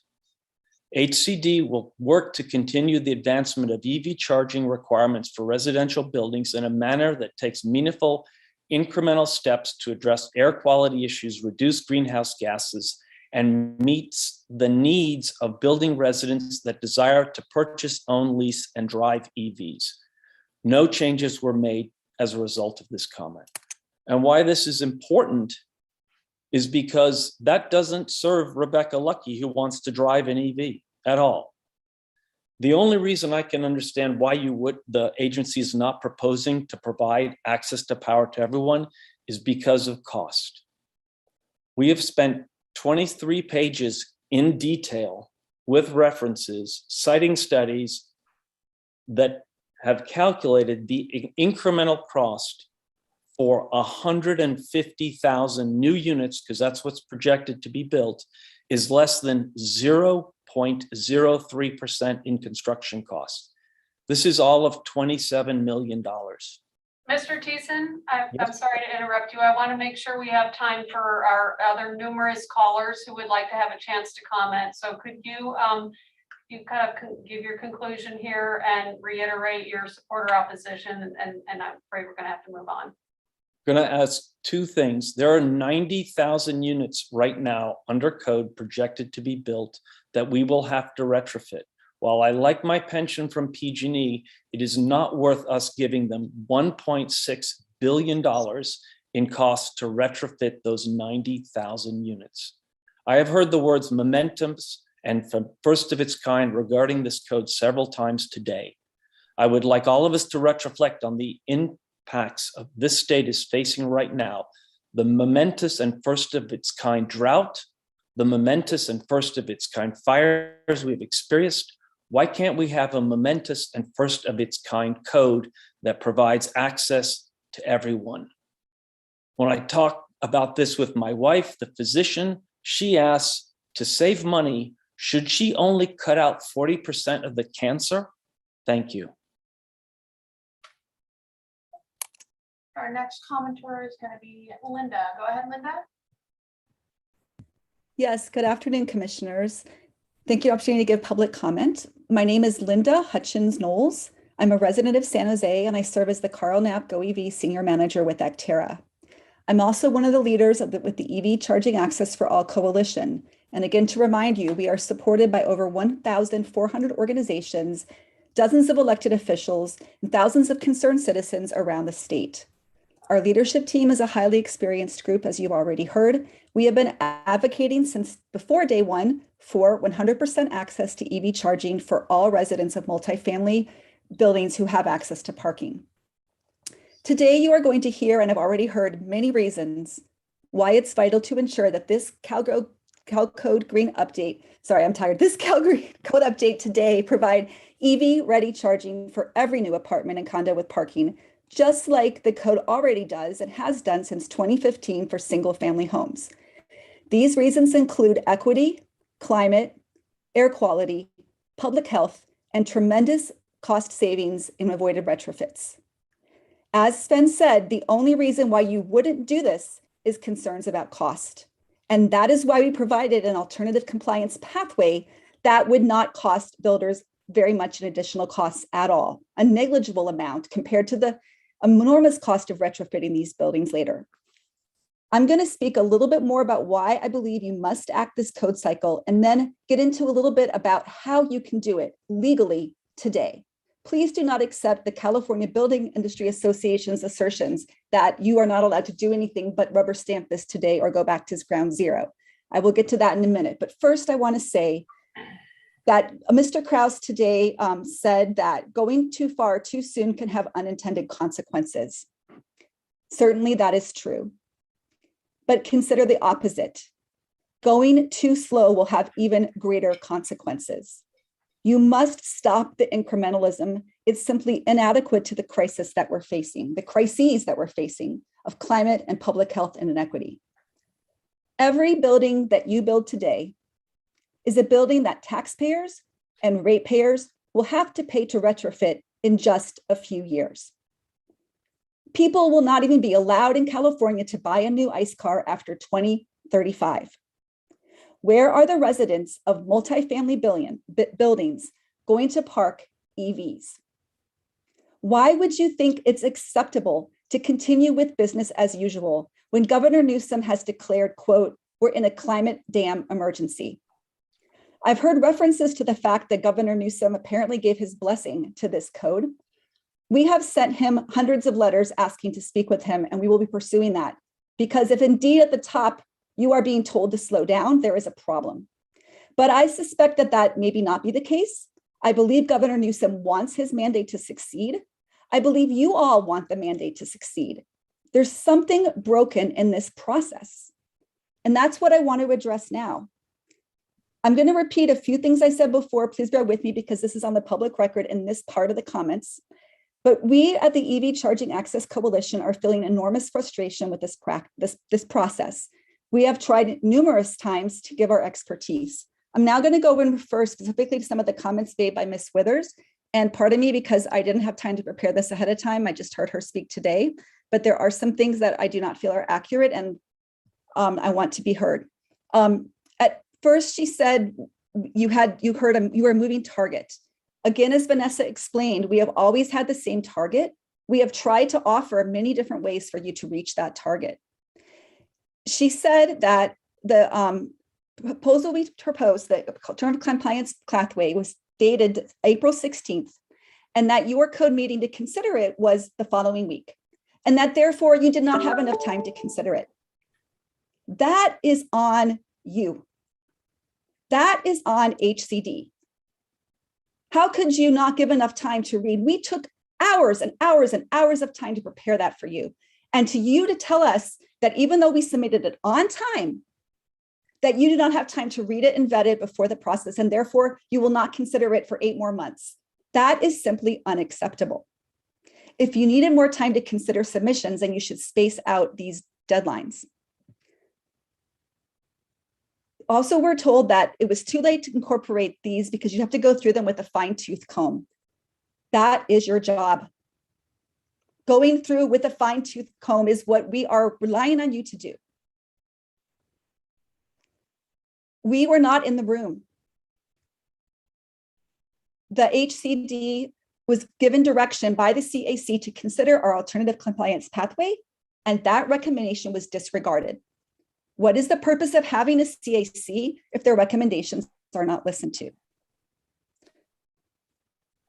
Now I'm going to talk about why I believe that you actually can do more than just say all yes to everything or no to anything. I'm going to refer to the code that governs your work. This is in the Health and Safety Code, Chapter 3, Powers of the Commission, and sections 18930 through 18934.9. As I mentioned during the non-residential section, this says that when you are considering these proposals, you must be sure that, quote, the proposal you are considering is not unreasonable, arbitrary, unfair, or capricious in whole or in part. I would submit that in part, at least, there has been some things in here that were arbitrary, unfair, and capricious and unreasonable. Therefore, I suggest that you approve the code as it is, as the minimum that will be part of the 2022 code update. This will be the minimum. And then you use what you have the power to do. This is a part I left out this morning on the earlier item. Now I'm referencing 18933A.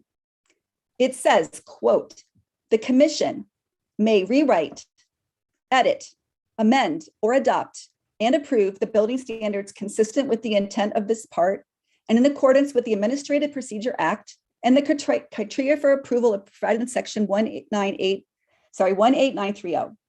It shall not, however, be required that hearings or other administrative procedures be duplicated on unchanged portions of building standards previously adopted and approved by the commission. I submit that this means that you can adopt this proposal, which is better than what we have now. No one's doubting that. You can adopt it as it is, and then take the recourse that you have to appoint the committee that I mentioned this morning.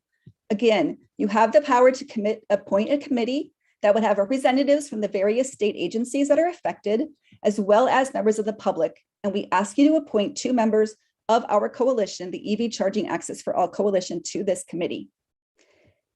If we have spent an entire day giving feedback and we are told there's nothing we can do at this point, this meeting should have happened much earlier in the code process. But here we are today. What will you do with the power that you hold in your hands? I imagine many of you are parents and grandparents. Your children are going to look you in the eye and ask you, what did you do to get California to achieve its ambitious goals? The target was set. How did you help them achieve it? You have enormous power. You, the commissioners, should be in charge of directing staff. You are the ones appointed and holding a sacred responsibility to us. My children wake up with nightmares about the climate crisis. They suffer anxiety. And you are relegating them and all other children in this state to continue to live in fear of their future. If we don't see the progress needed, if we don't see the agencies taking the responsibility to build the buildings for the clean mobility present and future, not the fossil fuel past. To wrap up, I want to say finally that again, California is facing an extreme emergency. It is time for extreme measures.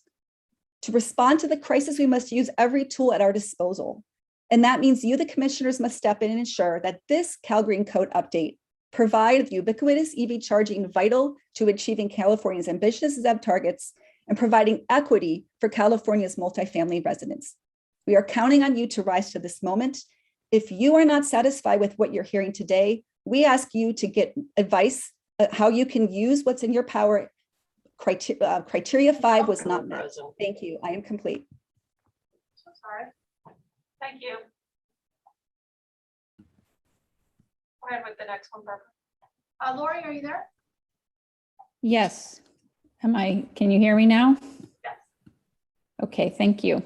My name is Lori Ann Barber. I live in Cotati, California in multifamily housing. And I also drive an EV. So I'm not talking technically today. I'm just kind of telling you my story. When I first acquired my EV, there was no charging available where I lived. There was no electricity at all in the parking lot. So I walked about 15 minutes to a public charger to and from, which was sometimes not available. And it also cost more than my friends who live in single family homes and paid directly for their charging. But I live in a rather special type of multifamily housing called co-housing. So it's a tight community of connected, like-minded, mostly white middle-class residents. And we were able to work together to get a grant from the Bay Area Air Quality Management District to help us install level 2 chargers in our parking lot. But I want to tell you that this process was challenging, costly, and it took a long time.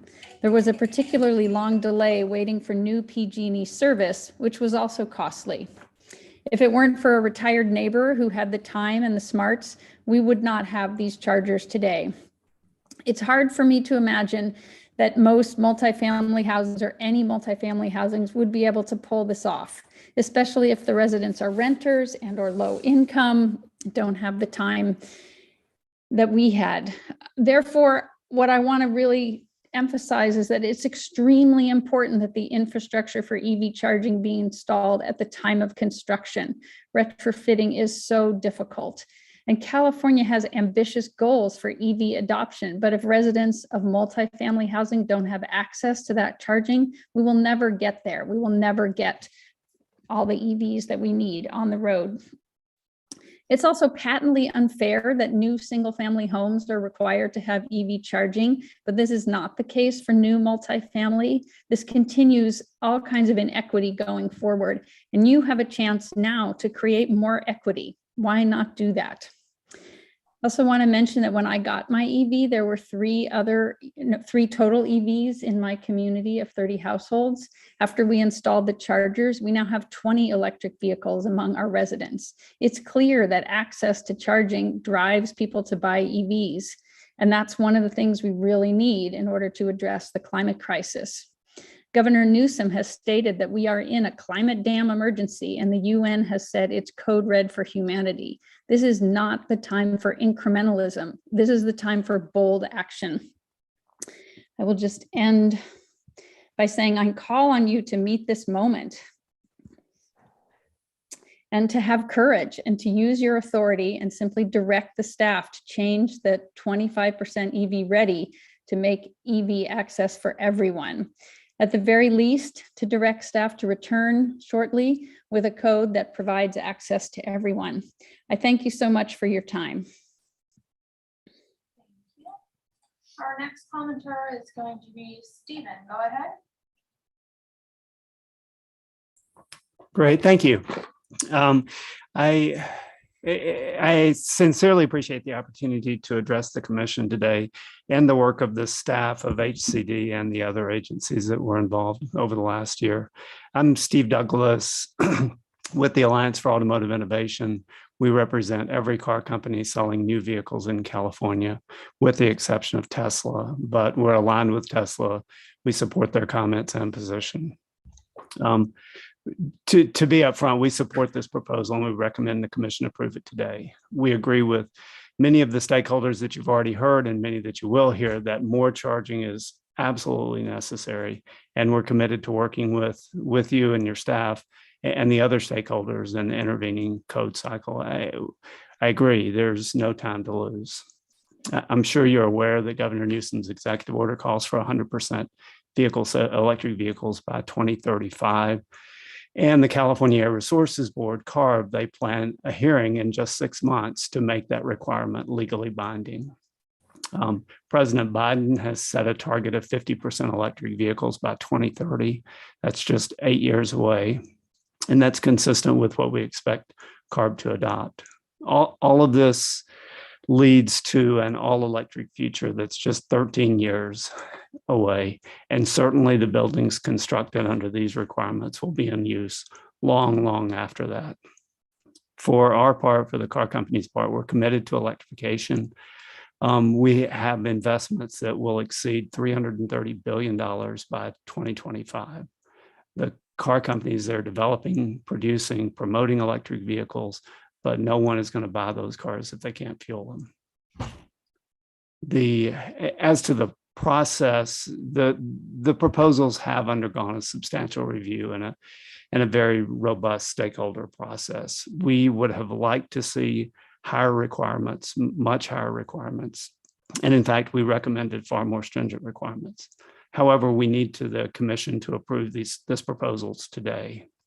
It's just the first step, and we're committed to working with everyone to increase these requirements as soon as possible. And we recognize that this will raise the cost of new construction. However, as many have said, installing charging infrastructure during new construction is vastly, vastly cheaper than retrofitting it afterwards. And we are in truth already paying for the price for lack of EV infrastructure during new construction. Just over a year ago, the California Public Utilities Commission approved up to $15,000 to retrofit a single charger at an MUD or workplaces with the infrastructure. And that doesn't include the cost of the charger. That's $15,000. And as far as residential goes, every study that I'm aware of, every study from the Energy Commission, from National Renewable Labs, they all assume that 80 to 90% of charging will occur at home. And we completely agree. Home charging is far cheaper, it's far more convenient, it's far more reliable. And you just cannot expect MUD residents, which are probably going to be lower income, to pay 2 or 3 times as much for charging and spend hours away from their home charging their vehicles. So without strong building codes, you're saddling future residents of MUDs with vastly higher cost. Just the last point I want to make about to address the receptacle or the level 1 trickle charging, CARB, the Air Resources Board, they just published draft regulations that would, if they were adopted, require every new electric vehicle starting in 2026 to have a convenience charger in the trunk. So this is what people have today, but that convenience charger would have to be capable of charging at 240 volts at 5.76 kilowatts. Again, they're just draft and we haven't taken a position on them, but it should emphasize at least CARB's belief that first, 120 volt trickle charging is not sufficient for mass adoption of electrification. And 2, that EV ready codes, having that receptacle installed at 240 volts is critically important. So again, we support the proposal. We recommend you approve it today. And again, I appreciate the opportunity to speak. Our next commenter is going to be Christian. Go ahead. You're muted. Yeah, good afternoon. My name is Christian Corby, and I'm the Deputy Executive Director for the California Electric Transportation Coalition. And I wanted to, I'll keep my comments brief because we are very much aligned with the positions that Steve Douglas just described from the Alliance of Automotive Innovation. And we also support Tesla's comments. And as many of the stakeholders have noted today, the building code does need to continue to be ambitious in its increase in charging access. That's the only way that California is going to be able to meet its near-term EV goals. So we greatly support the proposal today and its adoption, but continue to recommend that the Commission and HCD and the supporting agencies be ambitious in their future code proposals. One thing I did want to just mention again that we would support an edit to the EV ready definition, and we included a red line there. We would like to just ensure that the definition sets a minimum of a low power level 2, but does not establish low power level 2 as the requirement. So if a builder wanted to install higher power chargers, the code wouldn't restrict them from doing that with the EV ready definition. So with that, I want to thank the agencies and their hard work and diligence on this issue, and look forward to continue working with you in the future. Thank you. Thank you. Our next public comment is going to be Noelani. Hi, good afternoon, commissioners. This is Noelani Derrickson from Tesla. We appreciate the extensive work of HCD, of CARB, and the various supporting agencies and many of the stakeholders. Tesla broadly supports items 2, 3, 4, and 11 and recommends approval, although with one key point for question and reconsideration.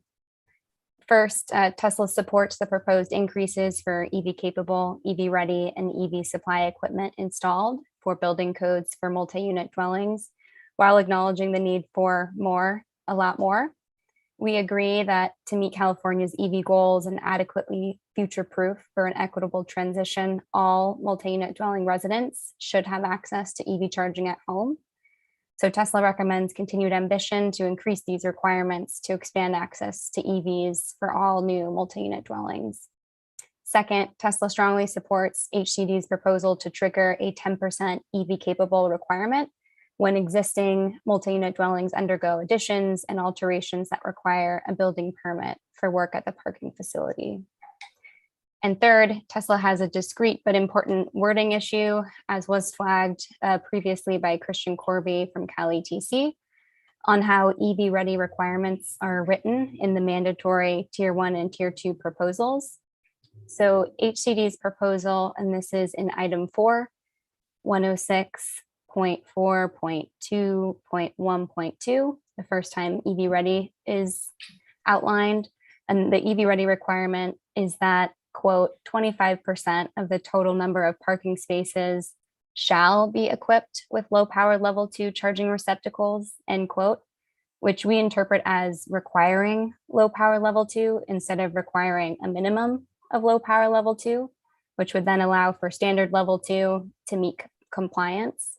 So if EV ready requirements are only low power level 2, we strongly recommend that HCD add this clarification to these requirements, both for the mandatory Tier 1 and Tier 2, to add the words a minimum in to make that clarification.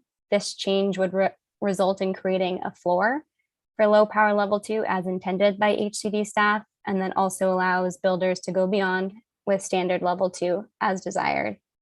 I'll just lastly say this change is very important because standard level 2 charging is much higher in power than low power level 2, and standard level 2 shouldn't be restricted or handicapped from complying if builders want to install it.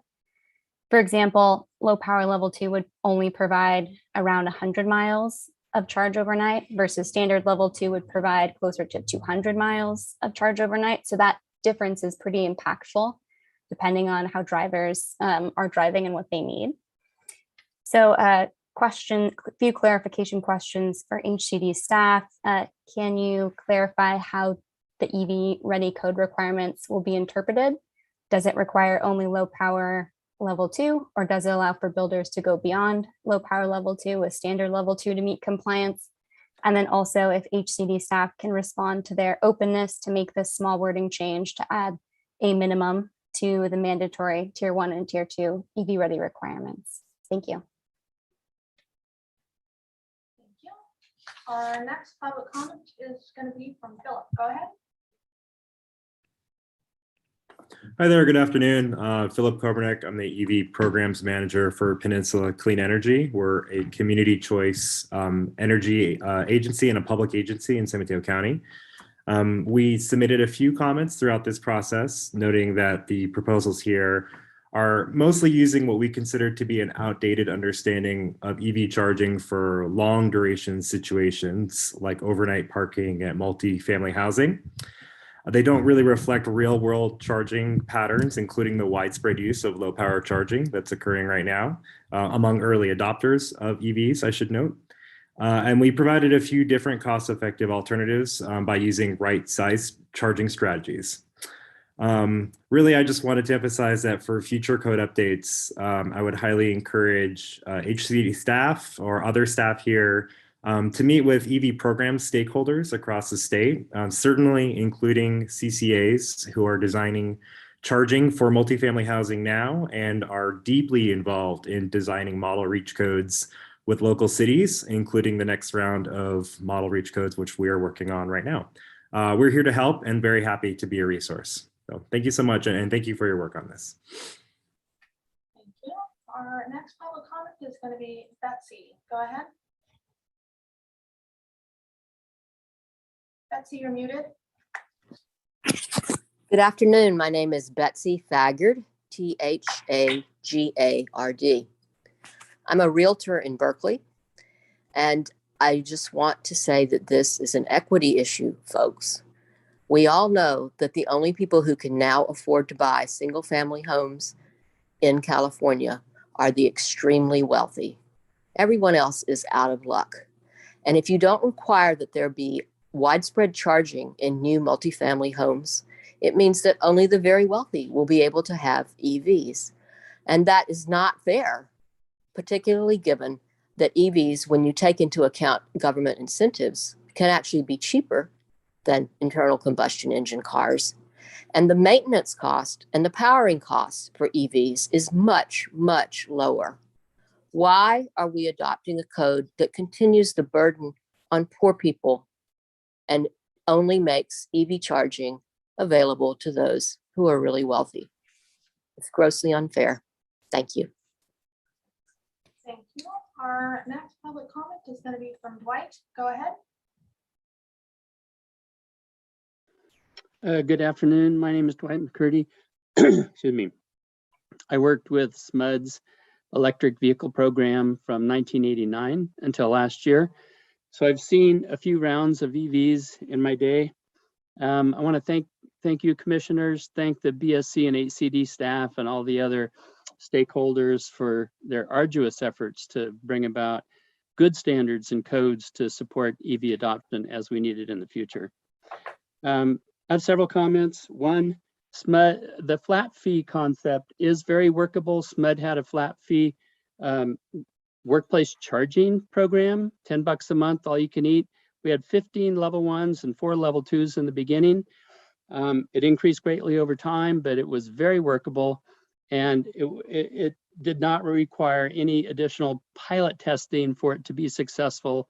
And that would be also true in multifamily dwellings.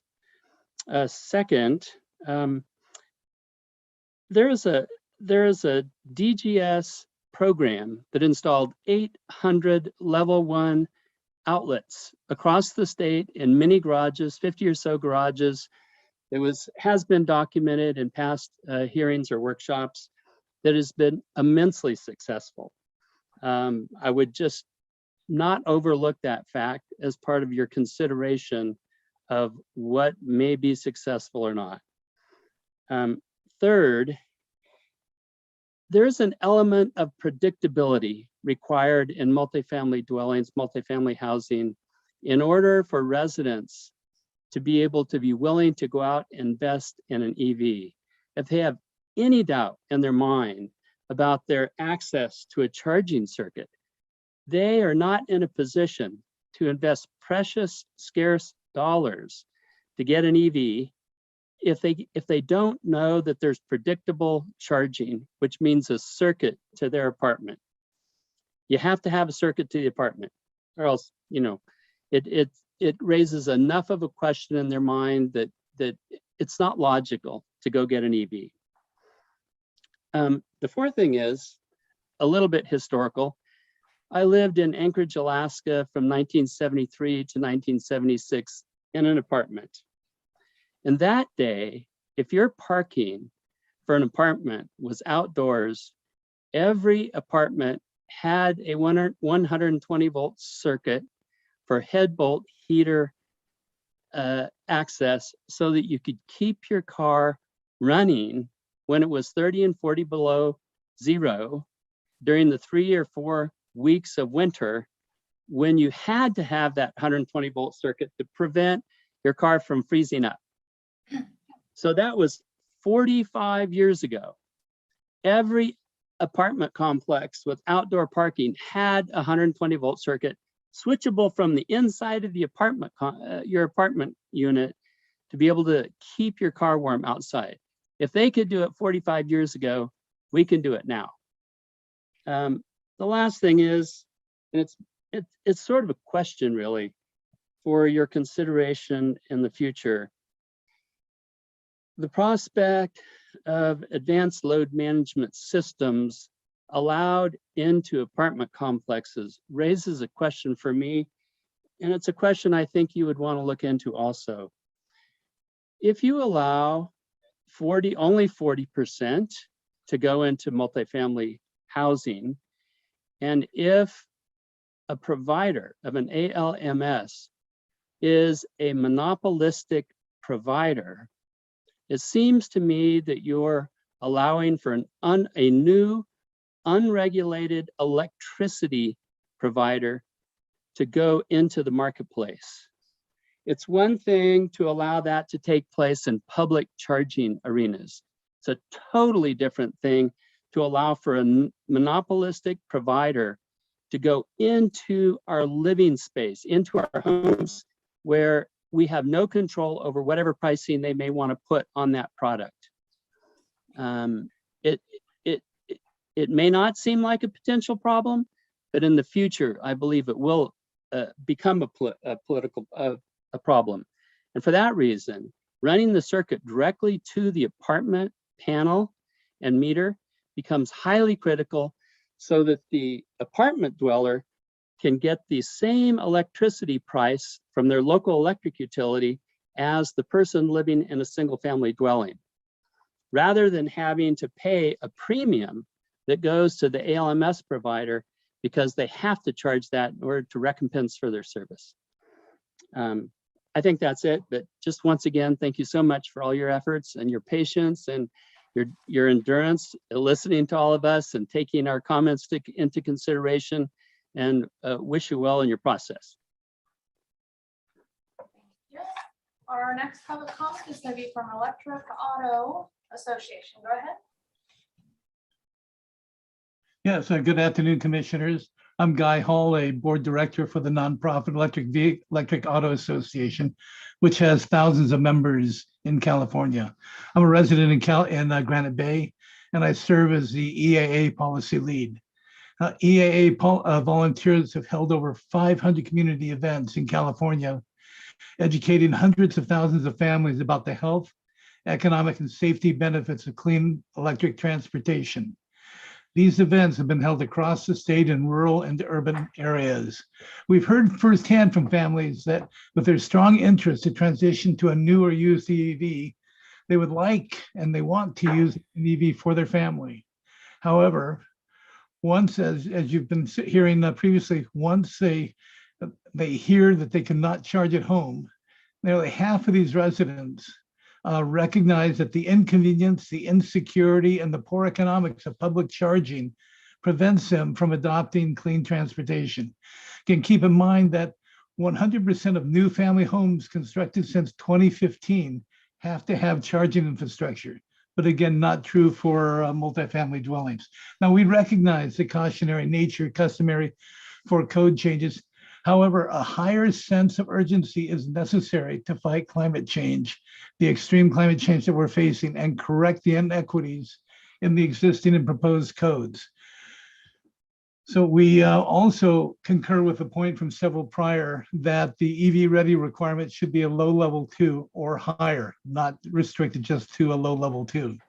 I urge the commission to recognize the necessity and adopt a more aggressive code today, particularly to address the inequities around multifamily housing.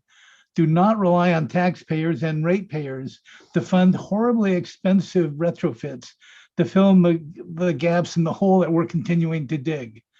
We're counting on you to rise to the moment. The time is now and not well into 2024. Thank you for your time, and good luck in finalizing the code recommendations. Thank you. Next public comment is going to be Luke. Go ahead. Hi, my name is Luke Morton. I am an energy consultant. My affiliations are with Quebec, California Association of Building Energy Consultants. But my testimony today is really just on behalf of my it's sort of a personal anecdote. It's my understanding that the proposed Cal Green amendments or changes do not incorporate EV charging into all multifamily parking spaces. Until recently, I have personally lived in apartment buildings, and I've had conversations with neighbors, and many of them on fixed income, that were they were considering EVs, and in particular, they were considering relatively cheap electric vehicles in the form of golf carts to just do their daily errands. They just wanted to get around town. These were older folks, and my next door neighbor in the apartment building ran an extension cord. He got a golf cart, ran an extension cord from his apartment, and then was told by the apartment landlord that he could not do that. And he was extremely disappointed. He was really excited to save all this money, and he was perfectly happy with low-level charging, for his errands and for his commute every day. And it just sort of seems like if we're not going to start off with good EV infrastructure in new construction, then it just seems like a big lost opportunity. And I urge you guys, however, to craft the policy to encourage or mandate even low-level charging in 100% of the spaces.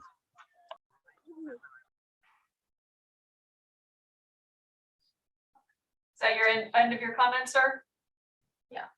Yes, sorry, that's the end of my comments. Thank you. All right, we're now going to take comments from members of the public on the phone. Barbara, can you please check the phone for commenters on item 13C?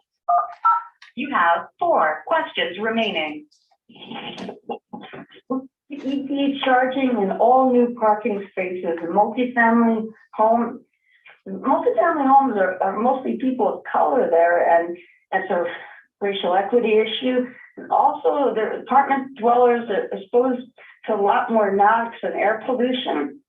So we should counteract it by encouraging use electric vehicles. And it costs less to install the charging infrastructure when the parking lot is first built. And also, Ron Martin has the same comment. All right, thank you. My name is Laura Rosenberger Hyder. Thank you. Thank you. You have 3 questions remaining. Yeah, this is Bob Raymer representing the California Building Industry Association, the California Apartment Association, and the Building Owners and Managers Association. And today I'm speaking in strong support of HCD's proposed changes. And with regards to the EV charging standards for new apartment buildings, we do view this as a quantum leap forward in the area of the code. If approved by you today, as we already mentioned this morning, this is going to mark the first time a state will enact a mandatory requirement for fully functioning EV charging systems in new apartment construction. Now, specifically, HCD is going to keep in place the 10% requirement that 10% of all the parking spots would be EV capable. But new to this code are 2 new things, and that is 5% of the parking spaces will have to have fully functioning EV charging systems, and more importantly, 25% of all the parking spaces will have to have access to electrical receptacles providing 240 volt, 20 amp. Now the definition, I know this has come up a few times, the definition of low power indicates that it's minimum. And as code language is implemented, that means you can't go below it, but you can certainly go above it. That's not going to be a problem. So we're fine with the way the code works. Now, I have to say again, this change is unprecedented. It will be a heavy lift for industry to comply in such a short period of time, but there is a climate emergency. We're ready to work with HCD and the stakeholders to get this out. Now, I would like to spend some time focusing on an issue that Kyle raised earlier on behalf of HCD. Things are going to get a little bit bumpy as we implement this through no fault of HCD. But where things are going to get dicey are among those who manage apartment buildings and the tenants. Number one, who pays for the monthly utility bill for the electric that gets used? Will it be limited to those who drive the EVs, or will it be spread among all tenants? Will the apartment manager assess a monthly administrative fee from all the tenants, including those who do not drive EVs? If so, what protections will the tenants have to make sure this monthly fee is not excessive? And can the apartment manager or owner become a surrogate utility and effectively determine how much each renter can pay?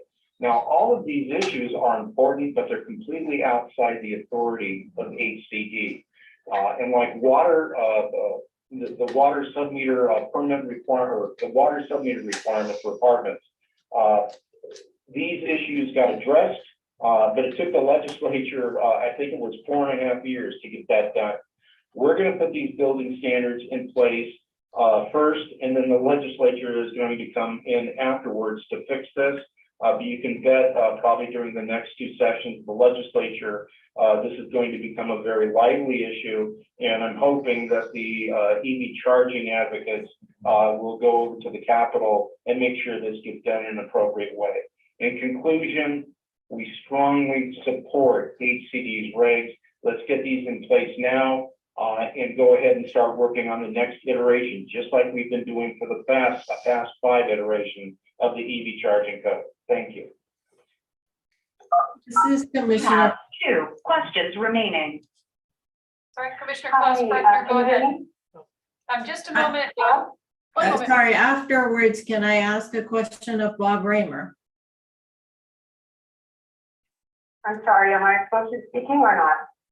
Please hold on for just a moment, ma'am. Okay, thank you. All right. After the public comment, can I ask a question of Bob Raymer? I don't know that he's still on the line.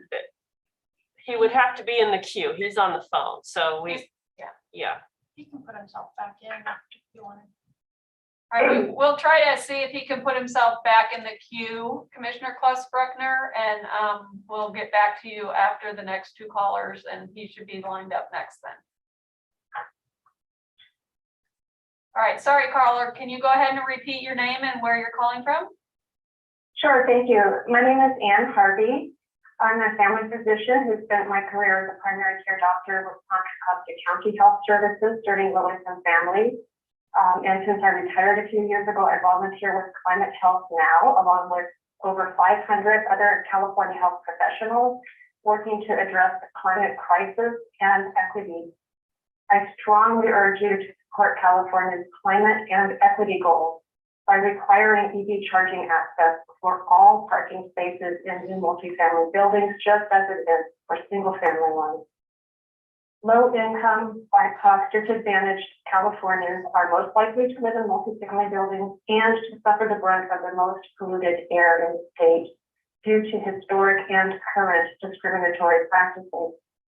Continuing to deprive most of them of the option of at-home EV charging access for the next cycle would be detrimental to public health and unfair. It would exacerbate health disparities in multiple ways. First of all, it would hinder adoption of clean vehicles in the most polluted neighborhoods. These are the people who most need to take advantage of state programs supporting the switch from gas to electric vehicles.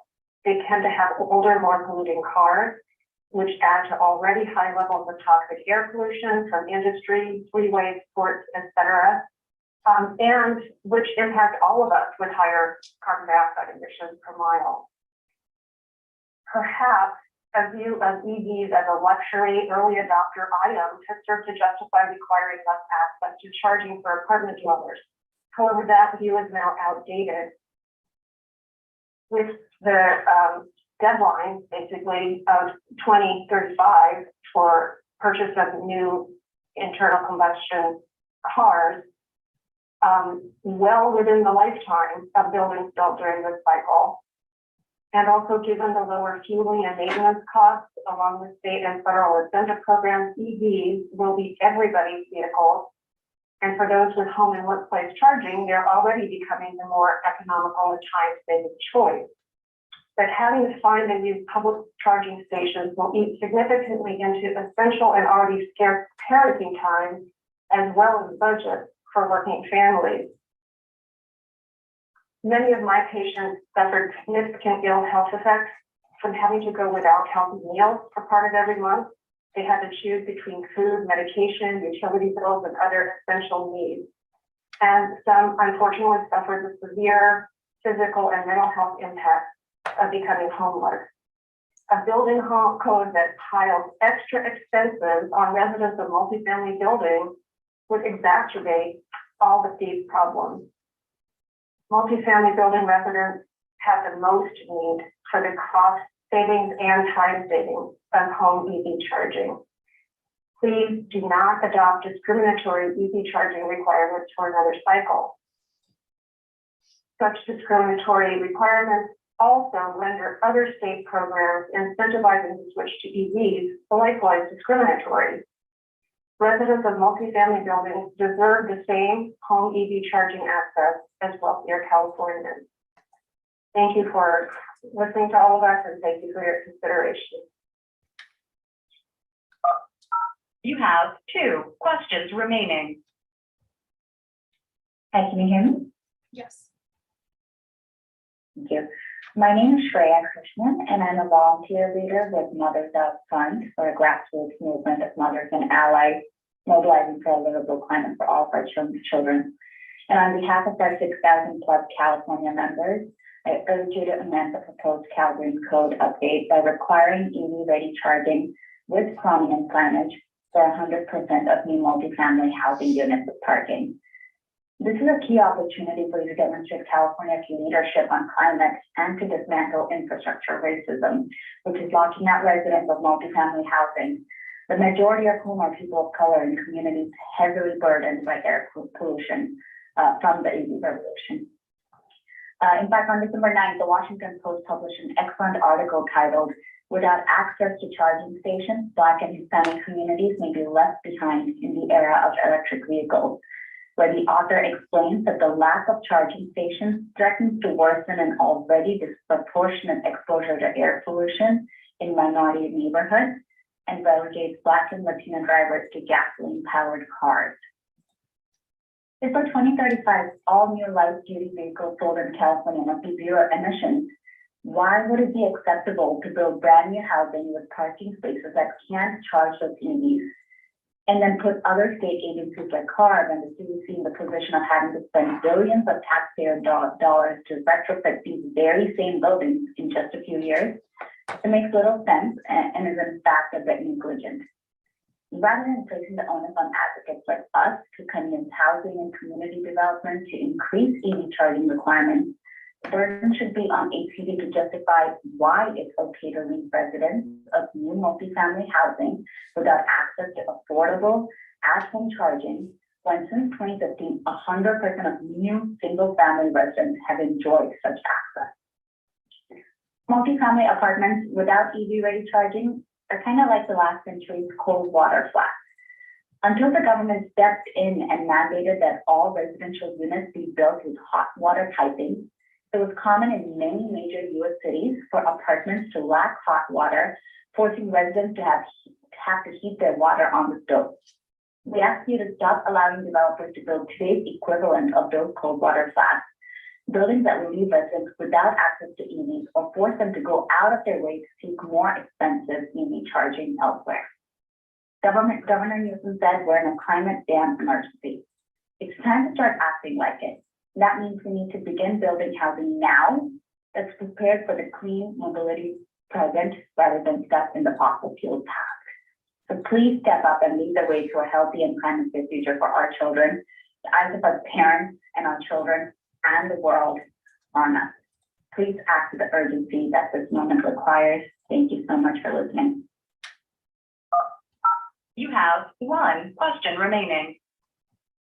Yes, this is Bob Raymer. I understand Commissioner Klaus-Buckner may have a question for me. Yes, go ahead, Ellie. I have a question that might be, I apologize, a bit loaded, but given that the proposed codes are minimum codes, and given the trend that's happening here in California as far as electric cars. Do you, since you have your hand on the pulse of the building industry, I was wondering, do you foresee the builders building the minimum for the next few years, or do you foresee them building more EV charging capable parking spots than what is required, proposed, at least as the minimum in here? Yeah, I do have a response to that, and the response is I see many going above code. At the local level, there's already numerous local jurisdictions that are kind of pushing builders in that direction. But we also see, for a specific example, Tejon Ranch, has just been approved to start construction. They're going to be doing 20,000 units. And we just heard that part of the agreement will be for them, above and beyond what HCD is requiring, is to basically put these outlets in all of their homes and apartments. Now, having said that, you're going to run into certain situations where in some parts of California, the builder may well go with the minimum, but quite frankly, the Energy Commission and the legislature, through a budget augmentation, is going to be providing a rather enormous amount of money for the inclusion of EV charging equipment. That's for both new construction, but especially for existing construction. So once again, what HCD has here is the minimum code, but I think you're going to see, particularly in larger, more urbanized areas, where the builders will be going above code for a variety of reasons. Thank you.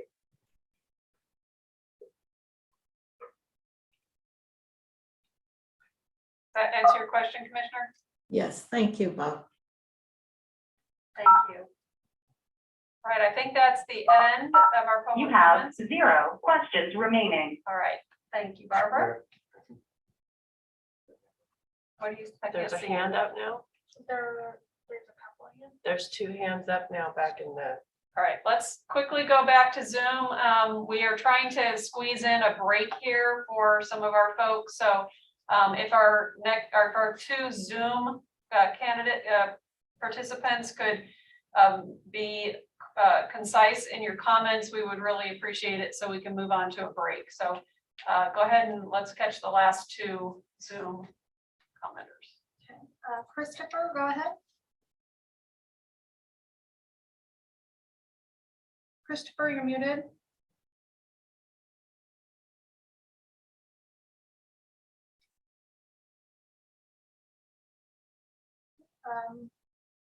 Last call for Christopher. And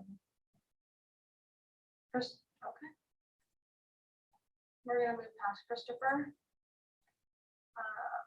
Bob, did you have a comment? He's probably accessing both phone Yeah. and computer, so I think he's responded to the last comment. Okay. All right, so it looks like our 2 Zoom commenters are not able to comment. So that will conclude the public comment portion. It is 3:40. We'll take a 15-minute break and come back at 3:55. And we will take up with item 13C, turning it back over to the commissioners for questions and comments. All right, thank you. And I just want to remind folks that are still putting comments in the Q&A, we are not reviewing those. We're not able to review those while we're facilitating this meeting. So they are going unread. Don't think we're ignoring you. We just can't do that during this meeting. So we can see that there's a total of comments being put in there, but we're not viewing them. So I just want to remind people of that. If you want to comment, yeah, you have to use the raise hand function or call in. Thank you.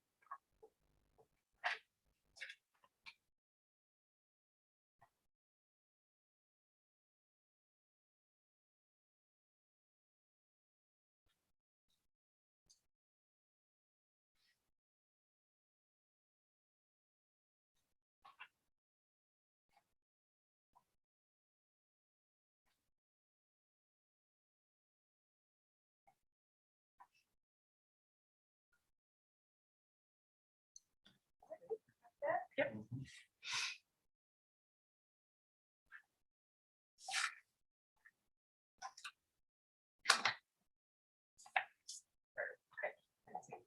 Folks aren't up. All right, we're gonna go ahead and get started. Want to make sure all of our commissioners are back with us. All right, I see them all. So where we left off, we had concluded the public comment portion, and we are now turning item 13C back over to the commission and entertaining a motion to consider the Department of Housing and Community Development rulemaking HCD 03/21 proposed adoption of amendments to the 2019 California Green Building Standards Code for incorporation into the 2022 California Green Building Standards Code, Part 11 of Title 24. And again, we were covering portions of item 2, 3, 4, 11, and 15. This is Commissioner Sasaki. I have some questions, and these may be directed to BSC Council Viana. So a couple of the commenters, Linda Hutchins Knowles, and then Vanessa Warhite had quoted portions of the health and safety code, and this was to that, you know, basically saying that the commission actually has an ability to adopt most of what's in here, but then amend certain elements of the regulations, and also appoint a committee. So could I get some clarification from BSC Council on if that's correct, and explain, and if it is, explain the process more? Sorry. Okay. Hi. Sure. No problem. So it's a complex set of laws that kind of interplay with each other. So I'm going to try to summarize rather than go into all the details. But the Building Standards Commission, just take a step back for everybody that's listening and is a little bit confused, operates under the health and safety code sections, and then some have been cited. Those health and safety code sections also ask that the commission adopts regulations for administrative purposes, and those are in Title 24. Let's see, Part 1 and Chapter 1 in the administrative section. So there are a lot of regulations there that the commission has to follow, and a lot of them pertain to what can happen at a meeting, material changes, all that. So if somebody would like some light reading, you can look at that chapter and kind of take a look. And then, of course, we have the APA, which is part of the government code. The APA also mandates that regulations are adopted. So then there's the California Code of Regulations that kind of implements all of those government code sections that comprise the APA. So you're operating under the APA, the Health and Safety Code, and two sets of regulations, one under your own regulations and one under the government code regulations, the CCNR. So to put all that together, what that means is that just citing one section of the Health and Safety Code isn't sufficient, and that section does make sense to be used sometimes, but it doesn't mean that you can adopt regulations with amendments on the fly, like such as spontaneously here in a meeting, because the rest of the regulations and the APA require that you go through a rulemaking process, a whole rulemaking process, in order to allow the public further comment on this new proposed amendment. So if you look at, for example, what you could do, which is one of the actions you can take today, so it's approve, disapprove, send back for further study, and approve as amended. If you look at the further study section for sending back for further study requirements, it talks about citing one of the Health and Safety Code sections 18930 criteria, one of the, and you have to have that finding in writing. So you have to find that one of the 9-point criteria was not met, and you can send back for further study. But what that means is that's where 1933 would come into play, 18933 would come into play, which means that you'd have to go back. Further study doesn't just mean, it can be done quickly. It means it goes back to the agency, and then they go through the process of making those amendments with your suggestions and input, which will take a few months, as was discussed earlier. The other thing you can do is approve as amended. That's an option. However, that section talks about verbatim, no modification shall be made that materially alters a requirement, right, responsibility, condition, or prescription in the text made available to the public for comment in accordance with this chapter. So the amendments you may make when you do something such as approve as amended are minor immaterial changes. You cannot make changes that materially alter what has already gone through the entire rulemaking cycle. So what's being proposed here, it sounds like to me, I'm not a technical person, that would be for the commission to decide, that if you go from a 5% requirement to whatever it sounds like is proposed, a 50% requirement, that sounds like a material change to the terms that were fully vetted through the entire rulemaking cycle. So that cannot be done on a whim. That cannot be done here today. I say on a whim because it's kind of spontaneous as opposed to the full rulemaking cycle. So I hope that provides some clarification. So definitely the further study required is an action you could take, or you can approve as amended, but the amendment can only be an immaterial, small kind of clerical error type amendment, not a material change that would require a further public comment period and potential other input. No, thank you. That clears it up. And then again, this is probably directed to Mia. If it was sent back to further study, would let's say the change goes from 25 to 100% requirement, that would be something that would be put in further study. If that was whatever approved during this further study process, would that actually be able to get into the changes for 2022? That would be difficult to say because we would have to redo the cost benefit analysis. We would, and again, we're talking about HCD's package, not BSC's. But what would have to be done is potentially a workshop to discuss this again. If it's a substantive change, it would have to go out to 45-day comment, and we would have to go back to Department of Finance and have the cost benefit analysis re-looked at. So knowing the timing, it's highly unlikely that we would be able to accomplish that in the next couple of months in order to have it published by July 1. All right, thank you. And just to add just a tiny bit of clarification, that Health and Safety Code 18933 that is getting cited a lot. It does say, as the person who read it stated verbatim, the whole process can be done in accordance with the APA. It says in accordance with the APA, which means you have to go back through the government code, the APA sections, and follow all those when you carry out those amendments. So, and that's kind of piggybacking off of Mia's explanation. So further study requires also to follow the APA. And then I guess I have a follow-up question, and this is probably to HCD. There was a comment about the definition for EV ready, and I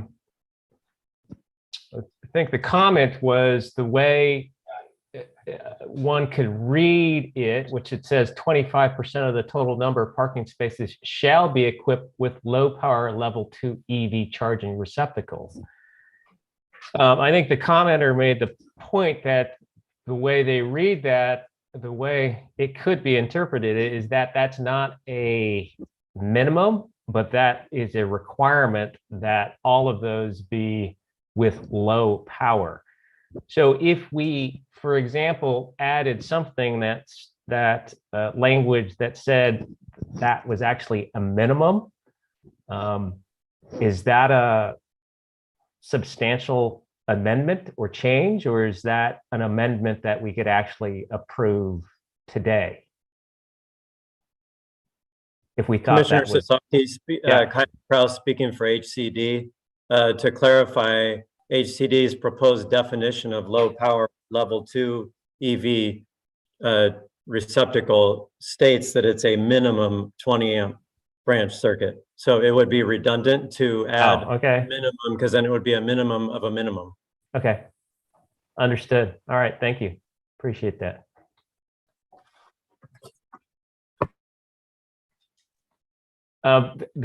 Then what I would move to approve the package. Thank you. Are there any other questions or comments from any other commissioners on this item? This is Commissioner Mickelton.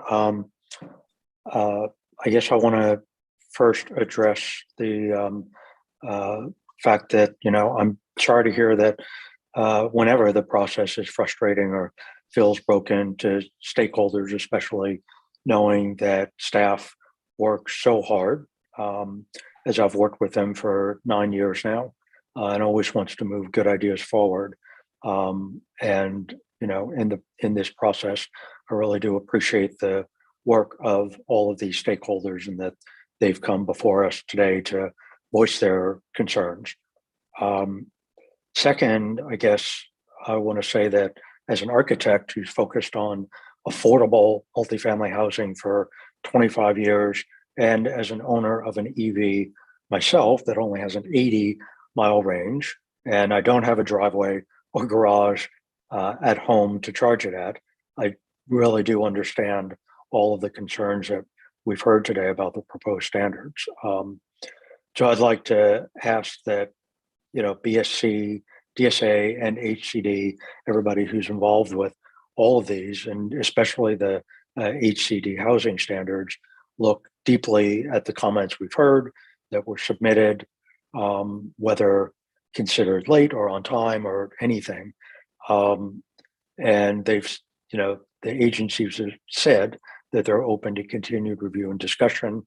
And so I hope that that proceeds in the intervening code cycle and that the stakeholders continue their involvement.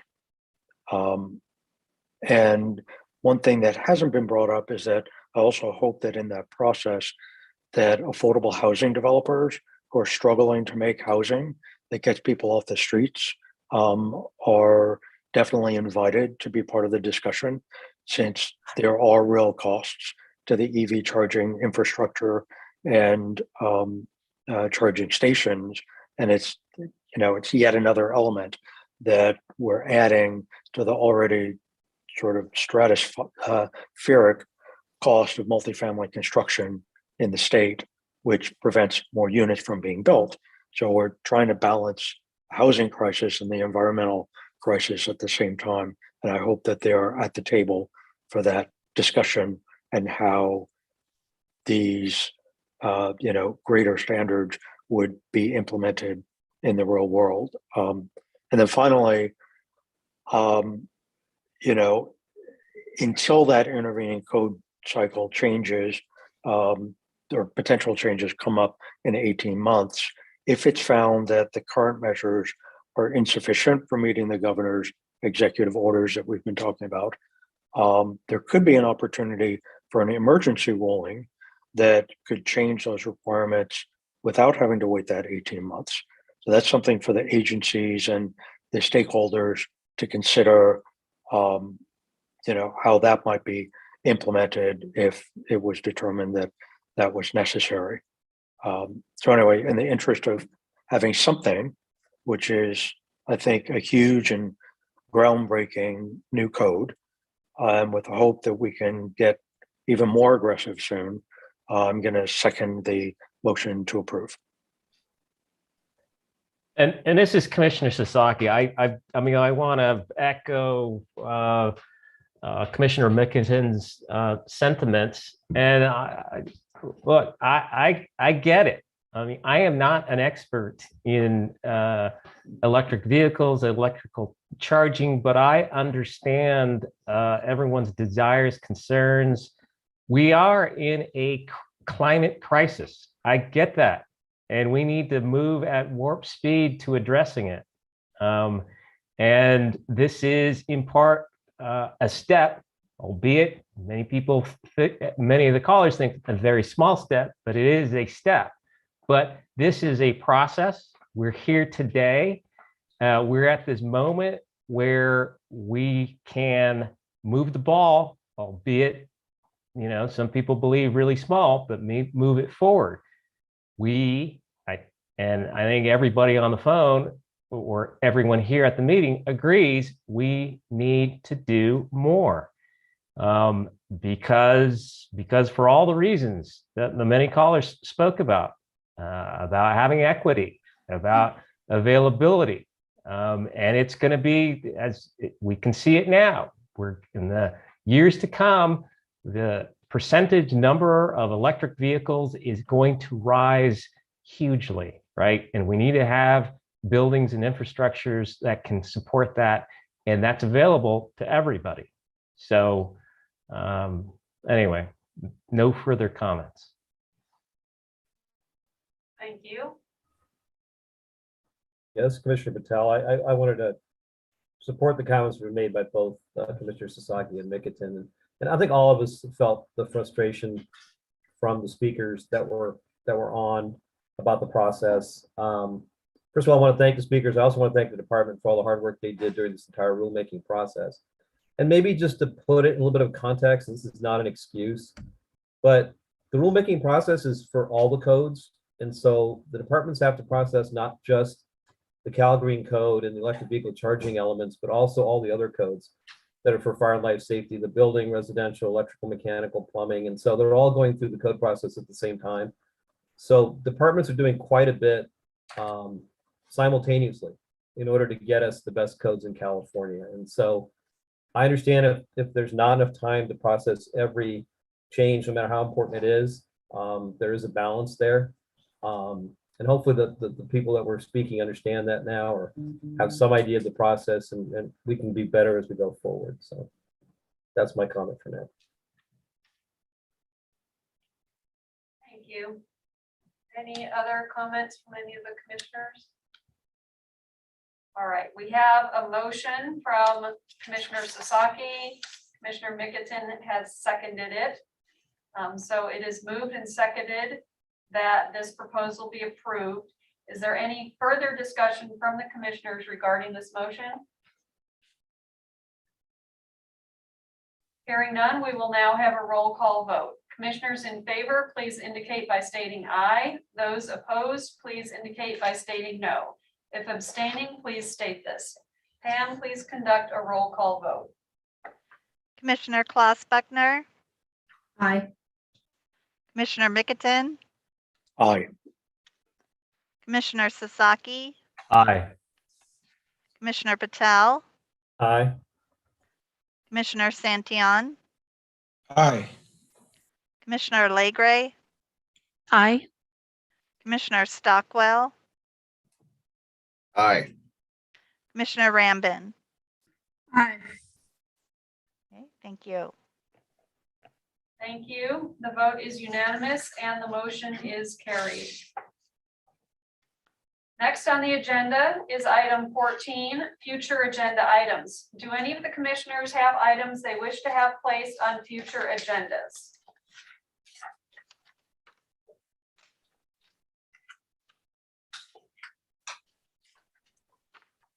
All right. Hearing none, we'll go on to adjournment. So thank you all for attending. This concludes the California Building Standards Commission meeting. I will entertain a motion to adjourn. Commissioner Mickleton, motion to adjourn. Commissioner Klaus Brickner, second. It is moved and seconded that the meeting be adjourned. Commissioners in favor, please indicate by stating aye. Those opposed, please indicate by stating no. Aye. Aye. Aye. Aye. Thank you all and see you again January 18th through the 20th, 2022. This meeting is adjourned. Thank you. Thank you. Thank you all. Thank you. Thank you all. Thank you. Thank you. Nice work.